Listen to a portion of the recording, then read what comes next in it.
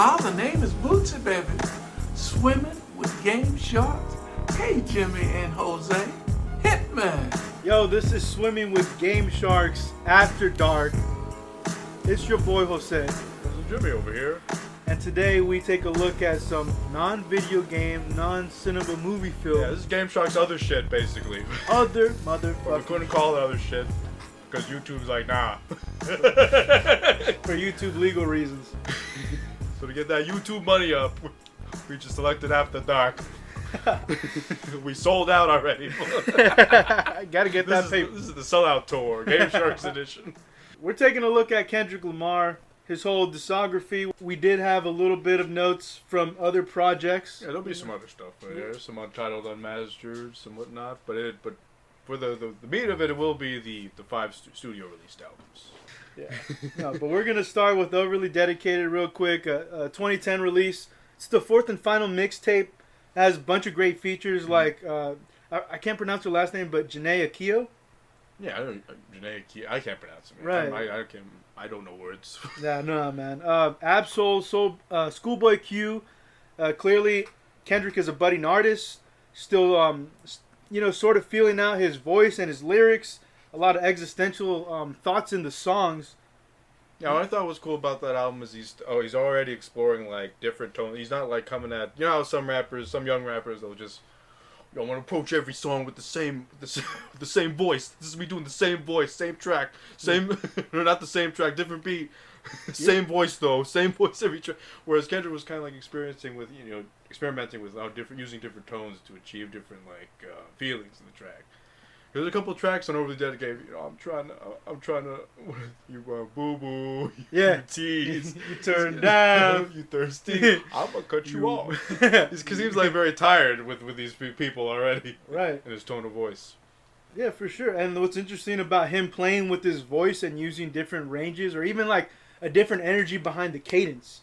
He's not masking this up behind like an alter ego, like what someone like Nicki Minaj would do, where she'd be like, "Oh, this is my like Barbie, and this is my this," and it's none of that. It's finally you picked the same. Fucking British accent and shit. But yeah. But yeah, this is all. I mean, he does get a little bit. He does some Nicki Minaj British voices later in his output, as we'll get into. Yeah, he sure do. Shit. But at least for this, these first couple studio albums and everything, all the your music in between, he's grounded, is how I'd look at a lot of the music. Yeah, and I think with Overly Dedicated, there's an existential, like I said, like the feel of it and growing apart. He's like, where are we going? I feel like it's a question that we've come across in our own little show where we were watching. Remember that movie where what was it? They go to like Mexico to start, I think, and then he's driving in the desert at night. I think it was a dude from Apocalypse Now, or am I tripping? Which describe the movie a little more. It's like a hitman. Remember, like the hitman starts the movie and then he shoots one of the fucking dudes, and then we lead off to like the hitman. Like you mean Saucer? Saucer, yeah. That same feeling of where are we going when he's driving in the desert. I feel like it's that same kind of it's that same thought, that same that same space. I feel like it's something that occurs in albums later on, but it's easily. It's easily seated in this first one, and it shows that he's an intelligent fucking dude, right? Like there's a self-consciousness about the whole fucking thing, and it's sweet. He goes on, like Pussy and Patron, I think 1.5.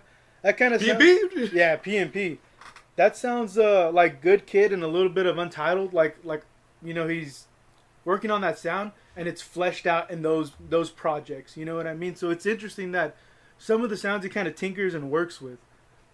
And it becomes something else later on. Mm-hmm. He's also reminds me of a Lupe Fiasco kind of thing with just the sounds. They were beefing a little while, or not? I guess it wasn't a beef. It was more of Lupe was like, "Man, you guys are all." I was doing the things Kendrick did already, and it's. I don't know much about Lupe Fiasco myself. But it's Tyler the Creator was like, "Yo, we didn't protect Lupe." Yeah, he did say that shit. Kick Push is the only thing I remember from that dude. Yeah, didn't he do a whole track about dinosaurs, which is pretty dope? I'm not sure. I know pretty dope if he tried that shit. I think he's the one that sampled Modest Mouse. So I like he's been on my radar, but I never checked out like a whole project. Well, this is a good excuse to check him out. I think so one of these days because he's flown under our radars. I think. Yeah, but the track yeah, just bring it back to K. Dot. You say? Yeah, Alien Girl, and She Needs Me. I think the closing song. Those two tracks remind me of like a Lupe Fiasco, like in terms of sound, like not so much like the way he spits or has the cadence, the spacey kind of sound. Yeah, and it was interesting, you know, because I never connected the two, and like this, you know, this project easily starts to make those links. It's like, oh shit, he's conscious too. A little bit of Lil Wayne and Michael Jordan when he has Schoolboy. Yeah, Michael Jordan, bitch. Because you know, Lil Wayne co-signs him in one of the earlier mixtapes too. So he's like, yeah, that fool gonna blow up, and my boy J Rock. You know. Yeah. The only thing I have against O.D. is that it's a little scatterbrained in terms of all of his other works. It is a mixtape, mind you, but it is there's no cohesion throughout the you know where tracks go and where where they where they fall on the album. At least in my mind, maybe he had a concept that it just flew right the fuck over my head. But, yeah. What do you think? No, for sure I agree because by Section 80 he's doing like this campfire thing. Good Kid, obviously like the classic, like almost cinematic album, and then you get to Pimp A Butterfly, and it almost seems like this, you know, this flurry of like what we can get to that shit. The point is that this one, yeah, it's not as put together as those projects, but it's still like a strong mix of songs. It's like again there's not a thing that ties them all together. You know, it's still pretty sweet, and he's critical of the culture in this album. You know, like in Barbed Wires, where like. You know, the negative shit, the shit that holds you down, like you got to cut it off. You know, we revisit that same attitude and that same kind of song later on in other albums too. But you see that here? No, Cut You Off, Barbed Wires, and Opposites Attract. Those were the three that were critical of the fucking community or whatever he's experiencing right there. And I think those songs are some of the strongest ones in the fucking album. So when you get to songs like Average Joe, Ignorance is Bliss, I think Right on Time Consciousness, this all has like this dreamy wave, you know, like it has like this dreamy kind of wavy sound to it, and it's like again I can't help but enjoy those songs. Like it seems like a sneak peek. This guy, like again, budding artist that's trying to lock down multiple facets of his whole artist shit. Like Opposites Attract still like my favorite joint of that whole album, or it's not even album, but the mixtape. It's pretty fucking sweet. I think Average Joe has a line in there that's kind of interesting where he's like, I make music for everybody, you know, and it's an idea that I think he tries to carry out through his career, but in some albums it feels like, well, maybe it's more speaking about like, you know, the black experience, you know, it's not so much that it's not accessible because all the albums are, it's just, you know, at certain points it seems like maybe he pivots from that intention. No, that's what you're saying, yeah. Yeah. The Heart 1 and 2 is also released around this time.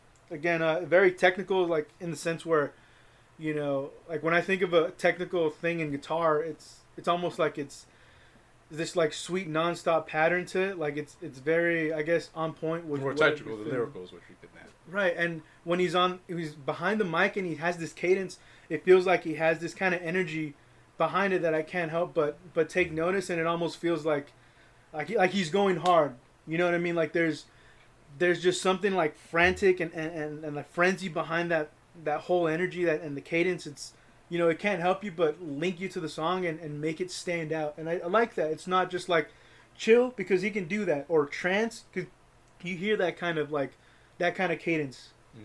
But I definitely enjoyed this fucking album. Did you have anything else to say about this one? Overly Dedicated 2010. You know, it's not in my replay a lot with Kendrick just because I don't rock.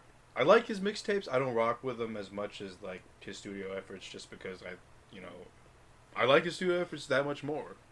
But Overly Dedicated I can see how, at least if this was what he was coming out with in 2010, I could, as lukewarm as I am on it, it's still better than like a lot of music that was coming out in that era for me, by my ears. Yeah, I feel like there's a lot of good songs in that whole mixtape. I don't know if they would hit the radio station. Definitely. You mean they wouldn't play Michael Jordan, bitch? They wouldn't let him come with that hook. Yeah. Is there any song that stood out to you in that one? Like, you're just like, man, like, I really liked what he did in that one. No, I mean, pretty much. There's a couple tracks that were on there that kind of are on his first studio. So that's really what I mean. I want to talk about him, but For sure. kind of want to hold it back for when we finish this. Finish OD, because I really don't have all that much on OD. Hey, we can wrap up OD right here. We get an OD on OD? We're going to OD on OD. Oh, for sure. But if we have anything, because you already described the Heart Part 1 and 2, before we get to his debut studio, was there anything else in his career? The only thing worth mentioning is Kendrick got signed when he was 16 years old. I think that's incredible for a dude that had that talent. Obviously got praise from like his friends growing up. Dre dapped him up. I think him, J-Rock, Absol all got signed at the same time, which explains like the whole. I think the Black Hippie. That's what they are. Black Hippie Collective. Yeah, and I arguably I enjoy every time they collab. I think it's one of the highlights of any project. We're never gonna get that album. People need to stop asking for it. Dude, they're on some other shit, man. Like, they make me forget about other ensembles, man. I'm just, it's cool, it's dope, but it's just they're also on different levels in regards to their. Not that it matters much to Kendrick, but they are on like vastly different levels in terms of popularity. Yeah. How much do you hear people talk about Absol now? And that's by virtue of the guy choosing to not come out with any stuff pretty recently. And J-Rock is under the cut a little bit compared to Kendrick, of course. And, are they both featured in GTA 5? I know Absol so. has his own song, but does Even in J-Rock? GA nothing, you ain't gotta like it, but the hood go love it. Is that Kendrick or J-Rock? I think it's Shit. J-Rock. I think so, yeah. And then he's got a track off his next album on it, or Section 80. Are we getting into Section 80? Let's get into Section 80. That's a bow on Overly Dedicated. Section 80. Now this album, when did this album come out? You got the date? 2011. July 2nd, 2011, I believe. Ooh, right before Independence Day. Interesting. That might explain the intro a little bit. What did you make of the intro? Actually, let's start with the frame. Let's start with the frame of the album, which is the campfire. Which is like a campfire with Tisha and Tammy and everybody in the neighborhood, where Kendrick basically has a Festivus airing of grievances by my ear. He's just kind of calling a bunch of people out.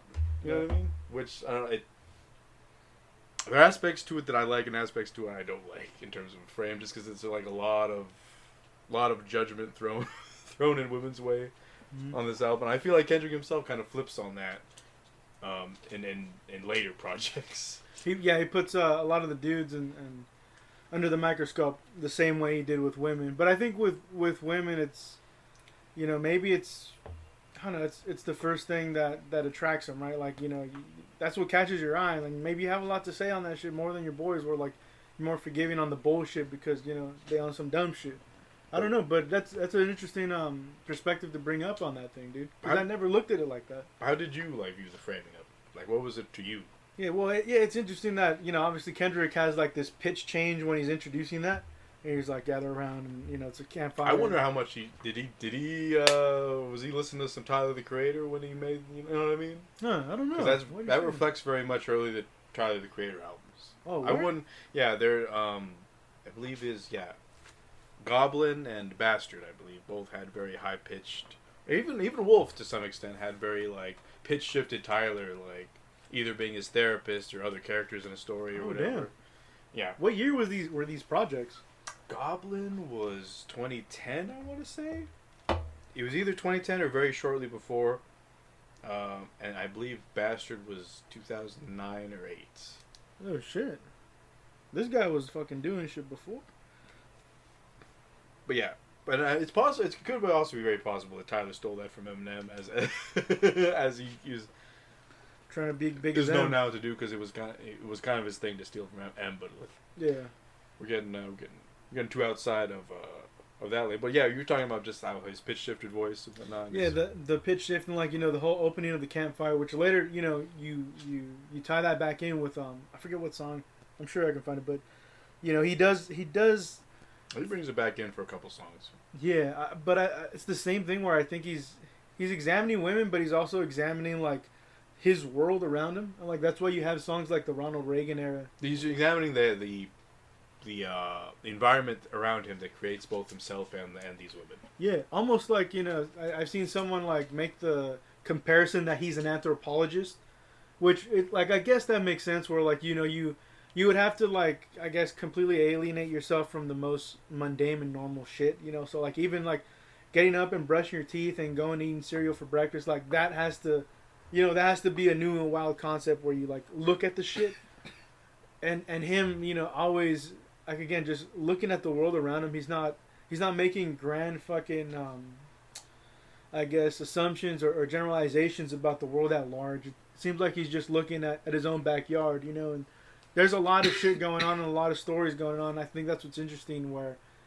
it's an album where it's not focused on himself. It's more of a, I guess, inclusion of other people. But again, it's not alter egos, but he's just telling these stories from his perspective. And those, I don't know, those later songs, like Tammy's song and Keisha's song, are those the songs you're talking about in terms of? Yeah, in terms of that, but like just keeping it. I guess if we're cool talking about that, or wrapping up about the framing and just moving on into the first song here, because you brought up a good point about the inclusion. Because I think the first track is intended to be very inclusive, but there are aspects of it that are like, fuck your ethnicity. well, fuck, it's like, yeah, kind of shut up, just compartmentalize some of your identity there a little bit, shove it away. You know what I mean? Which is like, it's easier said than done for most people. Right, because the ethnicity, the black, Asian, was it black, white, Asian, Hispanic, goddammit kind of shit? Yeah, a lot of people form their identity based on that, and it's, it's tribal, what it's called? Very... Yeah, very... But I get down with the message of the song, which is, which to me was always on the surface. None of that shit matters. Right, none of that shit matters, but at the same time, like, the way you grew up and the way, like, let's say, Kendrick grew up is, it's a different experience, right. Like, he experiences Martin and we experience, like... Seinfeld. Right, Seinfeld or anything else a little more modern. The Simpsons or, like, whatever the fuck it is, right? Right. There's still points of reference where we could all, like, I guess, find and relate to, but... I'm talking on just a basic human level.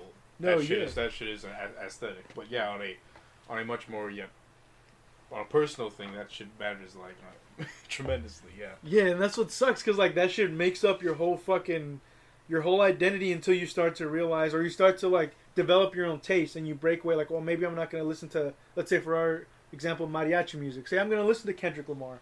And, like, you start to pivot, but... You're going to listen to Francisco Fernandez? What's the matter with you? Vicente Fernandez? No, I'm not going to listen, but... it's I like the approach, but it is a little messy and along with the sound too. It's like making like like these like alien kind of fucking noises, dude. I don't know, but hey, it's you can see where his heart is. I know what you mean. Yeah. Do we want to bring it over to the next track? Oh yeah, for sure. So Hold Up. My big takeaway from Hold Up is that it reminds me a lot of what you were bringing up about the Hearts Part 1 and 2, which is that the flows are better than the lyrics.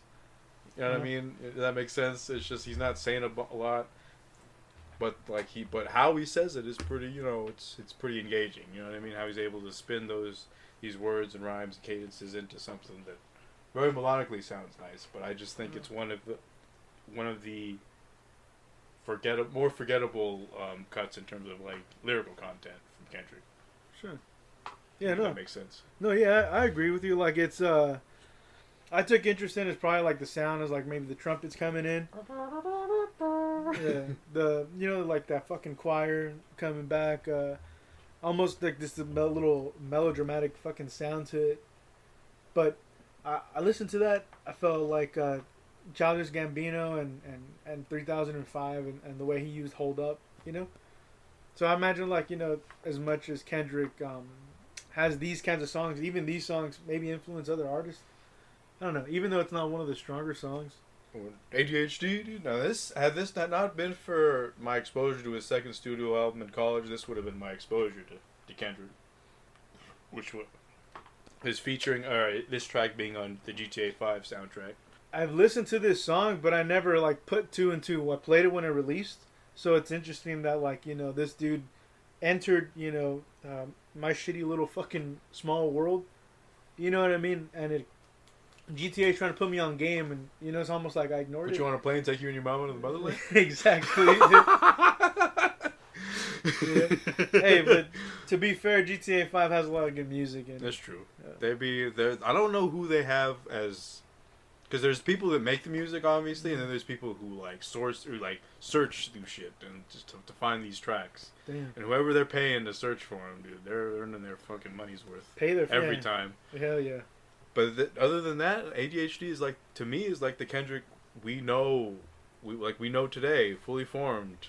And it's fucking bizarre seeing it this early. You know what I mean? Yeah, for sure. No, that's for sure. It is exactly what I fucking wrote down. Fully formed K. Jam, straight. Probably his first banger, I'd say. Like if you're going in chronological release, like this song would be the first one. That's like, all right, it's legitimate. I think what is Just it? genuine conscious rap. Yeah, and the sound's so fucking so interesting too. Like it's almost like these phaser waves, like these soulful like backup singers. Yeah, it reminded me a lot of late Smiths because they got very like Synth, huh? they got very crazy with their sound. It wasn't just a 4-piece band and shit at the end there for the Smiths, and like it sounds like it sounds off and like in an interesting way. Yeah, it's one of those songs like as soon as it plays, it's almost a classic. Just because it might be buried under all the fucking songs he has now, but it's there, man. As last time I checked, it was still in GTA 5, so it's not. For a lot of people, it's not buried. It's sitting away on, what is it? Not West Coast Classics. What's the fucking modern hip hop station called on there? I don't fucking know. I forget what the fuck. I thought it was like Los. That's what you. Oh man, I just fucking outed myself as a '90s person who listens to West Coast Classics on GTA. But anyways, from there, the Crack Babies line. Yeah. He drops this shit, and it's like it's a thing he later like expands on, and I think it's what the fuck, man. But it's interesting too, man, because at the same time, I worked at like the probation camps real quick, and a lot of those kids came from families who abused drugs. So it's, one of the ladies that worked there, she would talk to the kids. You came from like you got some confirmation, like in personal life from something Kendrick got, or which came first? Did you have that experience first before hearing the song? No, I experienced after, dude. Yeah, that so must have fucking hit you like a ton of bricks, man. Shit, that shit was crazy, man, because it makes you think, about your own pops and like, well, fuck, what if my pops was doing some wild shit? Because hey, when you're young, you do some shit. Like I ain't gonna judge it, but young and dumb. Yeah, you young and dumb. But hey, he drops that shit and it just makes you think a little bit differently, which a lot of songs don't do. It make you want to like repeat the lines, fucking do all that bullshit, cool shit. Then from there we have No Makeup, which for me the message of this song I can get behind right up until it's like, I don't know, some women like their hobby that is very tied to their identity is fucking makeup. You know what I mean? Yeah.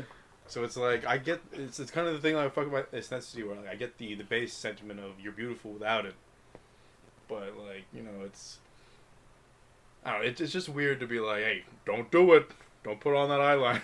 You know what I mean? Right. It reminds me of that Drake fucking line, like best I ever had. I think he says, "You're prettier with no makeup on." Like that's how I don't know, some cheesy ass corny ball line. You get the point. So when he does like a whole song, like he makes a whole meal out of this, so it's a fucking song. Yeah, I forget which. There's a country western artist that's like has a line where like I like you at best when you wake up in the morning because only I get to see that or some shit. Right. Something to that effect, and like that always kind of hit me pretty hard. That shit nice.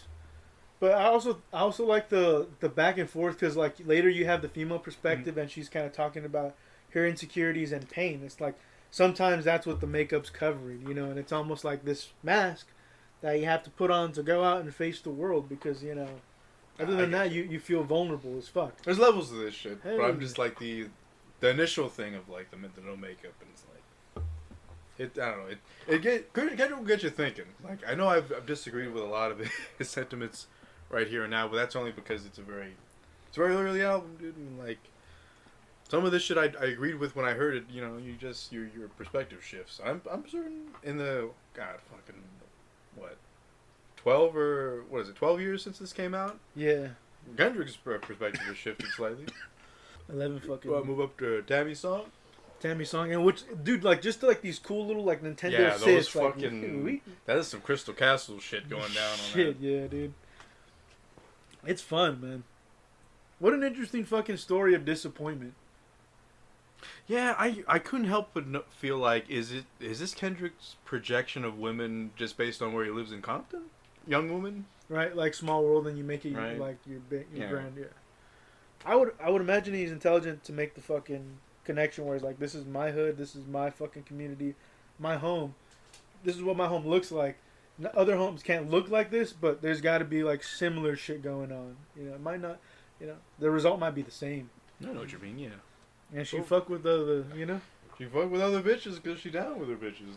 You know what I'm saying? Yeah, you know what I mean. I mean, listen, I can,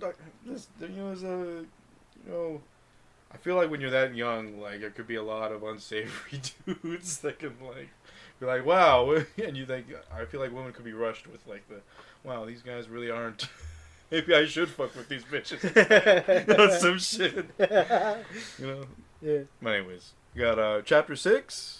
I dig this beat a lot. I dig how this beat opens up, just because I know I say a lot of like stuff in way of like Kendrick's perception of women on that song, but at least he knows he knows as an artist when to like how to utilize women to like to tell stories on his soundtrack as opposed to like just having it all his voice, all dudes all the time. Like I like it when artists can like utilize the other genders to get points across, and you know what I mean, utilize like other singers and whatnot, and like that just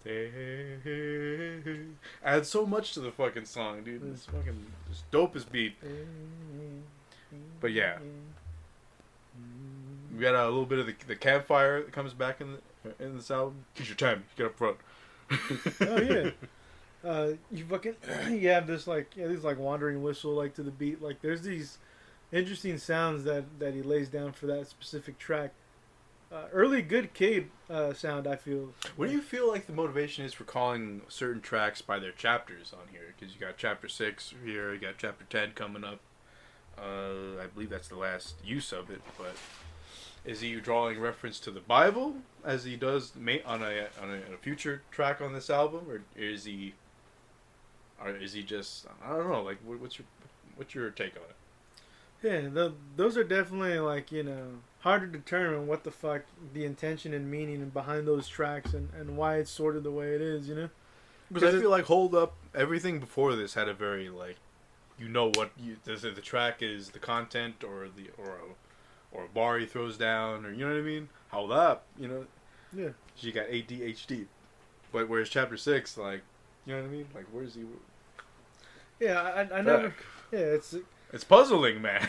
For sure, because it's not like it's a book, dude. It's not like he's telling this fucking... Unless that's what he sees it as, because it's a bunch of stories, you know? And maybe each chapter is a fucking maybe thing. it phrases as campfire stories.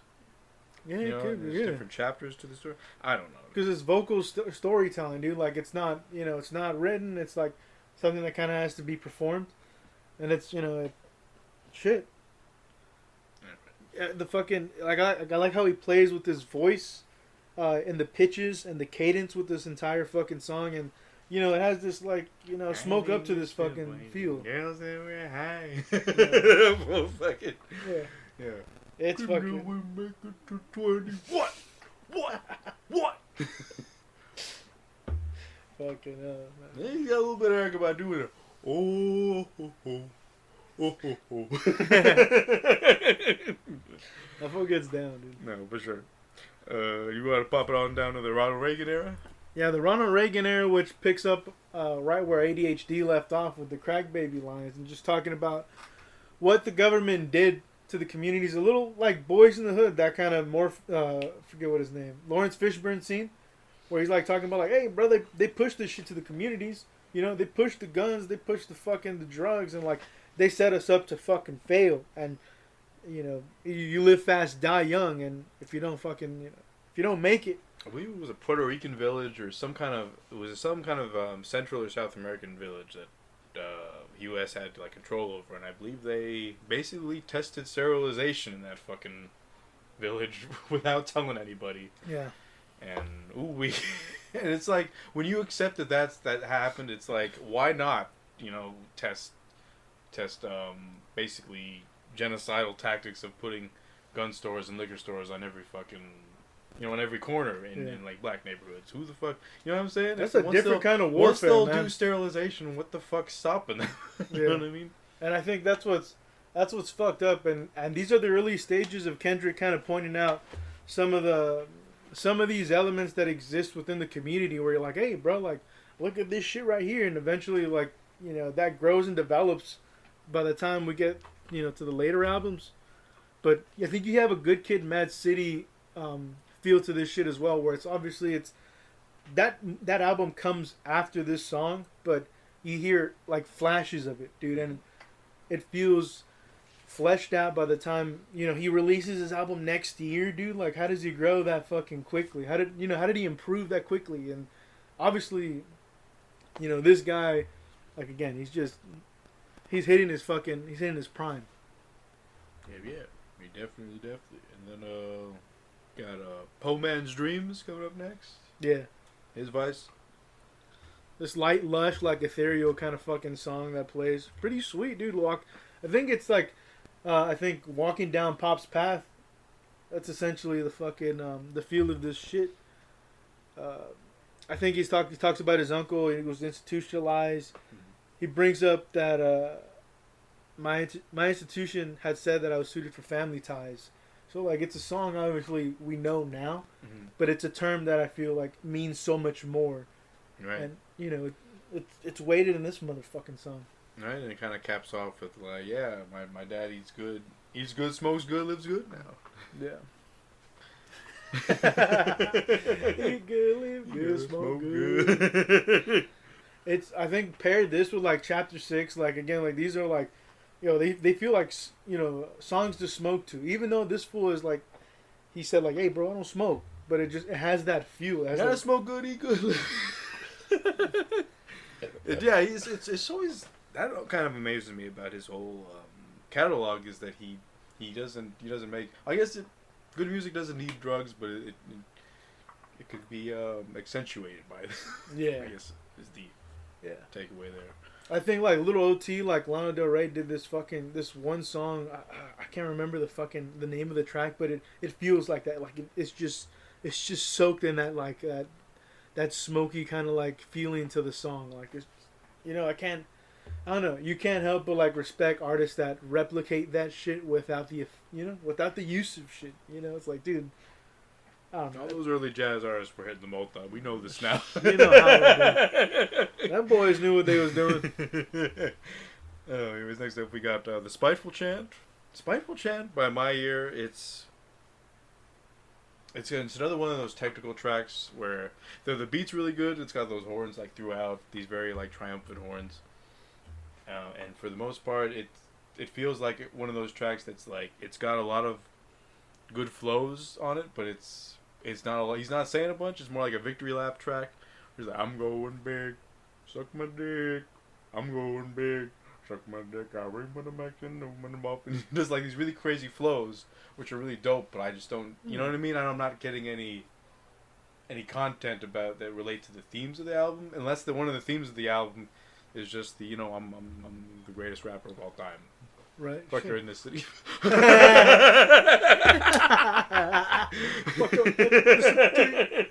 Wow, wow, wow. Yeah, but that's my take on Spider-Man. It's just you didn't hear it. Do you want to kick it over to Chapter 10? Let's get Chapter 10, yeah, because Chapter 10 was like the ninth song, and I was like, yo, what the fuck is happening?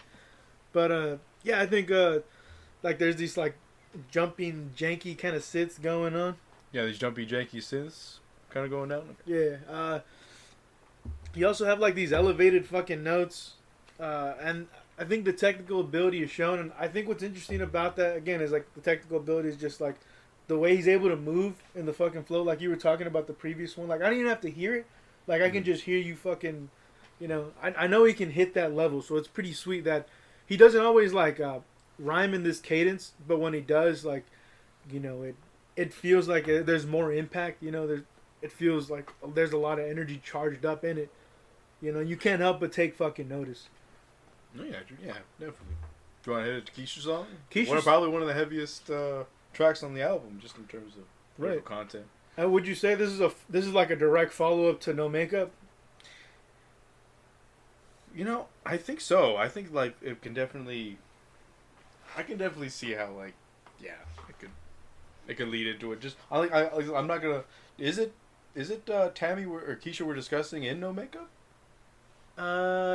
Maybe because he says like we'll get into this later on. Oh, that's right. Like he has like a little. By the way, I don't there. think we brought up what is with some of the singing on this album from the other artists. No makeup today. Yeah, dude. It's a little. It's much. rough. It's rough. From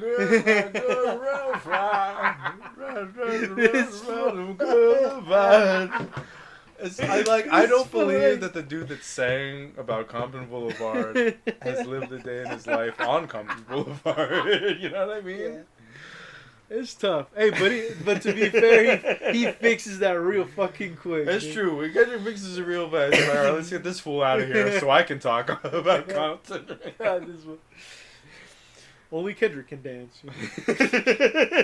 But yeah, Keisha's song over here. Keisha's song. Yeah, so we basically have a song about a woman turning to prostitution and just getting farther and farther in until she... I don't know how far... Do they describe the timeline? From first she starts this to when she meets her end? I think the only number I remember was 17. That she was 17 and then like men were looking at her way and like, you know... So that means she's already in the midst of probably like, you know, the prostitution lifestyle, whatever the fuck. So it's tough, and it seems like maybe that's a fucking person he grew up with. I don't know, if school, neighborhood, whatever the shit. Yeah, this is something we'll like come back to by name very shortly, but it's a lot to put on someone, and apparently like this is like Keisha is not a pseudonym, or maybe if it is a pseudonym, if it is a pseudonym, it's somebody broke the code, so to speak, and we're like, hey, you were talking about blank when you said we were talking about Keisha on your last album or some shit. You know what I mean? Sure. Yeah. And he's keeping it secret, or either that or like he's just putting her full on blast there, which, you know, I got my problems with. But what are you gonna do? Yeah. What are you gonna do now? Can't Streisand affect this shit now. But yeah, it's a fucking heavy song, dude, and I don't know, man. It's an instance, like you said, of Kendrick being just like an anthropologist, dude, just kind of viewing women fall into like this pit of like, well, maybe not the only way, maybe like it's the easiest way. The easiest way to make money in this world is to like sell my body and shit. It's like they're already looking at me, you know what I mean? They're already like lusting for me, so it's like just go full in, dude. And it's like, it's sad that they a lot of women take that road, and like in these more tortured streets like Compton, dude. It almost feels like she was prey all along, and the rest of the men were predators, and they just like eventually they got her and they devoured her. You know what I mean? Like they maybe not they beat her into the situation, but like aspects of her life, like because it's like if this was like her only outside interaction with like dudes, like fuck, man. Yeah, I can see how that would like beat you into like a certain identity. Yeah. I think she's the one that maybe that puts makeup on to hide the black eye. That's why I thought maybe it's a connection to that. I think it's cool with like a little flute intro, and like there's this echoing, haunting kind of piano going on. His cadence is kind of steady. Nothing flashy about it. It just seems like, steady as she goes. But yeah, but if you want to wrap it up on Keisha's song, then we'll head into rigor mortis. Rigor mortis. Hey, those looping trumpets, dude. I killed him.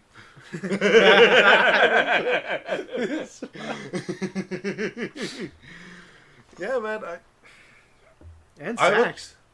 Okay, so maybe you have better notes on this than I do. Is this not just another? Now it's a dope side. This is a track that bumps in the whip. Yeah. But is it not another victory lap album, shall we say? Sure. In the sense that it's got a lot of good flows, a lot of good cadences, but does it have anything that chirps back to the theme of the album, the themes of Ronald Reagan or men and women in modern at this time modern society. Right. Yeah. No. I feel like it's just Kendrick showing out a little bit. He's showing like what his capabilities are. So like if he has a tool set, he's bringing them all out for this fucking song, and he's firing on all cylinders, dude. Like this fucking guy, again, he's showing you why he's one of the best upcoming artists in the game, and this is 2011, right? So it's, I'm sure it's making. I'm not mad at it. I'm not mad. I know I sound mad at it. It's just but there are certain things to put on this album. Where it's like, I don't know. There's certain albums that are untouchable in his later category that because they all keep with theme. And there's some instances on this one where it's like, you're not really keeping with theme. You're just kind of showboating, which it's dope. It pumps in the whip, but I gotta call it out. Yeah, I'll call it as I sees it. For sure, dude. But I feel like that fool also, he still has these songs today in like even the latest album. You know what? I can get down with that. Yeah. But I think we still call those out when they happen. For sure. For sure. It's not to say that. It's like we can't do nothing when he's already put them out. You know what I mean? We have no power over what Kendrick does. Actually, well, there is some communal power, but there's no power on a personal level that either of us has to like shape what this dude writes and whatnot. Right. But you're for sure just the showcase of true potential. Like the cadence is fucking intense. Like the throttling of it. You know what I mean? Like it's, I don't know. That's a cool like a little like acceleration in the energy. I can't rap this fast, damn it. Yeah, and it's not gimmicky like Twista. Like Twista, like there's no what's it called? There's no Dragon Force guitar rap on here. I'm just doing it to be fast. Yeah, I'm a little fast boy. I'm a little fast boy. I go fast. Boom, boom, zoom, zoom.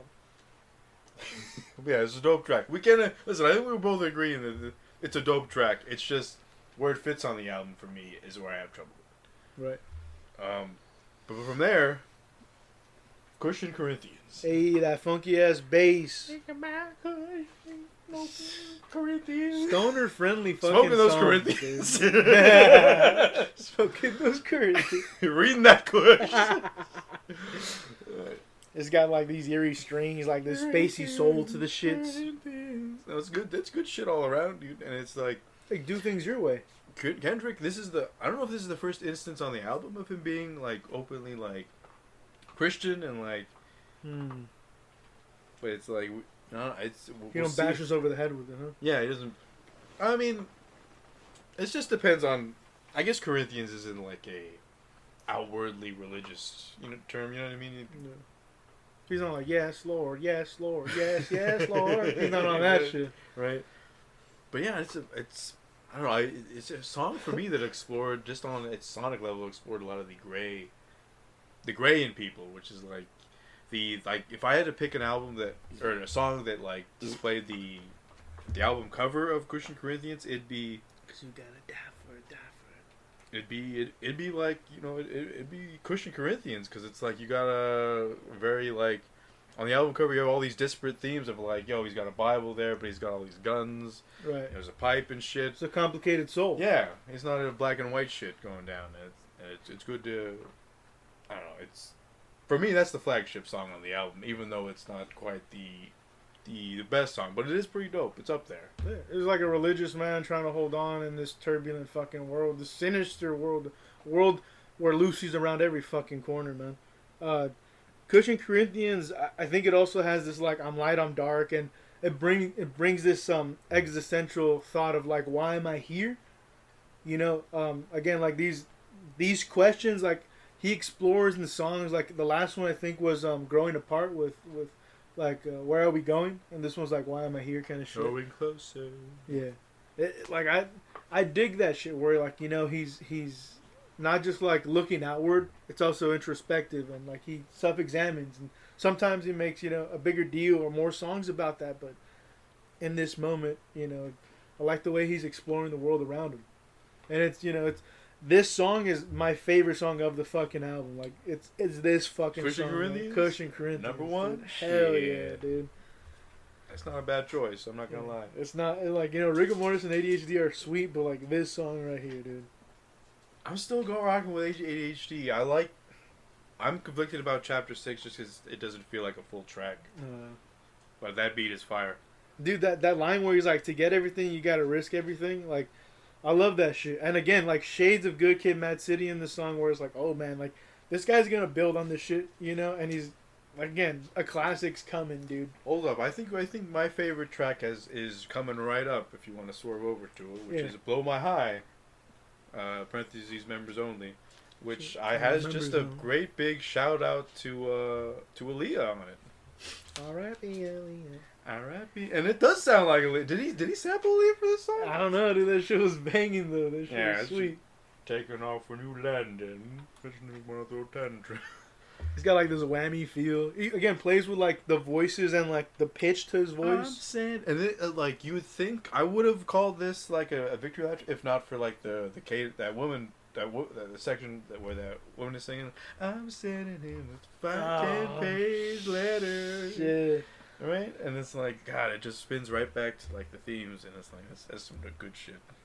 Good shit right there. Dude, Blow My High kind of feels like Cut You Off, kind of like that same Don't Fuck With Negatives. Yeah, don't get them out. Yeah, like, get the fuck out of here. Like, I'm gonna cut y'all off. Right. You boo boo. You teeth, you turn down. I'm gonna cut y'all off. From there, you want to kick it to Absol's outro? Absol, dude. Listen, man, I'm mad that he does, like, I don't hear him anymore, is what it is, like, you know what I mean? Do you think he writes it, or do you think Kendrick, like, helps, like, writes this shit, like, hey, bro, spit this shit? I don't know, man, because it's, like, it's on Kendrick's album, yeah. But it's called Absol's outro, and you know what I mean? I feel like Absol feels some responsibility towards the song, and it's like, if they've, you know what I mean? Yeah. Why would Kendrick clown Drake and, like, have a collective with this dude if he didn't write his own shit, you know? Right, I mean? Exactly. So I would hope it's him. I would hope so too. I just have to throw it out there because I don't know. Because I know there's one instance of Kendrick wrote and did J-Rock's verse for King's Dead. Shit. On both J-Rock's album and the Black Panther album. So like you can find it online where it's just Kendrick doing. Oh shit! I'm gonna get it. My bitch been ready much. Just been ready. Damn, dude. Now I gotta fucking hear that shit.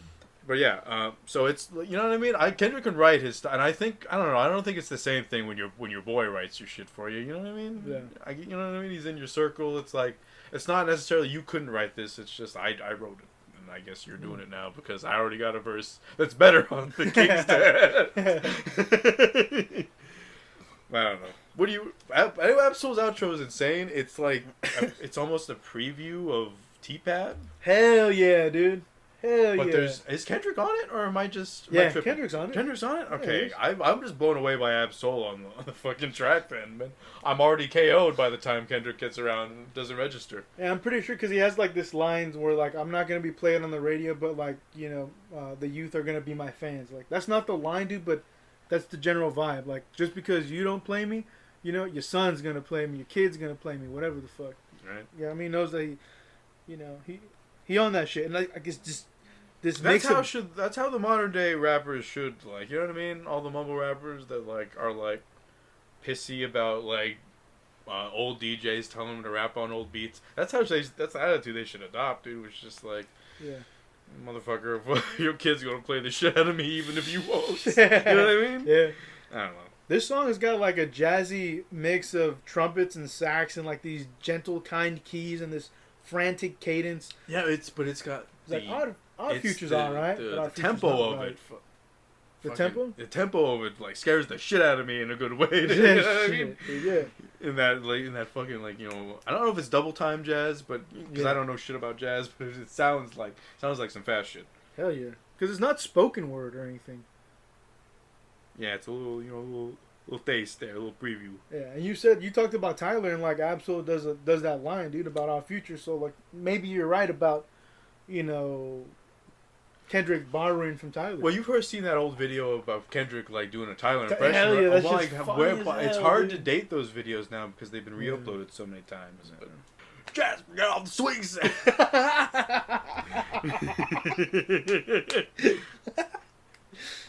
I don't know if you want to kick it over to the final track, the closer of the album. Yeah, dude. A track I don't know if you knew this, was produced by J. Cole. Yeah, dude, HiiiPower. Yeah, HiiiPower. It's like whistling fucking flute, dude. Shit. This sweet, soulful, like, backup singer is going off.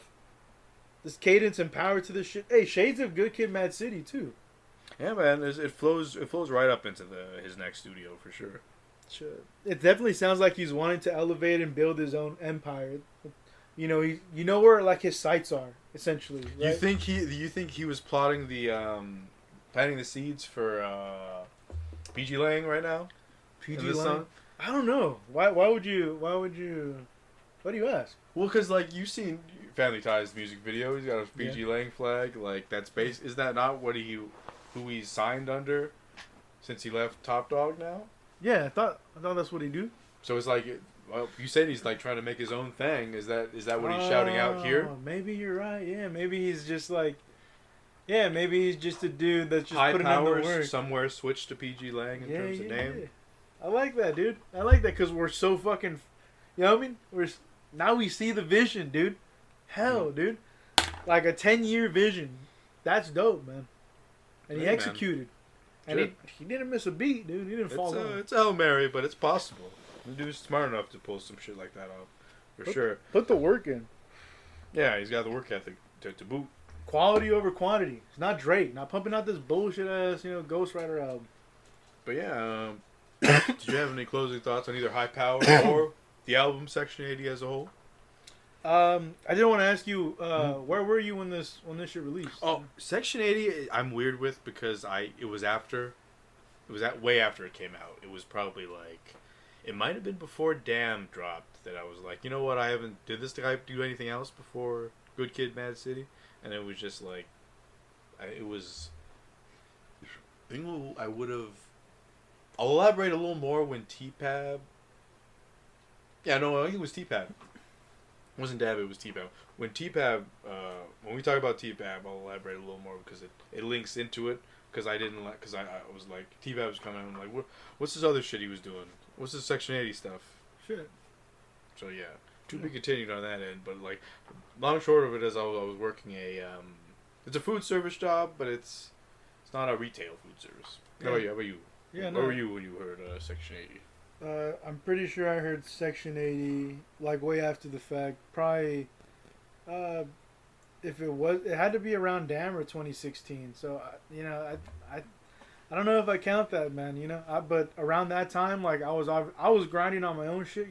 Doing my own stupid, trying to finish community college and, trying to find someone. Trying to, do all that bullshit, all the. So it's crazy. Like at that time, I was I was more interested in heavy music. So I don't know if this would have like caught my attention. Like you said, 2013 GTA.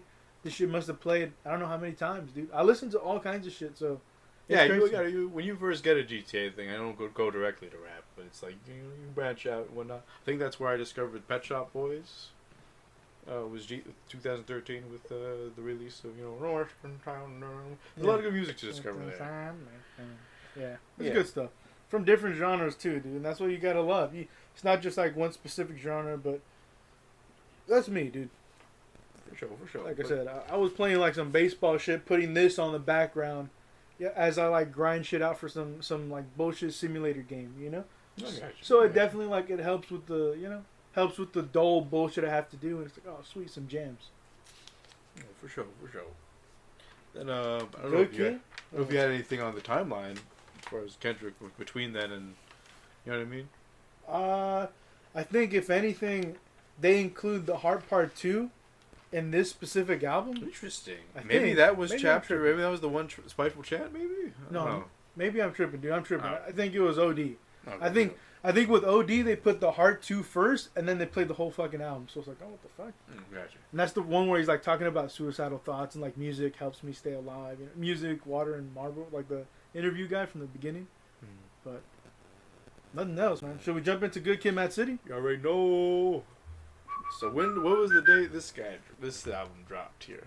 The date? It was 2012. I don't know the exact month and actual date. I can look it up. Oh, for sure. But yeah, this is pretty much everybody's exposure to Kendrick, if I'm not mistaken. Yeah, for sure. The first cinematic album kind of feels like a Boys in the Hood with conscious Kendrick at the helm. And obviously, like a remake, or some bullshit like that. Right, there's even some shout-outs to, of course, by name, Poetic Justice. Right. I never heard that. I never seen that fucking movie, and I didn't know it was Tupac and Janet Jackson. Yeah, man, there's two singers just going straight into a role, dude. It's pretty wild shit there. But yeah, this album, which continues to inspire him, dropped on October 22nd, 2012. October, shit. Damn, man. Yep. Of course, guest appearances by Drake, Dr. Dre, Jay-Z, J-Rock, Anna Wise. Anna Wise again. She's basically becoming a regular. Yeah, she's basically who is that singer who she's broken off in her own career now, but she used to do a lot of singing for Tyler the Creator. Yeah. But yeah, there's it's one of those two artists very attuned with hey, I can't just be a sausage fest, me talking the whole time on the fucking track. Hey, I think it has one of the best opening tracks of his whole discography, dude. Straight up. Yeah, serene. It's very low key beat, which is these very what do you think? I've always wondered the reference here. Maybe I've never gotten it. The name though, AKA Master Splinter's daughter. We know Shireen, of course, but AKA Master Splinter's daughter. Is that to say that Master Splinter is the streets and the streets kick the shit out of him? Yeah, I don't know. You know what I mean? Yeah, right. I never understood. That's always confused me because it's like it's an obvious reference to TMNT. But it's like, what? I don't get it. Right. And I'm trying to get it, man. Yeah. I don't know, because it's not like he ever mentioned Shireen's dad being like this one, like, it's not like Shireen's dad is top dog, let's say. Yeah, but it's like, I would be willing to go with like because she's like her brothers, whoever the fuck, are tied to some other gang. It's like she's a daughter of the streets or daughter, there's some kind of metaphor there that I'm not getting. Yeah. I don't know. But yeah, it's a dope track. It's just he's able to work it into, like, this whole album is untouchable in terms of all the ways that I did dislike Section 80 and every track not tying into something like gets obliterated with this album.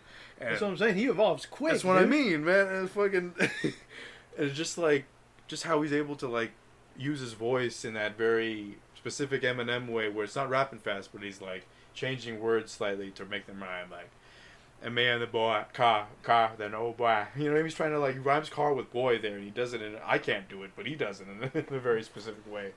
And it's interesting you say this shit. Yeah, and it's like, what is it? The whole meme about Eminem with, orange. Yeah, he goes pulled into it off, some dude. shit. Yeah, he pulled it off. But yeah, dude, the ascending synths. Like, he has this, like, smooth, funky bass line. Do-do-do-do-do. Do-do. Do-do. I like that bass line. Like, that fucking... It's not the last time we'll talk about a Kendrick bass line by a goddamn mile, but... like, this hazy days to the shit, too. And it seems like he's, like, it's thankful, right? Thank you, Lord. And, like, that's how I kind of introduce. What do you think about the flow of information there in excluding the woman's voice in that scenario? Because they started off, remember? Because they kind of include her, or she says something and then they say it back. Oh yeah, that's right. And so she's kind of excluded there for the sake of storytelling to link. You know what I mean? Why are these gangster boys, praying? It's almost like a Pulp Fiction aspect to it, like Samuel Jackson's little prayer before he caps somebody, kind of thing. And like, just because the vibe of the song is like some shit's going down, somebody's getting capped either as a result of what's happening now, or later. So it's like there's that vibe where it just starts off with a prayer, and then it goes right into some somebody's about to get fucked up music, basically. Yeah, I don't know. I always looked at that fool like, right, he's kind of our age. He grew up in the California public school system, and I imagine that he had like Romeo and Juliet come across him, and I always thought like maybe he crossed Boys in the Hood with Romeo and Juliet, and he told his story about wanting to chase tail and leading to Sherang and leading to the ops territory, and then you know what I mean, shit popping off, feeling a certain way, wanting to He does kind of shout it out a little bit with like she She has a very sus way of like answering basic questions. Like, is it Compton? Yeah. Bitch, I'm talking to you. She like bats her eyes or some shit and says like, no, fam, this isn't. Yeah. I'm playing with my life right now. This is probably what he should have said. Yeah. Is he being set up, or Really? is like, you know, or is it something that he should pursue? But like you said, you stopped and stuff. But yeah, we gotta love or lust, dude. That's the question. Yeah, and that's another little shout out to. It's trippy, man. How like he shouts out shit that he responds to later. I'm wondering, is there a plan there? Is there a plan there? I don't know. Is there a blueprint in that fucking twisted head of that man, dude? That twisted creative ass head. This for the Kevin Feige of music. He got his next fucking 5 albums planned. Hey, you don't know. Hey, I don't know. You know. But yeah. Should we kick it to Bitch Don't Kill My Vibe? Hey, let's kick it. Let's kick it, dude. So yeah, this is would you consider this the first instance of your folks rocking with Kendrick? Because obviously the lyrical content's a little harsh. Bitch Don't Kill My Vibe. But there's a bop to it. Yeah. That old heads can rock with. Yeah, and that's what's weird, dude, because I think I agree with you. My sister played this during this time. I was introduced to this song while it came out, but I hated it. I hated it because I just felt like maybe I just had like that sibling shit where I'm like, what my sister listens to is shit. If you're just hearing You know the what I mean? chorus, you can kind of dismiss it as like a dumbass song. Yeah. But once you listen to it, like for real, listen to it. You know what I mean? It's a different experience, but I always I wrote it off, dude, instantly. Every time it came out, I was like, bro, fuck this shit, you know? Yeah, I've always been very late towards music, so it's like I heard an artist like Kendrick Lamar, and I'm like, there's one of these new artists. It's like, you know what I mean? It's kind of a groan where it's like, oh, he's talking about fucking bitches, getting money and whatnot. It's and a little bit deeper than that, though. No, he's way deeper than that. Yeah. That's what I mean. It's like you my bad. you hear a name like that, and you're just like, man, it's another rapper guy. It's like, what is he talking about? And it's like he's talking about some dope shit, and the music's not bad. Yeah, for sure. The dude like this, just like the sound of it. I was not accustomed to hearing mainstream conscious rap is what it comes down to. You know what I mean? Yeah, because like I've become accustomed to severely unconscious mainstream rap. Yeah, the Nas, Future the Mortal and whatnot, Technique. you know what I mean? Yeah, but we there's definitely like conscious rapper like Wu-Tang, little conscious, you know. No, I'm saying modern. At this time, when this dropped, I wasn't used to hearing modern conscious rap. It was always either Wu-Tang, the Far Side. Well, I guess I don't know if the Far Side counts as conscious, but they're definitely melodic as fuck. But you know what I mean? I wasn't used to hearing like these thoughts pointing, these poignant thoughts like in a modern context. I was very used to like, oh, it's Wu-Tang talking about the trials and tribulations of the '90s in the context of this Shaolin monks like movie they made for themselves here. You know what I mean? Right. Hey man, like this, the whole sound to it is pretty fucking deep, dude. Like it's got this dreamy vibe to it. It's got these spacey strings. It's like low fucking bass mixed with some violins, a fun backup vocals. You got him playing with the voice and the pitch. So like a lot of this song is very experimental. He has the Fuck the Negative Vibe song again, which goes back to like what, Barbed Wires and fucking, what was the last song that we said that was like that? Fucking was Christian Corinthians? Blow My High. Blow My High. Yeah, so like it seems like some of these themes just kind of keep popping up in a song, and it's like he's reinventing them, and you ain't heard the coast like this in a long time. Like, bro, I love that shit. Oh, love that line, dude. Okay, that's dope that you dropped that. I always assumed that lyric was chorus. You hadn't heard a chorus like this in a long time. You know what I mean? So, but like coast, you ain't heard the coast like this in a long time. Yeah, so he says both. I think, dude. I think he does that, and I think he drops that line in the movie. Okay. I never heard coast though, which is dope. Shit. Hey, that shit nice, man. I'm telling you. That's pretty nice. Hey, that's all I got for this. Yeah, I love the time we spent on every track, but in the spirit of keeping shit going here. Yeah. Let's get over to Backseat Freestyle, which is ooh-wee. If this wasn't for the context of the album, this would be one of those victory lap tracks again. But how he spins it into like, I got a pack of Blacks and a Beat CD at the end of the previous track. Right. It kind of it kind of pops it off there. Sorry there. There's a little excursion there. Hey, do you think when he gets stopped by those dudes, you think like that song is a response to that? Bitch Don't Kill My Vibe, I'm just trying to be with Shireen. And then the Backseat Freestyle is a bigger response to that, where I'm like, motherfucker, like, you know what I mean? You can't stop me, you know what I mean? Kind of shit. I think so. I think this album can definitely work on a couple levels. Specifically, like there's the greater level of Kendrick at that, you know, at that age where it's just like it's just standard as you see it, and then there's the Kendrick at what was modern with this album when he was making this album, which is like he kind of like, bitch, don't kill my vibe, I'll make what the fuck I want. Well, I'm gonna rock with this slightly more radio sound than my last album. I feel you.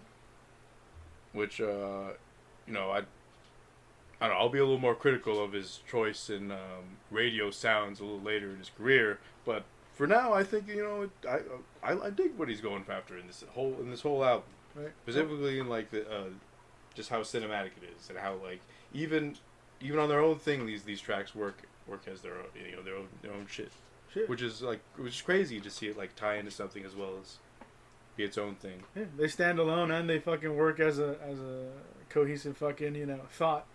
You know, it's got this like trashy drums, and he's playing with this cadence and the energy behind the cadence. You know, it just keeps the dope ship rolling. And I wonder if this is just like the 17-year-old Kendrick kind of feeling himself, but hyping himself up in the, you know, he gets stopped by those guys, and like, and is all this happening? Is this all this being internalized before he responds, or before he gets the shit kicked out of him? Yeah, maybe it's just like kind of him, like, yeah, like that old image of him just grabbing his nuts, like, on, motherfuckers, do it. Yeah. Where my dick got big as the avatar. Shit. Should we move it in the art of the peer pressure here? Hey, let's go to the art of the peer pressure with the G-Funk synths, bro. Yeah, the art of peer pressure. Remind me a little bit of this song, because this song always escapes me on this album for some reason. What? Well, I think it's great because he's just talking about like how he's conflicted. He's a good kid, but he wants to be down with the homies, and sometimes, like, you know, he wants to smoke with the homies. That's why he smokes the shenanigans with the homies by accident, you know. It's just me and the homies. Right, and he just, you know, he wants to act out and wild out, you know, even though, you know, he goes to school and he's about his business. But there's a side to him where he wants to be a part of something bigger, you know, a collective, and, you know, what better way than connect with your neighborhood, your friends, your kids. Is this just riding? Just right. Really trip. Fuck it up. But I think that's a pretty great sound to it that just, like I said, it's... I don't know what it is where I always forget this album on the track list. Maybe because it just slides in between Backstreet Freestyle and Money Trees so well, and those are so much more replayable tracks for me. Yeah. But, like, yeah, it's not to say that I skip Art of Freestyle, it's just that I never process it. Oh, sure. If that makes sense. Right. When I listen to the album. It's a little G-Funk synth kind of going on. So, like, you listen to it, and there's certain things that pop that go, oh, man, that's pretty sweet. But, yeah, it's just more of a, you know, a debrief about, like, how he feels being pulled a certain direction when he's trying to service and live for other people as well as trying to maintain and live for himself. And, like, that's the conflicts you get into, man. Like, you want to stay on the track and become, like, a famous rapper, but you also want to be down for the homies. No, I get you, yeah. Definitely. You want to kick it to the next track? Hey, let's kick it. So we got Money Trees. J-Rock. Probably like the classic on the album for me. If I gotta go with it. Shit. There's just something about that spacey beat and the chorus. It's a chorus everybody can relate to. Who doesn't want to be shaded under Money Trees? It's got like this steady hi-hat, these like rising synths, this drop top kind of fucking drum beat to it. It's a mind of a man who wants to seek cheddar, right? And the methods to get to it. Like, that's the whole fucking point of that song. Like, however you get it, you gotta get it. And Lady got a great hook at the end of it. Shit. Everyone out and ask me at the stove. No way. I'm under your bucket head hoes. No way. You got Robin, Ballin, selling. Louis Burgers is also dropped. I think he mentions this like in other projects previous to this too. So it's something I feel like he's always paying homage to this thing. Is this also another instance of government cheese, dude? This one? Yeah, this track. Yeah, this is the government. Government cheese on this track? Yeah, this is the government cheese, yeah. That's the one that's fucking... With J-Rock coming. Government cheese is all we whip. Yeah, no dude. turkey all Thanksgiving. Yeah. I think this is like the realized vision, and, you know, it not only goes along with the album, and it's one of the highlights of the album. You say it's the best one for you, right? Hey, you ever keep a heater under your dungarees, dude? Sometimes you got it. You got it, let them know. Fucking fantastic track.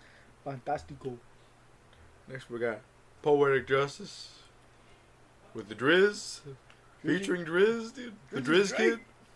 The CBL, CLB, whatever the fuck. Yeah, Champagne Pappy. The Champagne Poppy Lounge. Yeah, man, that thing's got like this loopy and seductive backup vocals to it. Did Kendrick write this write this track for Drake? Damn, Drake had to fucking pay someone else and shit. I don't know, man. That's the one and only time they work together. It's one and only time they work together, and I think they're better off for it. I mean, Kendrick's better off for it. I mean, I don't know how we got good Drake, but he summoned him, and he was like, "I'm here. What do you need from me? Take you and your mama to the motherland? I could do it." That's the thing, though. If this song's popping off and he hasn't responded, does this mean how does this fit into that whole Why hasn't Drake? Well, we don't know this, I guess. But why hasn't Drake invited Kendrick on one of his tracks? Kendrick? Didn't he invite him on one of them albums? Did he? Yeah, I think Kendrick was like, "Nah, son." No, he's on it. He's on a fucking track around this time. I don't know. Yeah, I don't know Drake shit, dude, but it's... You don't? Yeah, no. How are you a real big surprise music fan? How are you a Champagne Poppy, bro? If you don't even know shit.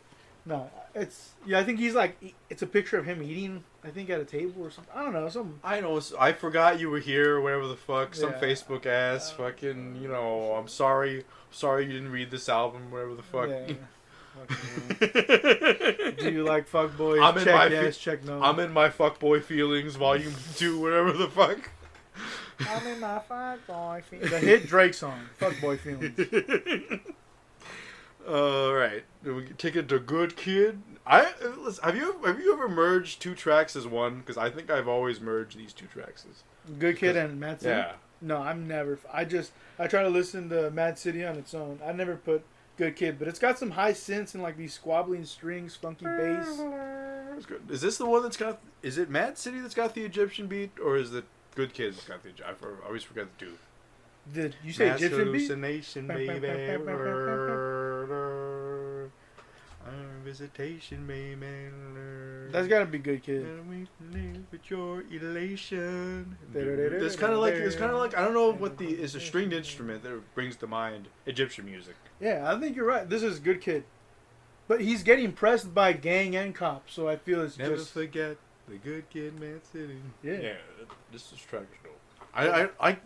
I just merge them because they're so cinematic. They're cinematically binded to each other. They're not sonically binded, but from a cinematic perspective, they're always melded together. You can't listen to Good Kid without m.A.A.d City. What's the matter with you? I always listen to m.A.A.d City. All right then.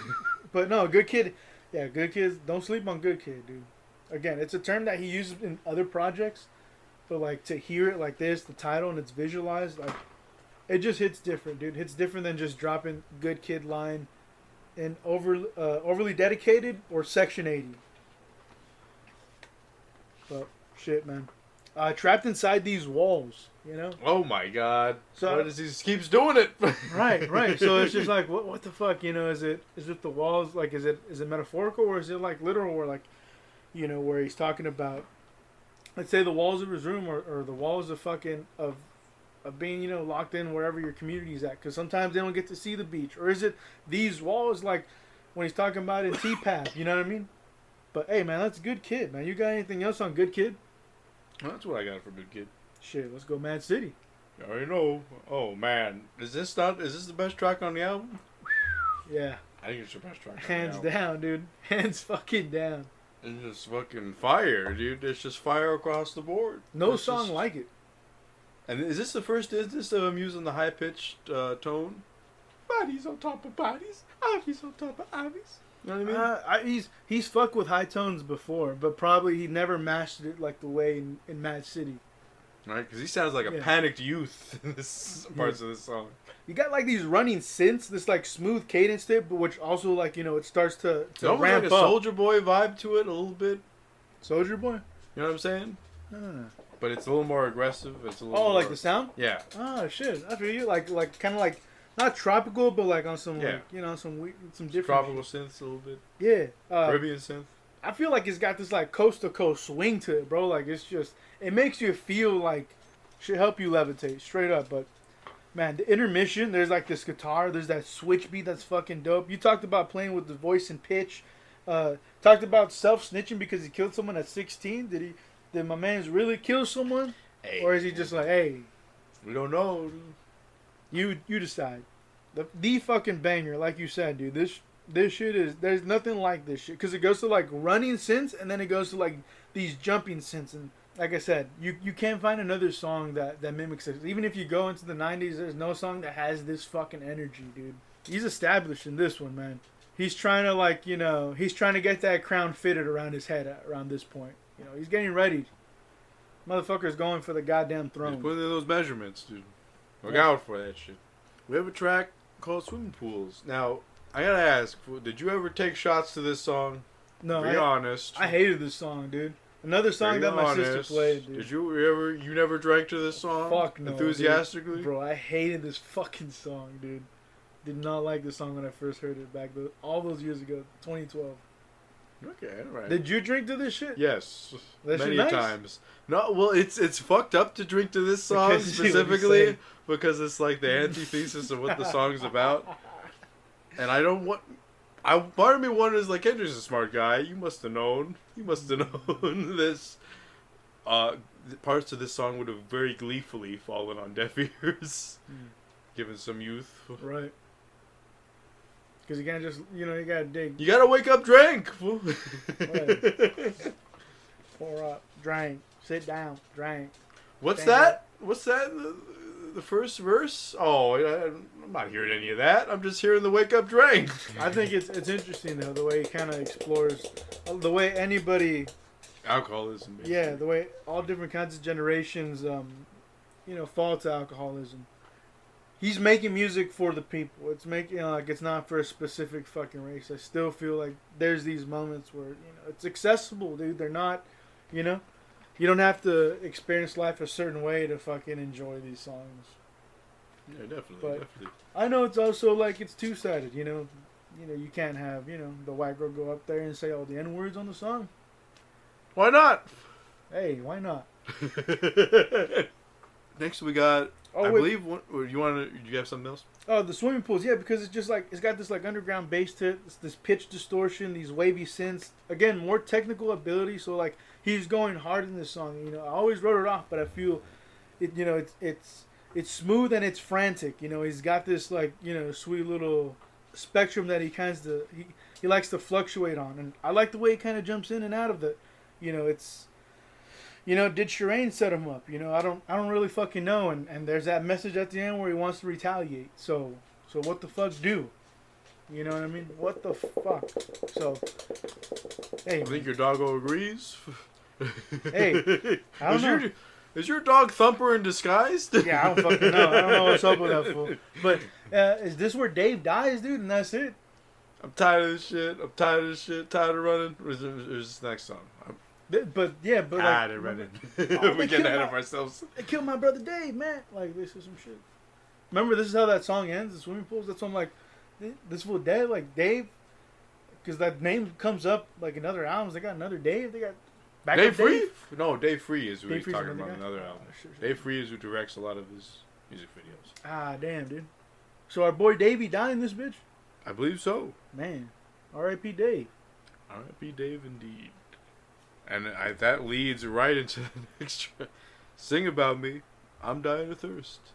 Hey, man. This is like this little melodramatic like a piano. Smooth tempo, Do you think chill it's cadence. melodramatic? You don't think it's smooth? You think it's elevator smooth? It's smooth, but like you also kind of have to mimic this feeling of like of loss and pain, and like maybe melodramatic is a poor fucking term to use, but But he responds. There's He definitely- responds responds to Keisha and or at least Keisha's brother, as it were, on this album. he responds to Keisha's brother. Yeah. What are you judging her past? Oh, this that's shit? right. She does come up because Keisha is like brother or sister. Our sister or brother, somebody related to her, is like, what the fuck you judging her past and shit? Because like the sister comes up and tells him like this shit ain't sweet, that she that she's fucking that she's fucking other people to survive too, essentially, and it just it makes you think like, why are you airing out the community's You're really not my dirty laundry, god damn it. You got to keep that shit in house, kind of thing, and it's fucked up, and people are gonna know who you're talking. Like, it's just crazy. I think it's an interesting conversation though, because he's trying to, like, the idea is to, like, we forgot. I don't know if we mentioned this, but he played that song to show it to his little sister, right? Right.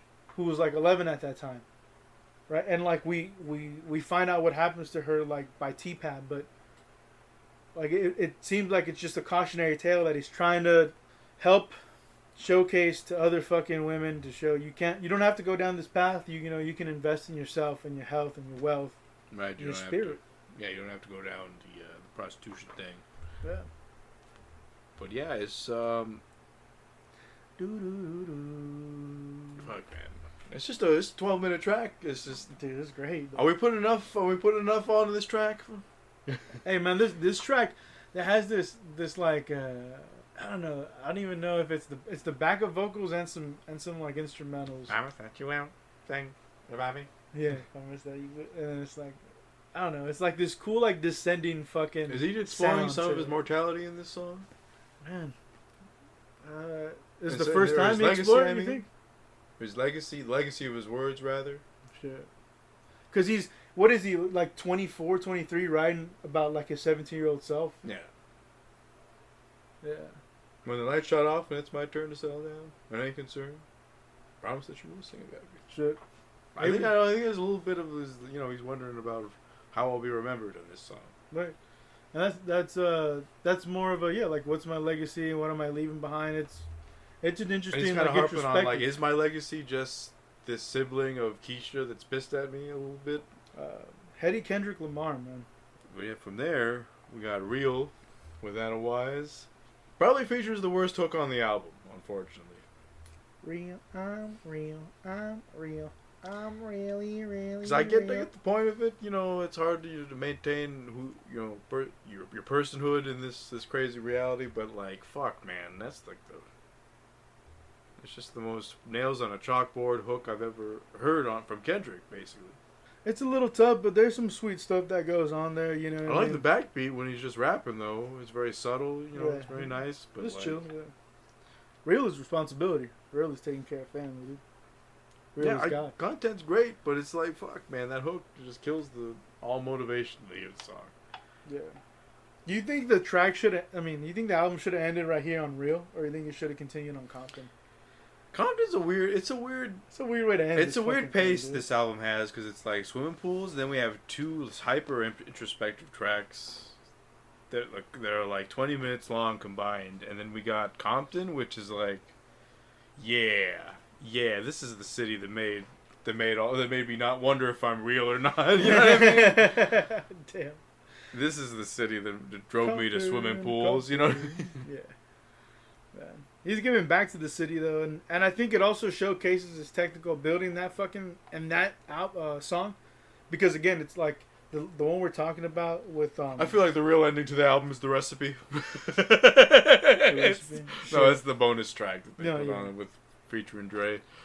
Oh yeah, they put a whole bunch of other tracks on that shit. But no, for sure, dude. Like Real, it's got some cool shit going on in the background, like you said, dude. And I like the message behind it. And you're right, some of the corny writing comes back, and it's Anna Wise. Yeah, Anna Wise. And it sucks that she gets, she got dealt that shit. Yeah, she deserves a little better. Not some real shit. No. She did, but the folks pop back in. That's why I think it's interesting to like kind of end it there. He's like, we just, return the car. Yeah, as Compton's a little. I don't really like Compton all that much. You don't? No, as a track, I mean. Oh. Jesus, you trying to get me shot? No, I know what you're saying. It's a fine city. I know what you're saying, dude. I'm just the track as it stands on this album. I'm not too hyped about.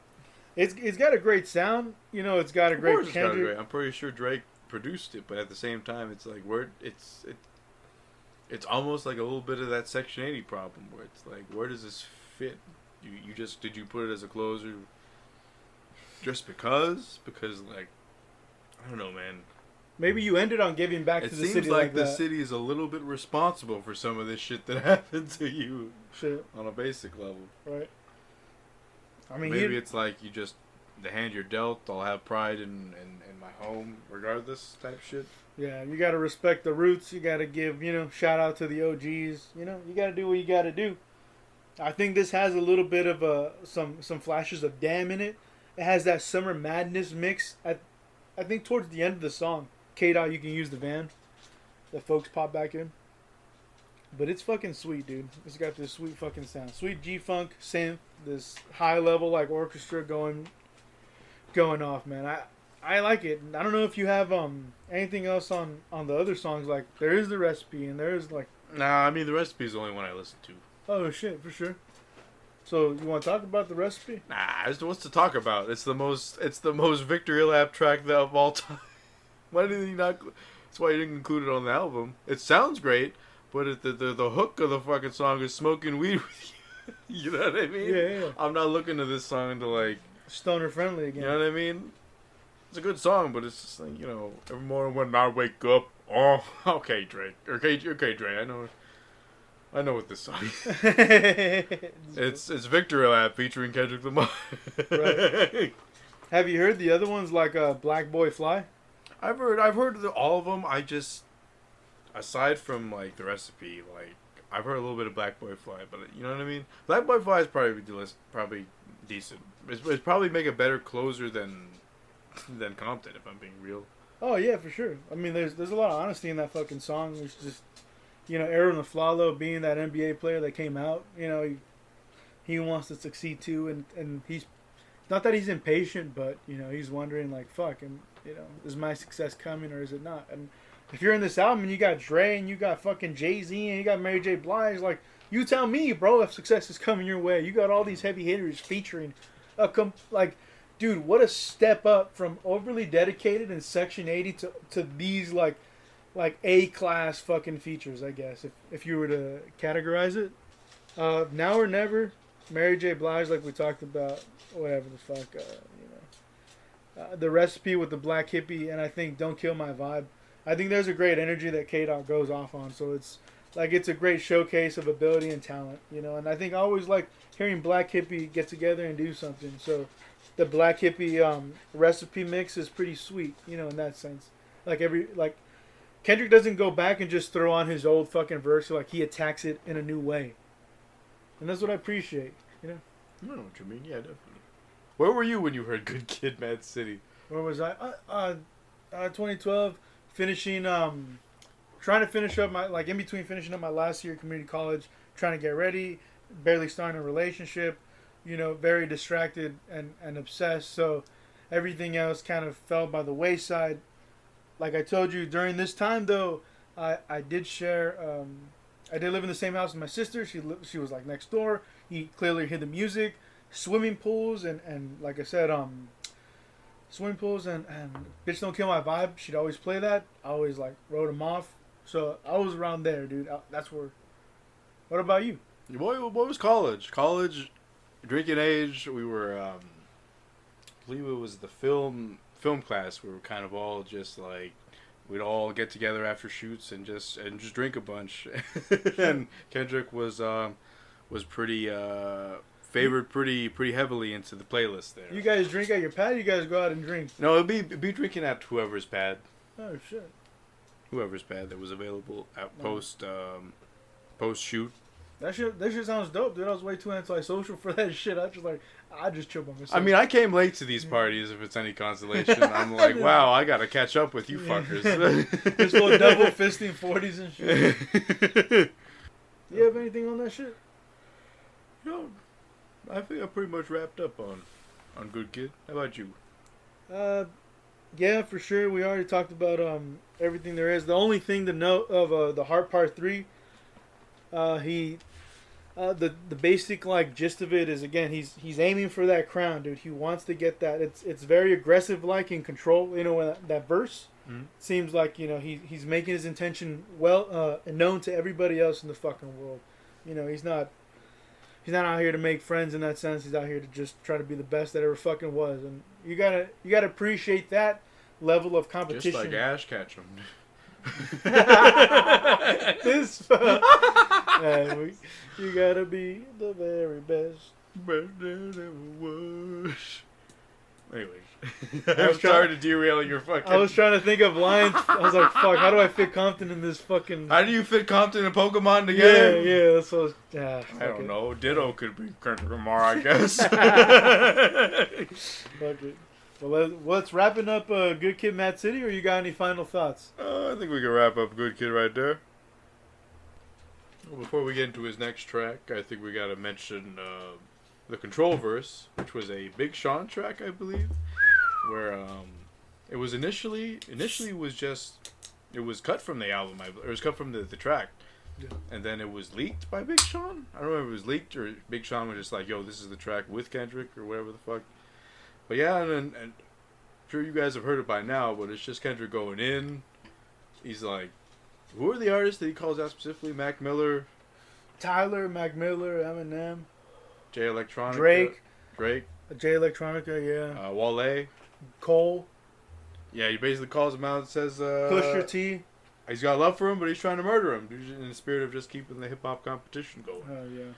But yeah, it was something of a upheaval in the hip hop community. Yeah. It was bold. Yeah, very post Good Kid, M.A.A.d City. But from there, you're gonna bump into one of his, shall we say, household albums, which is household. Do you think this is the one that put him that everybody knew? Like, no, I think it was another household album, I should say. Oh, sure. But like classic after classic. Yeah, that's what I mean. So, Pimp A Butterfly. To Pimp A Butterfly. 2015. Fantastic. Now, I'm going to have to spoil the ending track here, but the frame is basically a poem to Tupac. Shit. A poem that he comes back to throughout the album. Yeah. And basically coming to terms with being a specific black celebrity, a new black celebrity with all this money and all this notoriety. And yeah, it's another instance where like every track more or less ties into that theme of just being different from celebrity and notoriety and money changing, like how you're perceived or how you're treated to people you knew for most of your life. I don't know, that's what I got out of like the frame. What did you think of the frame of T-Pad? Yeah, T-Pad was, I felt like a pivot from making music about everyday people and for the people to like a little more this is the black experience, brother. Like yeah, I just think that it's kind of leaning towards more about speaking on the black experience, dude, and it's not so much that it's not accessible. There's a lot of songs. There's a lot of people that say this album's like black militarism, and I don't hear that. Jesus Christ! I don't hear a lot of hear a lot of call to arms shit going on this the album. Black Panther's album right here. Well, I hear a lot of like a young, like, what is it? I know we don't value this dude's opinion, but DJ Academics back in his his what is it, that show he did with Joe Budden on oh yeah, I forget what it's called. Something Struggle, Everyday Struggle. Yeah. But he would, he'd be like, oh, it's a little too militarized for me. It's a little too, a little too Black Panther. And I'm like, there's no track where he's calling black people to take up arms. So I don't know what the fuck he's talking about there. Yeah, that dude. Yeah. I don't know if he listened to this album. Yeah, he did it on some real shit. But yeah, I don't know if you had anything else to chat on the frame there. Yeah, no, I just think there's a lot of topics that it hits, like complexion, the black of the berry, man. Yeah, that's kind of, that could be perceived, but it's like he's talking about Zulu Nation and shit. He's not like saying everybody pick up AKs and get your 10-year-old no. black children to fight for whatever the fuck. No, I'm not saying that at all. I'm just talking about, like, it seems like those tracks are more about the black experience than what you were. Yeah, exactly. Right, but no, man. I just, like I said, it's self-interrogation almost. Examining himself. Yeah. There's no more characters like Tammy and Keisha. Right. It's all it's swerved over to self-examination. Right, and it's a complete. I believe this is a start in a trilogy of albums and in terms of self-examination. Right, for sure, dude. But yeah, from there, I guess we'll kick it into the opening track, Wesley's Theory.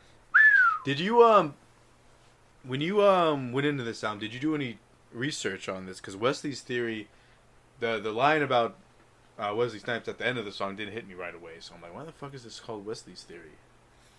You know, it obviously has that very, you know, that opening, every is a star. Which curiously enough, I don't know which came first. I think it might have been this album, then Moonlight, because I believe Moonlight also starts out with that very, like, that same piece of music. Oh, damn. Damn, dude. Yeah. I didn't know. I just like that it just focus on the sound. It's got this, like, faded in oldie kind of, like, feel to it, dude, that just kind of grows as it go on. Some more G-Funk fucking synths. Yeah, you got George Clinton coming in with the Hit Me. Yeah, hit me. And then you got this fucking wobbly ass bass. Fucking Kendrick going off with the voices and cadence, dude. Like, it just sounds like we made it, and I'm stunting. Like, I'm here, bruh. Right, he's doing like I think his perception of his less fortunate Comptonites, in terms of his cadence. Platinum on everything, platinum on everything. You know, platinum with a fat ass monkey. You know what I mean? So he's doing like this accentuated black accent. So I think he's doing a character, like he's not like really doing himself. Well, he's doing. I think he's a character he comes back to on this album, where it's the same character that wants to like stick up at somebody at the Emmys or whatever the fuck. You know what I mean? It's that hood character. Yeah, it's interesting because I always thought like that was like the devil on his shoulder, like that was like the first spawn of Lucy. Like Lucy's not always just gonna present items to you. Lucy's like that parasite that's in your mind that's telling you like. Yeah, I think it's like, you know how Kendrick mirrors people he grows up with. Like, that's an instance of, like, you know, what would people I grew up with do with money in this scenario? It's, you know, buy a bunch of AKs and, like, set it on my lap and pass them out in the hood and see what's good. Yeah. No, but, dude, Wesley's theory, I never thought about connecting it to the Wesley Snipe. Because I know he has that Wesley line. sniped your ass before. And then, yeah, it's all going into, at least parts of the song obviously going into taxes and, like, you know, don't sleep on your taxes. That's what happened to Wesley Snipes. Shit. You have anything else on Wesley's theory? You know, I think I'm good on Wesley's theory. How about you? Yeah, I'm good. Let's go for free. For free, yes. Fuck me. This track is ooh-wee. The sultry sax, dude. Is this the first instance of people comparing Kendrick's voice to that of a horn player? You know, like a horn player's sound, like. Better be like his voice on this track emulates the sound of a jazz horn, a crazy fucking jazz horn going up, going down. It's like it's not the only track where people like yeah, he's like a human horn, only he's saying shit instead of like making you know what I mean. Yeah, I never viewed it under that lens. I always thought that it was just a dude playing with the cadence. Yeah, you can look it up now. The There's multiple people that are like, yo, he's just not he's just doing it. It obviously takes some, but it's like he's kind of like his voice in terms of where it goes melodically mimics that of like a classic jazz horn player. Damn, I didn't know that because I know like spoken word is the intent, and I also know that you it's it's pretty obvious on this track. Just it's like fucking this is like Absol's outro on crack. Shit, yeah, dude. So I feel like he's in competition a bit with Absol a bit on this, and he's like, I'm gonna one up this motherfucker a little bit. Worthy of a music video, dude, and it's a short song, man. It's one of the funnier music videos of Kendrick out there. Man. Hell yeah. I mean, they're doing some great shit. And look, shout out to Kendrick being like growing as a performer behind the camera. Like, you know, he obviously started to get comfortable and, you know, exploring a lot of these. Yeah, I think this is when he started tagging along with, it might have been, if he didn't tag along with Dave Free on Good Kid, it was because the videos where they're just a little more straightforward in terms of like, they're beautiful, but they're not like visually striking in the same way that All Right or For Free or any of the later music videos are. And that's Dave Free's work? Yeah. From then on, dude? I believe so, yeah. My word. Yeah, because like I never looked back at those videos and go like, oh, I want to see Poetic Justice, or I want to see Don't Kill My Vibe. They're good videos. But it's pools, just I don't remember them the same way that I remember like All Right or any of those later videos. Yeah, shit. But yeah, from there, want to hit it over to King Kunta. King Kunta, King Kendrick. Where were you while I was walking? Shit. King Kunta Kinte, huh? Yeah, you make reference to Roots. See, and like this is what I'm saying. Like, is this more of a black experience thing than I'm making music for people? It just depends on where you go for school. Because I watched like an episode or two of Roots in middle school. Yeah, we But it wasn't like it's a series. I didn't watch the series. Yeah. As I understand, some black families will like, it'll be like a rite of passage shit. Where it's like, oh, you turn 12. Not, I mean, it's, you know, there's not a strict one. There's not a strict like age thing, but it's just like you turn this age, we're gonna show you Roots to like, you know, this is where you came from type shit. Shit. I don't know if it's still the thing, but like when I was growing up, there were like some instances of like black friends of mine and be like, yeah, my folks showed me Roots and whatnot. Yeah. Like he was kind of calling me out when we watched it in middle school. It was like, I've seen this shit already. Isn't that shit crazy? Like I feel like my family was always on some. I'm like, yeah, let's go watch some. Let's go Did watch they some make you dumb watch shit. Blood In, Blood Out when you? No, they didn't. You know, that's what I'm saying. They're just like, it's the highly uncomparable. Yeah. But you know, similar in you know, where it stands with the cultures. Right, and like that's the thing. Like maybe that specific culture wants to experience that shit through film, as opposed to this culture. I feel like the experience, the culture they want you to absorb is maybe more in the music and the way, like maybe let's say you handle family shit, right? Or you know what I mean? It'd be more family centric, and you know, love the music more so than like love these specific movies or love these cars or love. I don't know. No, I know what you mean. But on the subject of that shit, this has got a classic G-Funk sound. I was gonna kill a couple rappers. They already did it to themselves. Yeah, another fucking another whammy with some like. We want the funk. Yeah, like it's almost like some porn fucking. I don't think like, G-Funk's on it. I don't think George Clinton is on it, but he sounds like he's on it. Shit, yeah. You know what I mean? Like his presence is felt, even if he's probably not vocally on this shit. Yeah, Yam is the which power who knows? That beat. He might have done some background vocals that are just kind of in there to be discovered and shit. What do you think of the Yams, by the way? Because the Yams is a very deep literature reference there. Yeah. The powers that be, dude. The shit that, you know, the motherfucker is the black hand, the puppet master of the motherfucker. That's what I see. What about the line, the Yams brought it out of Richard Pryor? Because that line always stood out to me. Because it's like, is he referencing the time Richard Pryor lit himself on fire doing freebasing? Yeah, I'm feeling like that the same way Chappelle... Or is he talking about, because Richard Pryor, let's be real, he had a lot of points of controversy. I believe in the process of a divorce, he shot his wife's car. Right. With like a 357. Right. Which was, well, if he paid for the car, that's within his rights. It's threatening, mind you. Yeah. But it's like, shit, man. It could have gone way worse in that scenario. If you're going to take your aggression out on something, it might as well be an inanimate object. Shit. Yeah, I don't know. I mean, I just take that line literal. I think Chappelle with Martin Lawrence, that whole, like, freaking out in the middle of the street, that's what I imagine. You know, just like, hey, bro, like they pushed him, the powers that be, pushed him to a state that just broke the man, you know? I got you. Mind, body, and soul, dude. Like, well, fuck, how do you come back from that? Shit, but yeah, King Kendrick, another deep track on here. Fucking 3 for 3 for deep tracks, which I don't think there's gonna be any undeep tracks on this whole album. But I feel like he's talking about like they're coming for the throne now that he's actually king. Like after he released, well, he's got a target on his head because he's the king, right? Yeah. I believe that there's like red dots on him in this video, right? Or am I thinking of another video? Yeah, I can't remember the specific shits, dude. Again, I didn't visit the if there was music videos, dude. Yeah, no, I get what you mean. I might be thinking of Humble because I know there's a red dot thing in Humble. I don't know if there was, but it wouldn't surprise me if there was a scene where he's on the throne and like there's red dots pointing at him, just because how this is lyrical content. But anywho, bringing it into something we do know, which is institutionalized. Hey, we're just the first to admit it. Get it back. Anna Wise back in the bitch. Anna Wise back, dude, on a better track, thankfully. Yeah, thank God. Kendrick. Hey, Snoop Lion. Snoop Lion back on this. Oh my God. Stop fucking lying.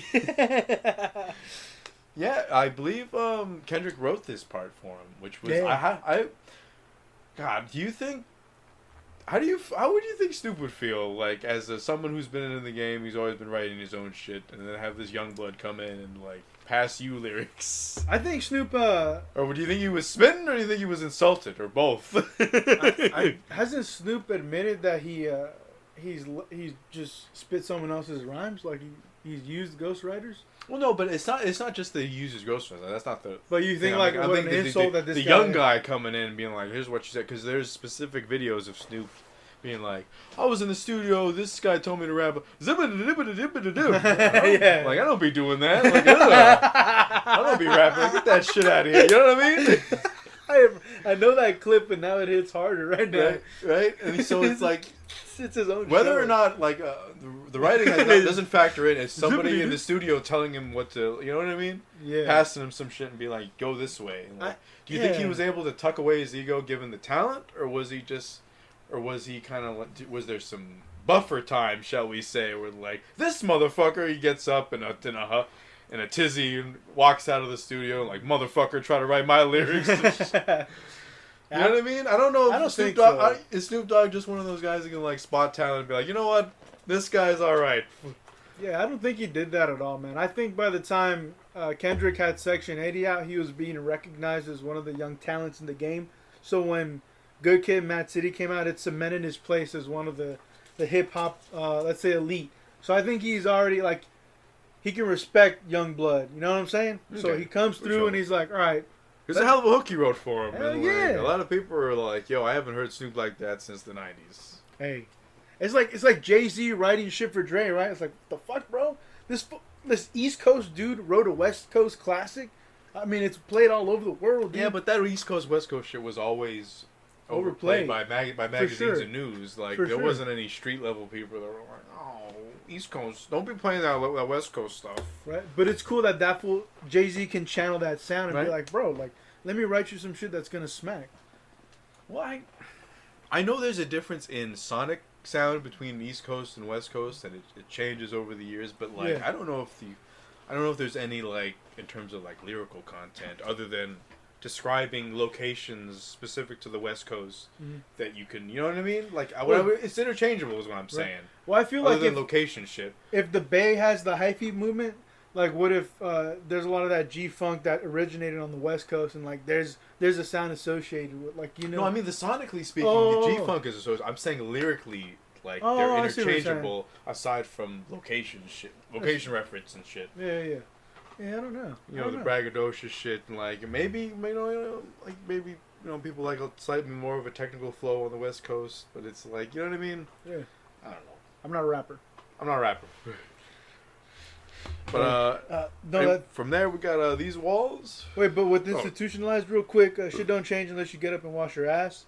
Yeah, he's doing his grandma voice on this track. Yeah, man, it's a great fucking sound to this track. We don't have to go too much into it, but the gist I get to it is like the cultural programming. Are you thankful or are you regretful that there aren't footage of Kendrick replicating video of him replicating the grandma voice in studio, pulling him a D on the bitch? Okay, I didn't say he went method. I said he's just doing the voice. There's just video of him. You say he's putting on pretty dresses. Hey, you know, K-Dot full method. I don't know if you've seen Power, but that fool did a couple bowls of crack before he went in that role. My word. So I don't do crack for nothing. Hey, I gotta do it. I gotta get into character. All right, don't be judging your boy. Fuck, dude. But yeah, I just think like it's an interesting theme of the cultural programming that goes on, and again, these are themes that he tackles in the earlier projects, and it's continued on. It's that conversation that's continued as he grows older, and I appreciate that, man. Like, it's a lot of themes that he kind of carries over that I like. I don't smoke crack, motherfucker. I said it. And on that note, we will kick it over to These Walls. I don't know. This is probably not the first instance of Thundercat doing a bass line on the album. I gotta lower that song when to play, dude. What do you mean, lower that song? Hey, this fool's gonna think I'm on the hub, bro. Hey, so what? Just put a sock on the door and let him know. Let him know the do not disturb is in session. I'm in 7 minutes of heaven right now, goddammit. It's going down. My word. Shit, dude. This will lower it with These Walls. Come on. I gotta put my headphones in. Hey, but the poem comes back in this song. I'd rather you lead into it and just start pounding on the wall when this shit goes. No, but the poem does matching moans. And the shit. poem leads in the song with the moans, and they have a double entendre to them where it's kind of like describing like inner pain. Hell yeah, man. In addition to pleasure. Hey, I remember you misusing your influence. You know what I mean? Exactly. And I think that line isn't more emphasized than in this track where he's talking about how he used his fame to kind of get back at an op by fucking his God girl. damn, that's some vindictive shit right there. God damn, huh, dude? Using your own shit to be like, hey, fuck your girl. No, I'm just picturing It's your K-Dot girl. going into phone booths that don't exist in 2015 and looking like, all right, what was his name? All right, they lived at this address. All right. And just hoping and praying that she fine when he finds her. God damn. She a Felicia and shit. Nah, that shit's nice though. Very easy fucking going, man. Dope track overall. I can't complain about it. But then want to go into you. You got this spiraling jazz, this squealing guitar, this frantic frustration. I believe it's from the perspective of a friend of Kendrick who's stayed in the hood while he's done shows overseas and whatnot and been going living his life. Dude, remember when we talked about Kendrick's sister and he plays her that song, right? So okay, the continuation, please hit me with it. She's 15 right now, and she's already a teenage pregnant mother, or whatever the fuck. So that's why Kendrick feels like he failed. I played this shit, but it fell on deaf ears. You know what I mean? Like I wanted. Where was your antennas? Yeah, where was your antennas? I was trying to teach you and show you this cautionary tale, and it's not like she went through Keisha's. So it is from his perspective then. It's not from. I always assumed it was from someone else's perspective. Like you weren't looking out for blankety blank while you were away on your shows, but it's actually from his own perspective. Yeah, and interesting. I always felt I should have known by the video, because the video, if you've ever seen it, is some wild shit. It's basically just him drunk, fucking speaking to the camera that is above him. Hey, dude, it's introspective, and it's a dude that's showing that he has guilt for leaving the hood and chasing these bigger things and feeling like you left some of the homies back there, and some of the homies still go to jail, and you can't take everybody with you.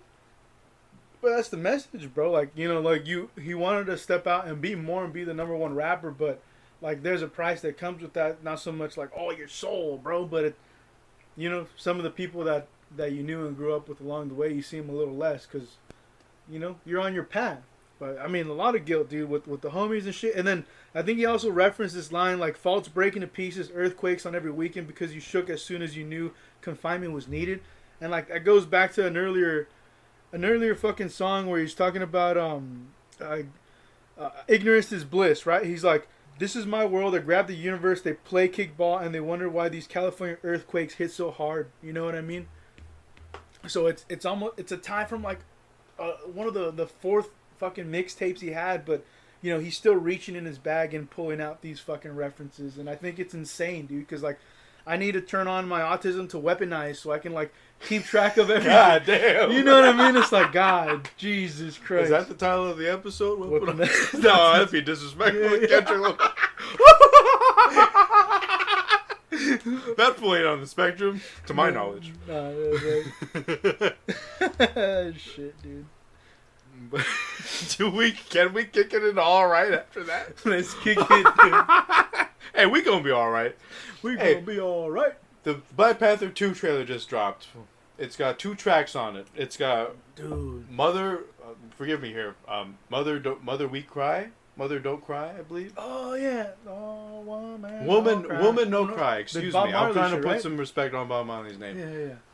And it's got, from that it goes into We Gonna Be Alright, like Kendrick Lamar, which fuck man, it should give you an idea of just the power of that track. That goes well beyond our knowledge. Right. I don't want to get too let's say political with it, but in the streets with the civil unrest, they would play that song, bro. So that song means a lot to all kinds of people, you know. Definitely. It's a source of hope, and fuck. And it's fucked up that they try to take that and turn that into something. Yeah, they try to spin it into some. Maybe that's where the militarized shit came from. Because there's references to guns and even like on I in the upcoming track, there's references to put your gun in the air and shoot it. And it's like there's reference, you know what I mean? And it's like people use that. And it's like, bro, there's no talking of shooting people in this track. Yeah. He's not telling the people to arm yourselves. Yeah, they go twist it to this other shit, and it's like, bro, I don't see this as Black Panther music, at least by my ears. And it's crazy based on what I know about him. People who twist the words, they're not even like they're trying to appreciate the music, or they're trying to like, give it the full attention, and then try to understand it. Black Panther music in terms of like the '60s, political affiliation, not the movie or comic or anything. Yeah, like the activism, the rebellion of the shit, We're fighting oppression kind of shit. Yeah, I don't see the references to that movement specifically. No, but I mean another fucking song that just completely showcases his technical ability with that cadence, that charged up. And again, he doesn't always go hard in songs, but when he does, it's like again, it's sweet, dude. And he knows how to use it. It's not you don't charge up every fucking way along each song, dude.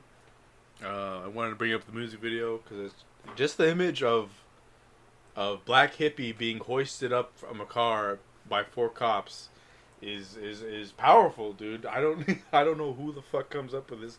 I understand Dave Free and Kendrick dip a lot into black photography periodically for a lot, or at least a lot of the next studio album music videos. They dip into a lot of black photography. I'm not sure if they were on it quite just yet. I don't know. That's I didn't even know that was even a. There's an image in the Element video.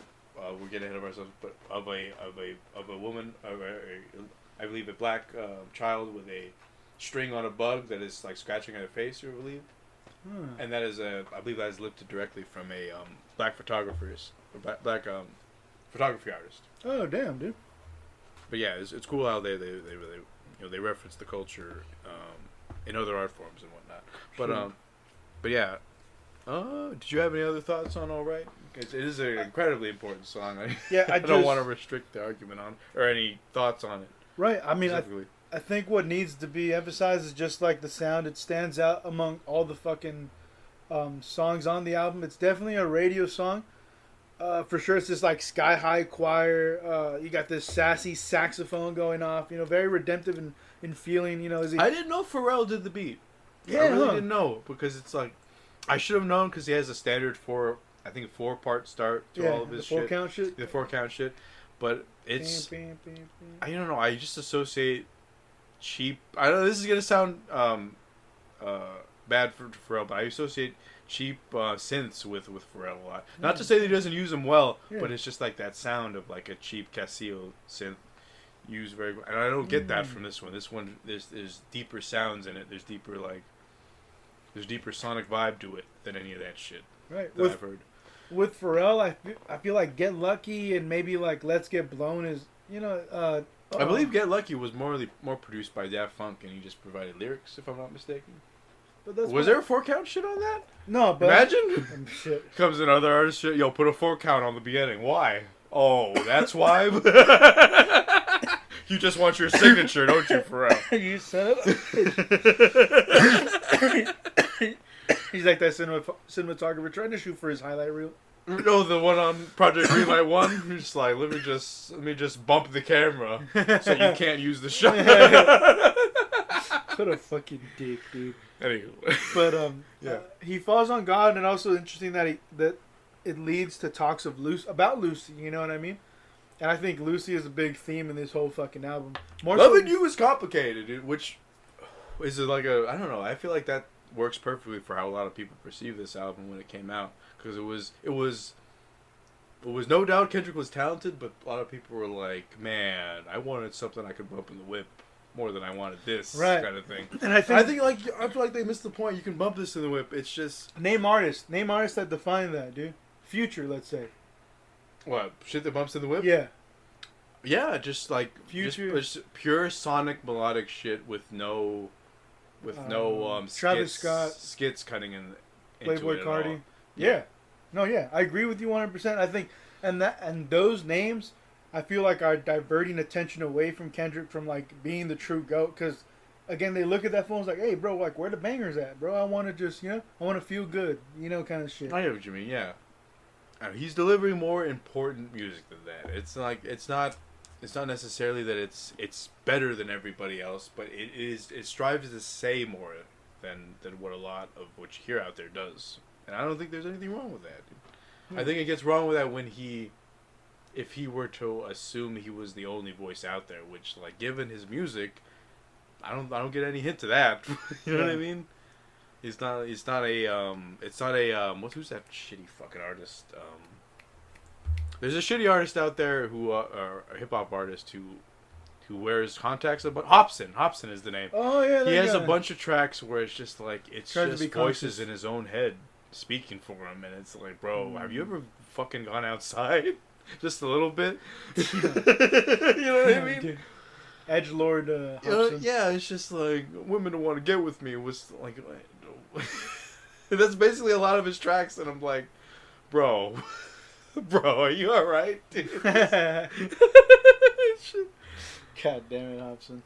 Right? I don't know. He's just like, he's too deep for him. Is basically what he comes back with, and I'm like, really? That's what it is. You're too deep for him. Shit, dude. I'm like, wow, that's a little bit of an ego you got there, buddy. But anyways, he needs a Snoop Lion moment, dude. I know he needs a Snoop Lion reawakening. Any final thoughts on Alright, or you want to move into For Sale? The only final thought I want to say is that I hate how commercialized it's become. Like, it's great that it means for things, but like, I see it advertised for like shows and stuff. Like, yeah, it's great for the like Black Panther stuff. Black Panther was the one scenario that worked. I feel like 10 years from now, it's gonna be all over the pharmaceutical thing. Everything that comes out, herpes medication, whatever the fuck. You know what I mean? Any kind of thing. Right? It's gonna be like all right with Shepepsazovin or whatever the fuck. You know what I'm saying? It's a different iteration. That's what I mean. It's like it's one of those tracks. It's like I feel like Burger King will use it in 5 years' time in one of their slow motion montages of like the same chicken nuggets and fries that they've ever made. Yeah. We gonna be all right with the way you like it at Burger King. You know what I'm saying? It writes itself. God damn it. Just want some Atlanta skits shit over here. Anyway, kick it to For Sale. For Sale. For Sale? Question mark. Yeah, this is like fucking church choiry, spacey scales. Yeah, plays with voice. Lucy comes in and talks about what they offer. Get you. Yeah. Yeah, he's doing another one of his accents on here. Lucy ain't gonna ask you, Kendrick. Lucy ain't gonna do whatever you want to, Kendrick. Speaking out of his doing the stroke mouth, basically. This guy. Fucking stroke mouth. Man, yeah, I think I like the idea and of the conversation between the two like that, representing like everything that could be offered. And do you think the title's asking like, is his soul for sale? By the, you know what I mean, the question mark. Yeah, it has to, right? Because it's from the perspective of what, like a Christian man, let's say, and it's like, what else do you have to offer, bro? Like, let me give you something. What you got to offer? Open before we off you. Yeah, man. Like, it's a different I don't know. It's a way different approach from the previous albums, and I think I like the direction it's going because it's more self-interrogating as opposed to the other ones, but they're still honest, man. Like, I don't know, and this isn't disguised in so many characters, but there's still enough of a spectrum and enough of like different voices. I like the spacey vibe for a very dark context, where it's like very sinister, dude. Yeah, like it's good him exploring different sounds for different. It's not because like there could have easily been an album like this where it's just a slog from an emotional perspective to listen to. Not to say that it doesn't challenge you your first couple of times, but like. It could have easily been misery porn, you know what I mean? It could have easily been like Kendrick's fucking down on himself for like 80% of this shit, but he manages to like pick it up with the production, if not the lyrical content at certain times. You know what I mean? Yeah, for sure. To be able to portray more heady, darker tones and kind of happier, sarcastic contents almost. You know what I mean? Yeah. Like I forget what music video, but like he does like. There's a dance competition thing that he does with what's his name, the big muscly dude. J-Rock?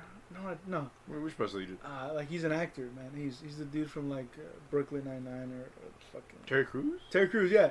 Like they come on, like they start dancing, and it's that same vibe like I you don't talk remember about. this music video. Is No. it in? Was it on this album? Yeah, it's hit. Interesting. I think it's hidden in one of these because, like I said, like they're doing Maybe this- King Kunta? Maybe, I don't know. maybe, but it's funny because like you talk about like it's upbeat, but it's also like tongue in cheek, sarcastic and shit. But from there, did you want to hit it over to Mama? Yeah, the only thing I wanted to say was just like Lucy feels like he heard that Cushion Corinthian shit. Like he knows prayers too, motherfucker. So I know what you preach, motherfucker. yeah. Yeah. But Mama, you said right? We've been waiting for you, waiting for. I believe the this is where the poem goes in. Until I went home is the Yeah, connecting yeah. track to this one. And yeah, Mama will put you on blast was basically kind of the I guess the overall message of the song. You know what I mean? Or you can be comfortable with Mama. You know what I mean? Yeah. Maybe I'm getting too ahead of myself with the.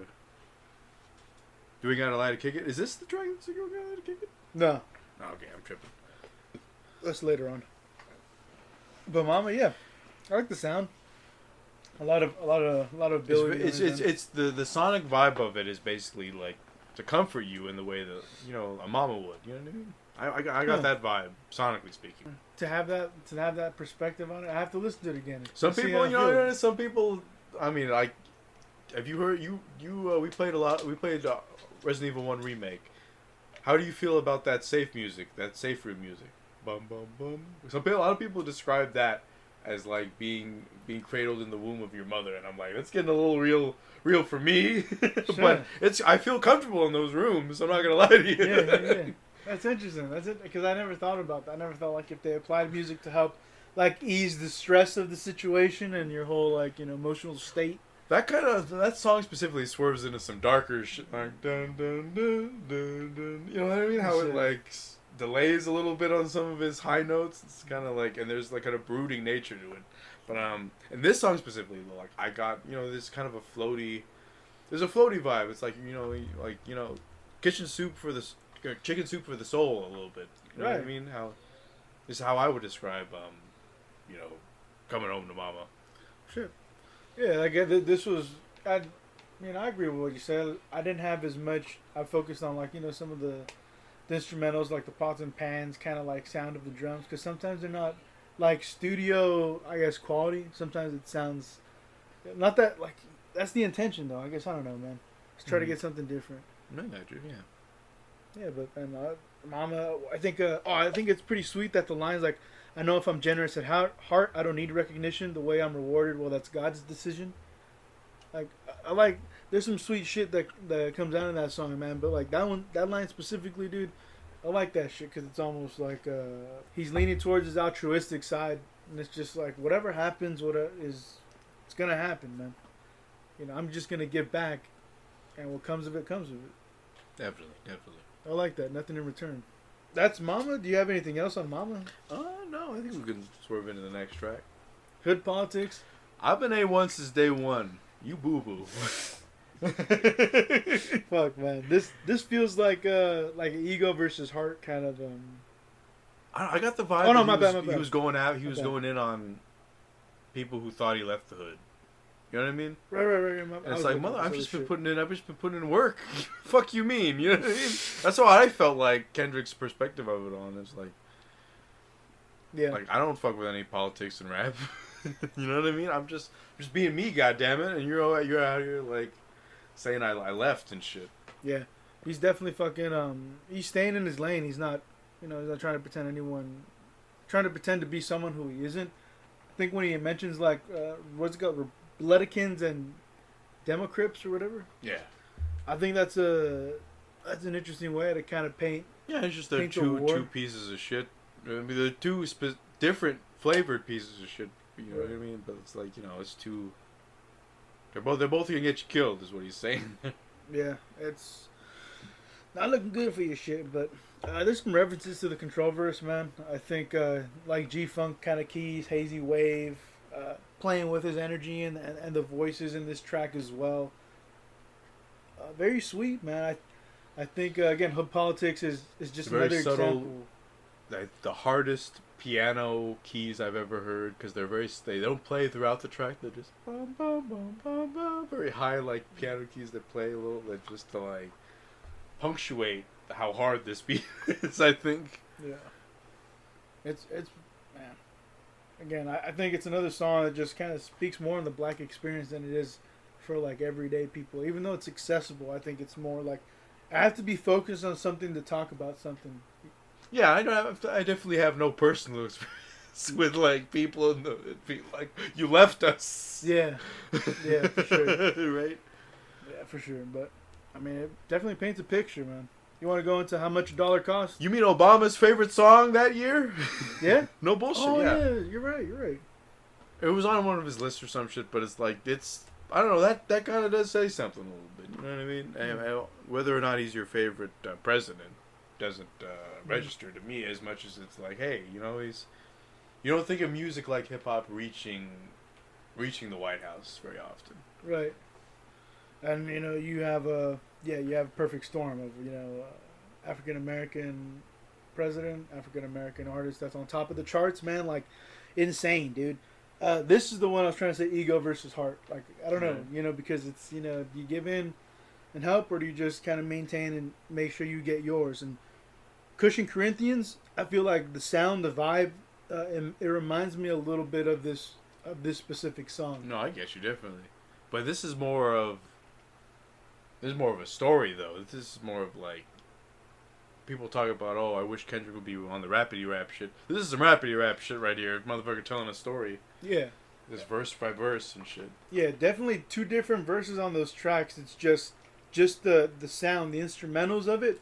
That's where I feel like, oh man, I feel like I'm in that same space as Cushion Corinthians. How much a dollar costs with conversation with the homeless? Like, I homeless feel like man who he finds out is God, dude. And he's like, hey, what's up? Well, what's up with not giving me that $1? How much does it cost, fucker? Fuck, hey, what if God was one of us? Hey, in rap form. But it's a little more relatable than that, cause, you know what I mean? This is fucking one of those songs is hella melodramatic, and one of them is a little more grounded. I'm just fucking with you, dude. No, it's a real shit. But like even like just, the Isley Brother outro is like is I don't know, man. That kind of cherry on top for me, man. Damn, I didn't know like there was they were sampled at the end of that. No, I don't know if they were sampled. It might have been an original track, much like the Snoop Dogg shit. But it's it only doesn't surprise me just because of the track we'll get into later, which samples them directly, which is I. But from there, do you want to hit up Complexion? Let's go with Complexion. This was my introduction to Rhapsody. I don't know about you. Yeah, for sure. Goddamn, dude! Like just putting other rappers on, dude, on the daily, dude. Dark as the midnight hour, bright as the morning sun. Love yourself type of shit, man. Really, yeah. Just love the shit, your shade. Goddamn it. It's basically the premise of the song. Yeah, and Rhapsody is a fucking, she's another MC that ain't nothing to fuck with. Yeah, no, she'll mess. She got power, as they say. God. I've heard tell. Dude. Yeah, hey man. Hold the high. She got that power, bro. But man, like I love the sound of it. It's got this like sweet sax, these gunshot claps, a smooth cadence to kind of go with everything from Kendrick. Obviously, you said the features. Yeah, it reminds me a lot of, I don't know, just late '90s vibe to it. You know what I mean? Just like the beat. I mean, you know, like R&B kind of shit. It reminds me something that Lauryn Hill in her Miseducation days would have rocked on. You know what I mean? Right. Yeah, for sure, dude. I can hear it. I can hear it. There's definitely has to be some like '90s influence if he grew up dancing in the living room with his parents. Yeah, and just for the context of the album, in terms of like the framing, who he's talking to for the poem and whatnot, kind of would make sense. That, you know what I mean? Yeah. Kind of cater to a more '90s sound a little bit to get his point across. Yeah, I never thought about that. Trying to, if that's your audience, you have to adjust and try to like, Tupac. Well, I mean, like, there's a lot of good sounds to pull from the '90s, as cheeseball as some of them were in their flannel nature and whatnot. You know what I mean? Return of the Mac. Yeah, but this is how we. Did you have anything else about a Complexion? No, I just another song that just speaks on some shit, but it's dual. It doesn't have to be seen as that way. It can be seen like everybody's accessible to the song. you know, you can pull something from this shit for sure. I guess next we'll swerve it to the big scary black people track of the album. Oh no, fear them. The black what's? They're picking up arms and talking about Zulu. No, they're not picking up arms. God damn it. My word. Good God, man! Stop having pride in oneself. Jesus Christ. Shit. But no, the Black of the Berry, dude. This is fucking hype track, dude. I think so, man. It's like it's emotional. It's not like I wouldn't say is you wouldn't bump it in the whip because you would, but it's just you have to have the right mindset, so to speak. You know what I mean? Right. Yeah, because the instrumentals, you got like these escalating keys, these ringing sits, this boastful fucking bass. Is there not a guitar on it, or am I mishearing? There's got to be Strings of some kind. Yeah, for sure. But it's also the sound's also very sinister in nature, man. And you got there's like a very sinister like horror keys, I believe. Like some straight up horror shit is going on with some keys on that track. Yeah, in the background. Yeah, I mean the black on black crime he speaks on is another thing. If comparing he's referencing it to African war ravaging and whatnot. Yeah, because the Civil War ain't nothing to fuck with in Africa, man. Like that's a lot definitely of not. Damn, man, it's a lot of shit popping off, and I mean it sucks, dude. Like there's no one helping them. Like the UN exists, you know, but like again, it's almost like they can't. Their hands only have so much reach, and it's like we can get you help in a couple months. Shit. If you're not dead by then and shit, it's basically what it is, and it's like that's what modern UN legislation will get you, unfortunately. Yeah, man, fucking shit's tough, dude. It's tough, dude. But it's a song that needed. I feel like I don't know. It kind of needed to be like aired out in terms of like the black on black crime, where it's like he's calling on this is the final track of the final line of the track, which is how do I weep when they kill was it the Trayvon Martin? Kill Trayvon Martin blacker than me? When I kill the person blacker than me, yeah. Yeah, How can I weep for Trayvon Martin when I killed? Yeah. And the creative decision to have a very introspective outro, which is this. I'm gonna drop that line and I'm gonna leave you with this track for like a minute to think on that. Yeah. You know what I mean? That's some shit right there, and you know what I mean? I'm not gonna say like I don't want to say like this, but like what I've never seen Drake like. Let me drop a line on you and let you marinate on it for a little while. Let's be honest. You know what I'm saying? Right. First name ever, last name greatest. Like that really leave you thinking after? Like a sprained ankle, boy. I ain't nothing to play for.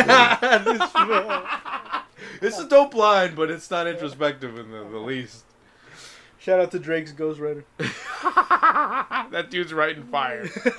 I hope he gets. Gets some notoriety one day. I hope he gets let out of his cage, dude. His Drake cage, where he feeds them nothing but champagne and leftovers from the Cheesecake Factory. In a fucking bowl, dude.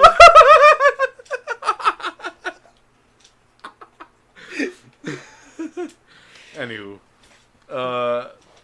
do you want to wrap it up on the Black of the Berry? Or do you have anything to add?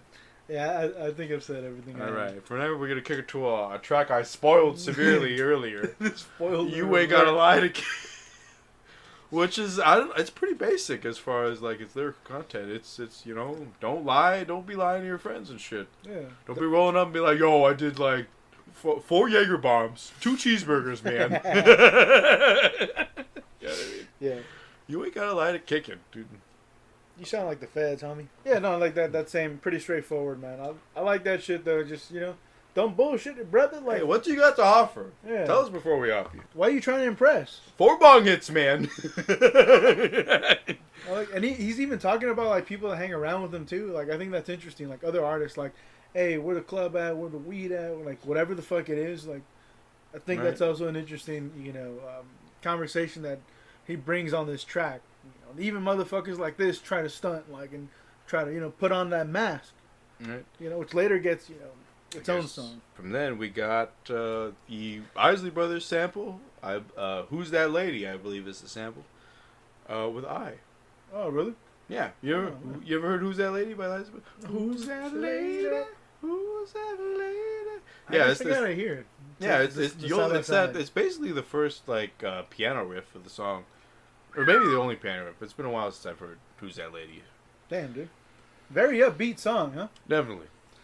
He did you catch the music video at all? Yeah, where he's like going out in the street. Yeah, and he basically there's a basically shot for shot Dark Knight Joker thing where he's hanging out the back of a car, kind of like wilding out. Yeah, that's right on. He's like, fucking, yeah, out the window. I remember that shit. Right. Think I believe Isley one of the Isley brother is driving the car too. Oh damn. Yeah, you watch that video? It was like, who's that pimp looking dude who's driving Kendrick around? That's the fucking Isley brother who's That's the driving big around. homie. Yeah. My word. I love myself very celebratory. It's almost like it almost sounds like the cap into it, but it's not. We got one more, but with the Oh yeah, we should talk about because there's a music video version and there's the studio album version. there's which, a difference. Yes, there's a difference. There's the studio album version or the music video version is just the basic like he's just it's the track with a loop on it. And it's just you hear it as you would hear it on a studio album, whereas the studio album is a mocked live performance. Oh. Did you assume it was like for real? Because he definitely like goes all out to like prove that it's a real performance throughout. Shit. That's pretty cool, man. Like he told a story sonically speaking where it's like, yo, he's got somebody introducing him, he's got him fucking with the levels, like it's a live performance. Turn the mic up. Turn the mic up. Yeah, and it's he's kind of got this moment where it's like he's frustrated with performing in Compton. These people are too rowdy, and he's like tells him this poem at the end, which I don't know if you got it on hand. N-E-G-U-S. Yeah, say it with me. With back pride to come and get me. Right. Yeah, so it's just the song. Like he finishes the song in the music video is the only difference. He's like finishes the verses where like he doesn't get to finish the song. I'd be curious to know what happened between releasing the music video and releasing the album because the music video dropped long before the album. So I'm like, did he drop that? Was it just a cold reception in the hood or something? And like he was like, you know what, you motherfuckers didn't hear me the first time, type shit. Oh shit. You know what I mean? Yeah. Because he like it is a decision to turn that into a like that's weeks of work right there to turn that into a mock live performance as opposed to just a studio album shit standard and whatnot. But yeah, that's what I got to say on I. It's wild shit. Some other shit. Self-acceptance, self-love. We gonna be all right, even with my flaws. It's true. It's true shit. But I don't know if you had anything else to say before we kick it to the closing track. Nothing other than it's Mando. It's Mando. Anyway, Mortal Man. Mortal Man. It's a song where he basically explores, like, I think something he would get to the bottom of more deeply in the Heart Part 5. But just keeping it to this song, it's more, hey, when shit hit the fan, is you still a fan, dude? Hey. You know, if Kendrick Lamar gets in a scandal, are you still gonna, you treat him as a fan still, or will you write him off? Yeah. Will you quit on the motherfucker? That's interesting. It's an interesting fucking idea for the song too, with the sweet mix of instrumentals with smooth sax. Yeah, smooth very strings. somber guitar or piano loop that is like, I don't know, extremely somber to me. Yeah, I mean this guy just respecting the struggle of the black man, the funk, the pain, the bravado, this whole spoken word and gospel. Like there's this texture and temperature and depth to like blackness that I can't enter, bro. But like he describes, and like myself, the same way as an anthropologist looking at another community or society, whatever it is, you get a great interpreter with Kendrick Lamar, and he's just. He's on this other level, man. It's conscious Kendrick, on some, on tan, Exactly. Dude, the fucking, what'd you think about the conversation with Tupac, given the fact that I think in Compton he grew up with, like, the LA riots and the Tupac shooting a music video. He has memories of being there with his pop and doing all that shit, even the California Love music video, and it's a big influence on the dude. I think he had the interview, and I don't know if it was public knowledge that interview he had, but like it was interesting how based this entire concept on being able to cut out the interviewer and kind of cut himself in to this conversation with him, and how the decision to like he speaks on his poem, and this separate poem that he wrote that he kind of tells right then and there that speaks on the, I believe is it the ground, or is that his? Oh, the ground is a metaphor. Yeah. No, he talks about the ground that was going to swallow people. Yeah. Tupac says, and then he speaks of, he talks about the butterfly, or was that the poem? Yeah, that's the poem. The cocoon. But there's a separate poem that he pulls out that he asks Pac his opinion on, that he doesn't get a response to, and that's kind of like, you're like, what do you think about this, Pac? And like he doesn't get a response, and it's supposed to be like the interpretation of his poem. The interpretation, what I thought was like, Tupac's dead. You gotta think for yourself, which is like a line that comes back. You know what I'm saying? Yeah, I like that, dude. Hell yeah. You know what I mean? Yeah, it's like you don't get a response from him. He's no longer there, dude. He's gone. Hell yeah. It's like you got what you have, the interviews you had before he died, and that's all you got. Yeah. You know what I mean? Like regardless of I don't know. I can't remember exactly the poem, but there's, to me, like the essence of that ending is like he's gone, dude. You can't harp on like what that, the thoughts of a dead man forever. Yeah, I like that. You got to think for yourself. You know what I mean? You got to find your own 2 feet to stand on and go and walk that path, man. I think what's interesting is in that conversation too, he's talking about Pac, and he's like, we're just out here telling stories. We're telling the homie stories. Like, they're not even, they don't even have their hands on the steering wheel of their vessel. He's basically like, the idea is that the homies come down, take over your vessel, and help perform these songs. I mean, it's a beautiful statement, and it's a dope fucking visual. But like I said, I think it's one hell of a way to fucking end a goddamn album, man. Yeah, definitely, man. Shit. And just even the final explosion of jazz, that jazz note that he leaves us on. It's kind of like this crescendo, this almost a wall of jazz sound that's kind of like careening throughout the end of it. That's just so gorgeous to listen to, and like when it kind of just like caps off and we don't hear anything, we just all we have is Kendrick yelling Pac. It's such a good cap to the whole thing. Yeah. Yeah, classic after classic, dude. Yeah, man, it's a banger, dude. It's an untouchable banger. Shit.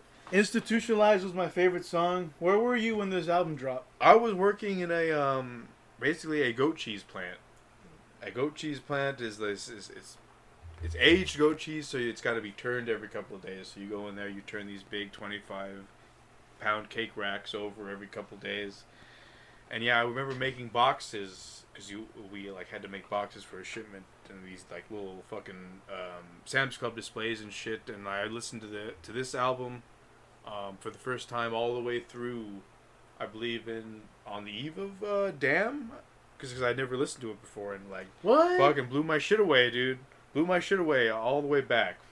Oh shit! Blew me all the way back. Like I couldn't. I had to listen to it multiple times. I didn't process it all.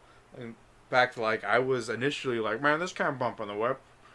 Like even for sure on the first dude. run through, but like you get attached to it more and more the more you listen to it. So shit, man, that was where I was when I listened to this. Shit. How about, before I answered, did you have a favorite song of the album? Favorite song of the album. I like Black of the Berry. Blackberry's hard as fuck. King Kunta's pretty dope. God damn it. It's hard to nail one down because it just flows so great together as an album, but I'd probably go with King Kunta. King Kunta? That's a pretty good one. 2015, college, probably finishing up one of the later years just to try to get out, transfer, whatever the fuck, or whatever, try to do the online classes. I definitely started listening to All Right, and King Kunta definitely pulled my ears in, gave me a hook with all that shit. I started listening to other songs because I would post up, like, let's say, do my bong rips or do my dabs, whatever the fuck. The next song would play without me choosing, and you would hear for free. You would hear you, and you know, these walls, and I'm like, oh, You were kind of like, yeah, you experience it through music videos. Oh, okay, I got you. Yeah, so you like, you were, you didn't hear the whole album initially, but you were suckered into it based on the autoplay shit. Yeah, so that at that moment, I started going through that that album. At the same time, I started giving Good Kid, M.A.A.d City a real listen to. Like, oh shit, you know, M.A.A.d City is on some other fucking shit, dude. You know, and Money Trees. Like, I finally started to really give Kendrick a listen to around this time, and God, man, like, what a fucking, you know, what a dude already, and he was still, his legend was still growing. Right. Fuck. Just fucking magic all around. This guy. Yeah. Would you wanna wrap it up there for T-Pab? Yeah, for sure, because there's nothing else on the, like, there was no The Heart that came out or anything. There was nothing on the eve of Damn or anything, or maybe we could touch on that shortly thereafter. But yeah, that was pretty much our discussion of T-Pab there. And then we have the next collection of music from Kendrick, Untitled Unmastered, these, like, fuck around jams. Maybe like the B-sides of, or the unreleased shit of T-Pab. The Steal This album of T-Pab, if you will, if you're familiar at all with System of a Down. Is Steal This album like the rejects of Toxicity? Yeah. Oh. You never knew that? No. This guy. Hey. The more you know. That's fucking dope, man. I like that. Steal This album's not that bad, but not Toxicity. Yeah, Intervision was the only track that was created for that album. Ah.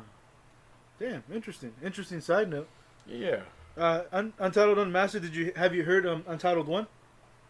Oh, it's been a minute since I've listened to Untitled on some real shit. I think it starts with like a little of that, like, oh yeah, girl, come on, you know, like that, like, you know, is that punch? Give it to daddy kind of shit. Like, oh, what's up with this fool? This fool making love, you know.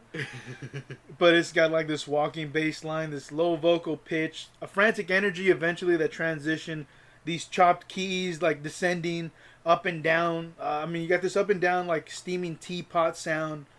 You know, it's like, you know, it's like a martyrdom kind of like a theme to it. I got you, yeah. Untitled 2, probably one of the better ones. You got this church organ, the spacey sax, plays with voice in terms of high and low pitch, or high and low energy, more technical ability. So like just hitting the cadence with like a fury, hitting it with some you know what I mean, with some yams, I guess. Top of the world feeling, like, you know, Victory Lap. We mentioned some of the songs that were similar to that. I got you, yeah. So many plays on me, I finesse Palisades, views for some sex. A line that later gets, I guess, reference in one of the full releases, like his albums and stuff. Mm-hmm.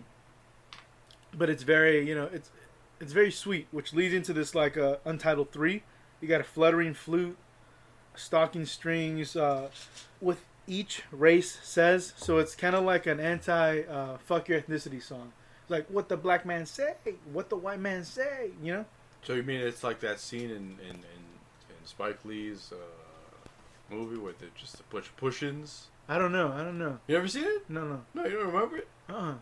You ever seen the movie?